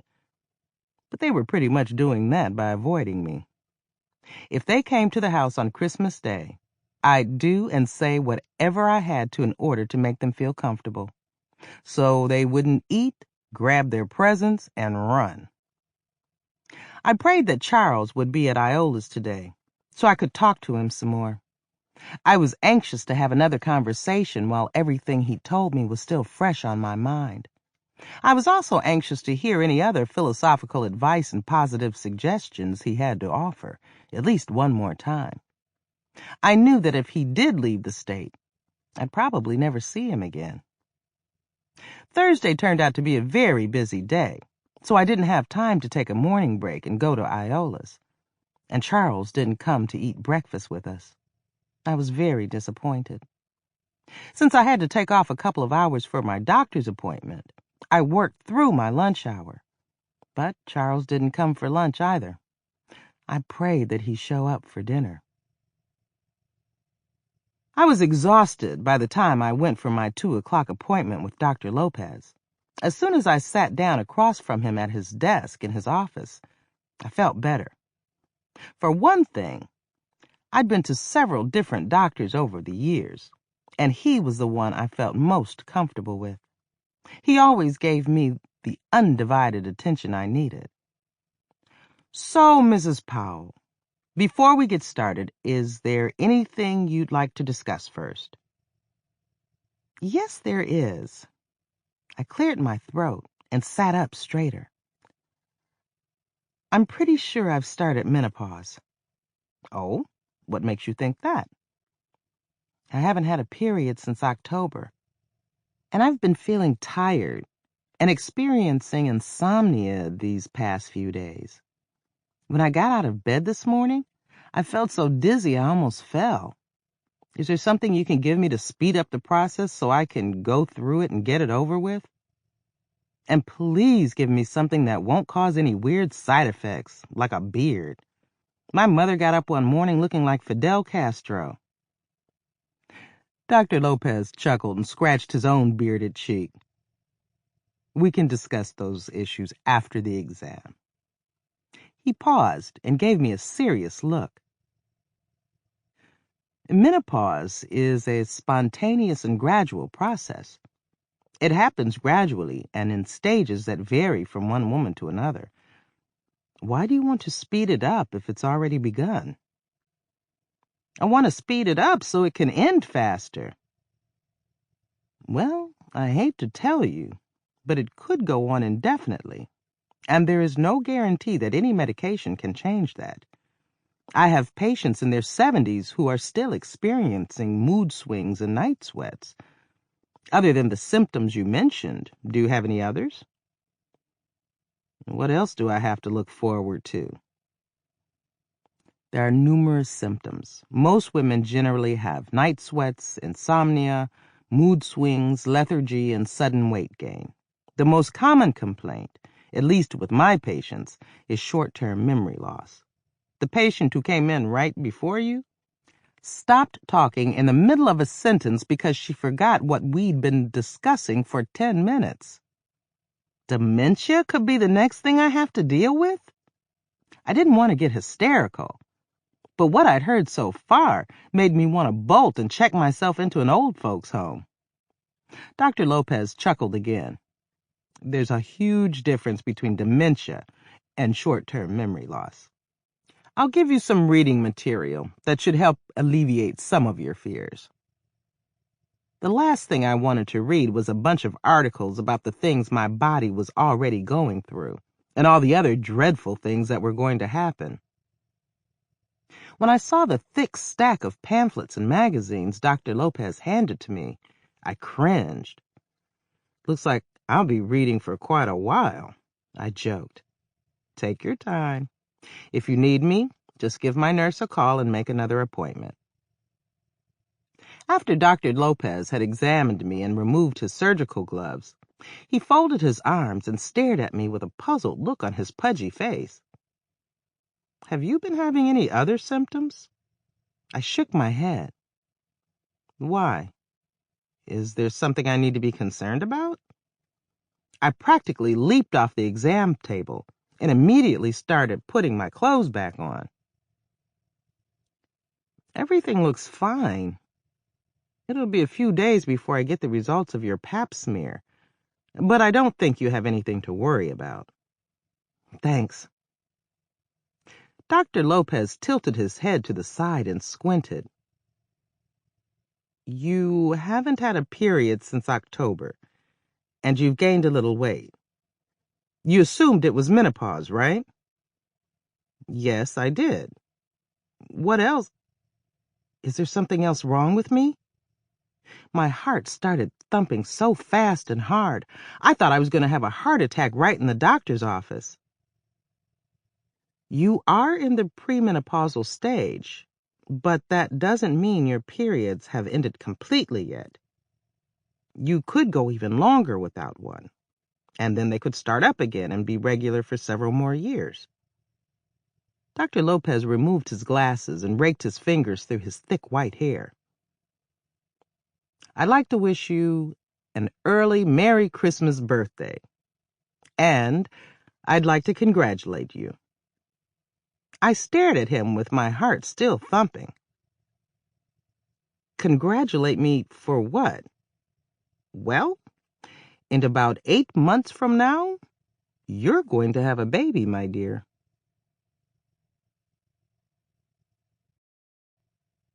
Chapter 24. If the building had collapsed, I couldn't have been more stunned.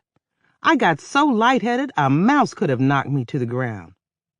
I'm going to have a baby? Are you sure?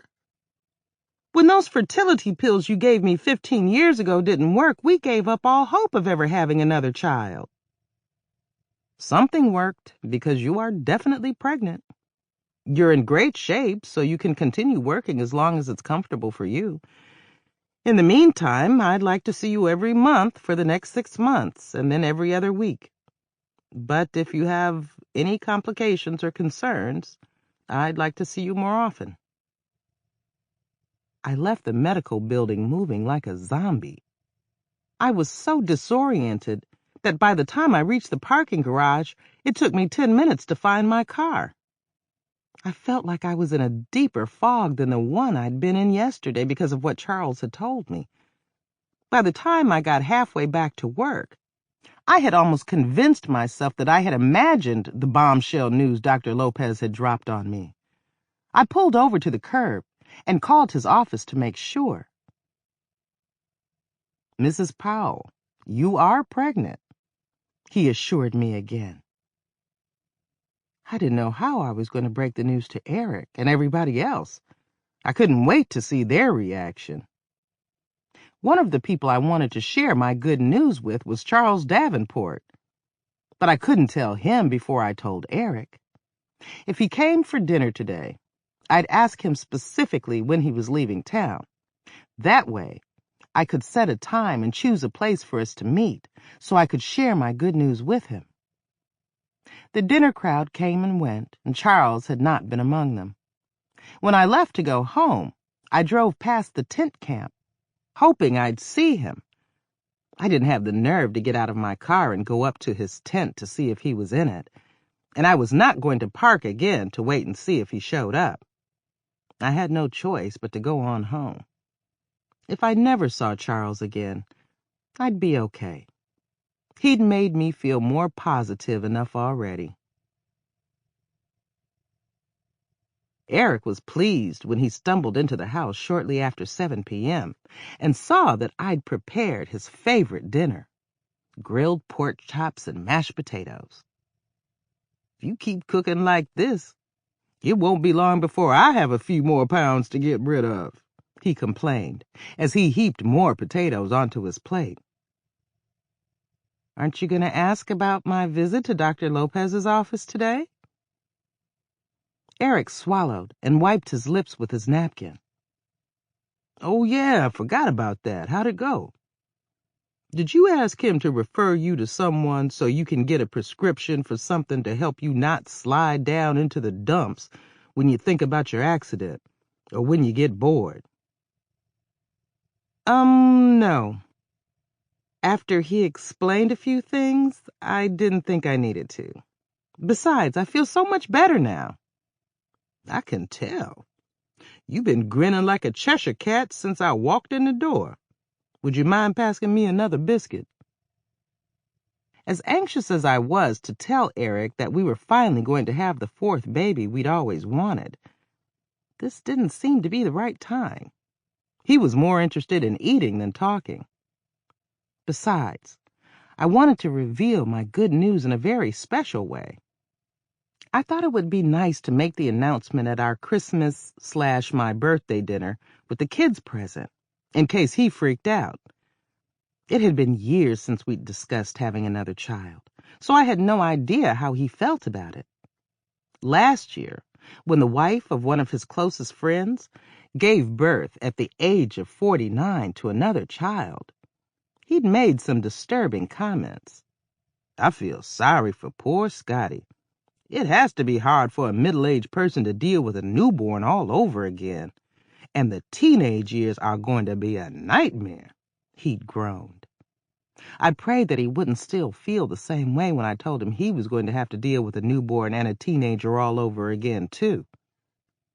It would be hard to keep the news to myself for the next few days. I didn't even want to tell Camille or my parents until after I told Eric and the kids. Charles didn't come for breakfast or lunch on Friday. When he didn't show up for the evening meal either, I thought for sure this time that he'd left for Pennsylvania. If he had, I'd miss him. But at least he'd finally revealed his identity to me. The missing piece was now in place, so it was time for me to put the puzzle away and move on with my life. And time for him to move on with his. Mark and Denise had confirmed that they'd be coming to the house for the holiday, and since Lisa had told me that she might come later in the day, I didn't need to call her again. I was determined not to badger any of them again anytime soon. Mark walked into the house at noon on Christmas Day with 2 large shopping bags filled with gift-wrapped presents. Denise had called earlier to tell me she was having car trouble and would be late. She had not arrived by 3, so Eric, Mark, and I decided to open our presents. When Denise finally showed up at 4 p.m., I was almost ready to burst. I knew I couldn't keep the news to myself a minute longer. I motioned for Eric to put the remote control down and accompany me to the kitchen, where Denise and Mark were hovering over the stove, nibbling on everything in sight. The large sweet potato pie I had cooked and set on the counter was about the size of a muffin now. I said in a very casual tone of voice, "I have an announcement to make." "Uh-oh," Denise muttered. Eric stood in the doorway with his arms folded. "Oh, Lord," he said in a shaky tone. "Should I sit down first?" He unfolded his arms and started wringing his hands. "You don't have to sit down. It's not bad news. At least I hope not," I said with my voice cracking. "What's going on, Mama?" Mark asked, with an agitated expression on his face and a buttered roll in his hand. I pulled out a chair and sat down at the table. "I wanted to tell you all at the same time, but Lisa will have to hear this whenever she gets here." I braced myself and took a deep breath, and then the words shot out of my mouth like bullets. "I'm going to have a baby." Eric's eyes looked like they were about to pop out of their sockets. For about 10 seconds, the room was as silent as a mausoleum. Denise and Mark looked like they'd turned to stone. "Yikes!" Mark boomed, raising his hands in the air like somebody had just pulled a gun on him. "Is this a joke, Mama?" "No, it's not," I shrieked, giving him the mean look he deserved. "Why do you sound so surprised to hear that your parents are expecting another baby?" "I'm more surprised to hear that my parents are still getting busy like that," he replied, screwing up his face. "Don't pay that ignoramus any attention, Mama," Denise said with a dismissive wave. She pulled out a chair and sat down across from me. "I am so happy for you and Daddy." "Honey, that's wonderful," Eric finally said. He walked over and wrapped his arms around me. "Are you sure? When are you due?" I nodded. "Dr. Lopez confirmed it last Thursday," I gushed. "He said in about 8 months. "You've known since Thursday and you just now telling us?" Mark hollered with a frown. "After it had sunk in, I decided to announce it on the most special day in the year," I said gently. I cleared my throat and blinked hard to keep myself from getting too emotional. "Why did it take so long for you to get pregnant?" "You and Daddy promised us a baby sister or brother when we were all still in elementary school," Denise said excitedly. I couldn't remember the last time I'd seen her so giddy. "Mama, shouldn't you be lying down or something? At your age and pregnant, you have to be more careful," Mark told me. I was glad he seemed more concerned and less surprised now. "I'm not that old. Your Aunt Nona was a year older than me when she had your cousin Archie last year," I pointed out. "Dr. Lopez says I'm in better shape than some women half my age. I'm even going to continue helping to serve meals at the soup kitchen for as long as I can." "Is there anything else you need to tell us?" Mark asked. "Well, yes, there is." I had to clear my throat before I could continue. "Remember the man your friend saw me with at that deli?" I was addressing Mark, but Eric responded. "What about it?" He removed his arms from around my shoulders and moved a few steps away. "Are you still sharing tables with Mr. Davenport?" I didn't like Eric's sharp tone, but I let it slide this time. "He's the man who gave me CPR and saved my life 25 years ago." My announcement caused every other jaw in the room to drop. "You've known all this time?" I hope you don't have any more deep, dark secrets to tell us today. Mama, you are a straight-up dark horse if ever there was one, Mark accused. Mama, when did you find out about this man? Denise hollered. Just a few days ago. Well, baby, why didn't you tell us then? Eric asked. I'd like to meet him as soon as possible. Do you know how to get in touch with him? No. I think he's already left town, I explained. How did he end up homeless? Denise asked. It's a long, sad story, and I don't want to get into that right now, I said. Where has he been all this time? And why is he just now letting you know a few days ago who he was? Eric, there's been a lot of turmoil in his life. He became homeless, and it was a coincidence that he ended up at the same soup kitchen where I work. If he hadn't, I may never have found out who saved me. Before anyone could say another word, the front door opened, and Lisa yelled, Where is everybody? We're in the kitchen, sweetie, Eric hollered. Lisa skipped into the room with a wide smile on her face and a Santa cap on her head. Since I had stopped showing up unannounced at the kids' residence and blowing up their answering machines, their attitudes toward me had improved, especially Lisa's. Merry Christmas, everybody! She paused and turned to me. And happy birthday, Mama.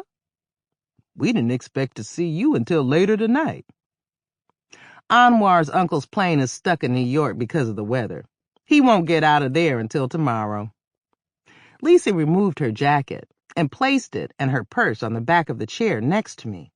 She grumbled under her breath about all the traffic she'd run into, and then sat down with a thud.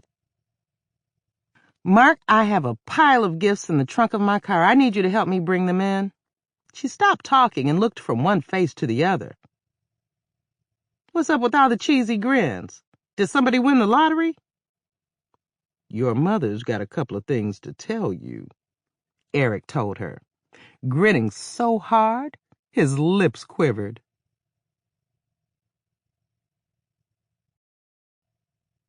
Epilogue. December 2nd, 2017. For the first time since my accident, I didn't get sad on the anniversary. I had too many other things on my mind now to keep me from feeling sorry for myself. Eric kept me busy going fishing and to ball games, and I kept him busy visiting malls and going to movies that he always fell asleep on. Anwar proposed to Lisa last week, and she accepted. Denise recently graduated from culinary school and landed a job as an apprentice chef in an upscale South San Francisco restaurant. Mark went through 2 more girlfriends before he put his love life on hold and joined the Navy 4 months ago. I had returned to Sister Cecile's the day after Christmas last year. Charles Davenport never came again, so I never got to say goodbye. I believed that certain people came into our lives for a purpose. Charles had helped restore my outlook on life to its original condition, so he'd served his purpose in my case. I had continued my volunteer work at Sister Cecile's all the way up to the end of my 7th month. After I'd served my last meal on that day, I told Mrs. Snowden that I wouldn't be coming back until my son started preschool. I wanted to spend as much time with him as possible. My precious angel, who resembled a miniature version of Eric, turned 3 months old 3 days ago. He was more than a blessing. He was a miracle. Now I hosted theme parties only for the major holidays, and the guest list had been shortened to a fraction of what it used to be. Last year's Christmas/my birthday celebration had been the best one ever. I prayed that this year's would be even better, despite the presence of my grumpy parents and my rowdy girl Camille and her husband. They'd be the only other guests, except for the kids and their partners. Right after I put my son down for his afternoon nap, I turned on my computer and searched Facebook to see if I could locate Cliff. I really wanted to know how things were working out, but there was no account for him. Other than his older sister in L.A., whose last name I didn't know, he had no relatives I knew that I could check with. I had lost touch with the people we associated with when we were together, so I couldn't track him down through them either. The more I thought about following up with Cliff, the more I thought I should leave well enough alone. If he ever wanted to update me on his progress, I wasn't hard to find. I read several Facebook posts and liked a few. And then I saw something I never thought I'd see. A friend request from Natalie Calhoun. She was the same friend who had said she wanted to take a break from me because she thought I was bossy and overbearing. I hadn't communicated with her since our telephone conversation last year, and I was stunned to see that she'd finally created a Facebook account. Her request had come in yesterday, and I immediately accepted it. I couldn't wait to reconnect with her. One thing was for sure. I would never put any pressure on her about anything again, especially attending one of my parties or hooking up with one of Eric's friends. I was thrilled to know that she was ready to resume our friendship. I didn't think about Charles as much as I used to, but there were things he'd said that I'd never forget. Picturing his intense brown eyes and enchanting smile made me smile. Of all the people from my past, he was the most memorable. I often wondered if he'd made it to Pennsylvania and how he was doing. I was curious enough to do a Facebook search for him, too. More than a dozen men shared the same name, but only one resided in Erie, Pennsylvania, and worked on a dairy farm. There was a picture of him on his homepage with a huge smile on his face. I was flabbergasted when I checked out his profile.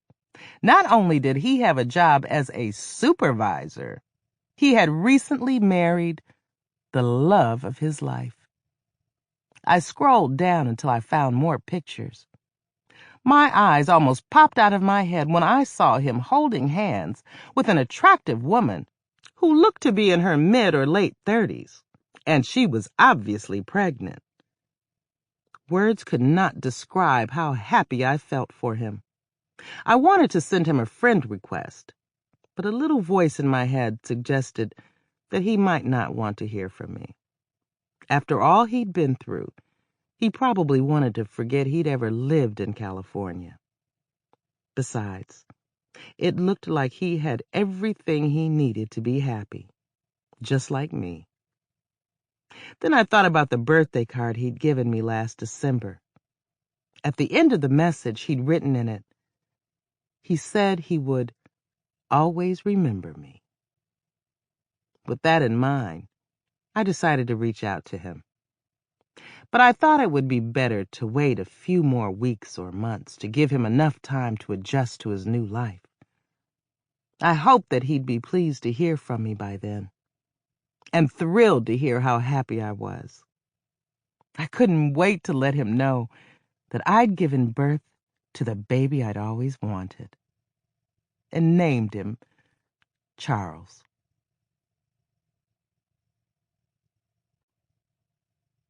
The end. This is Patricia R. Floyd. We hope you've enjoyed this production of Remembrance by Mary Monroe. Recorded books are available wherever audiobooks are sold, including audible.com, audiobooks.com, Google Play, Apple iTunes, and in public libraries through RB Digital. Thank you for being a Recorded Books reader.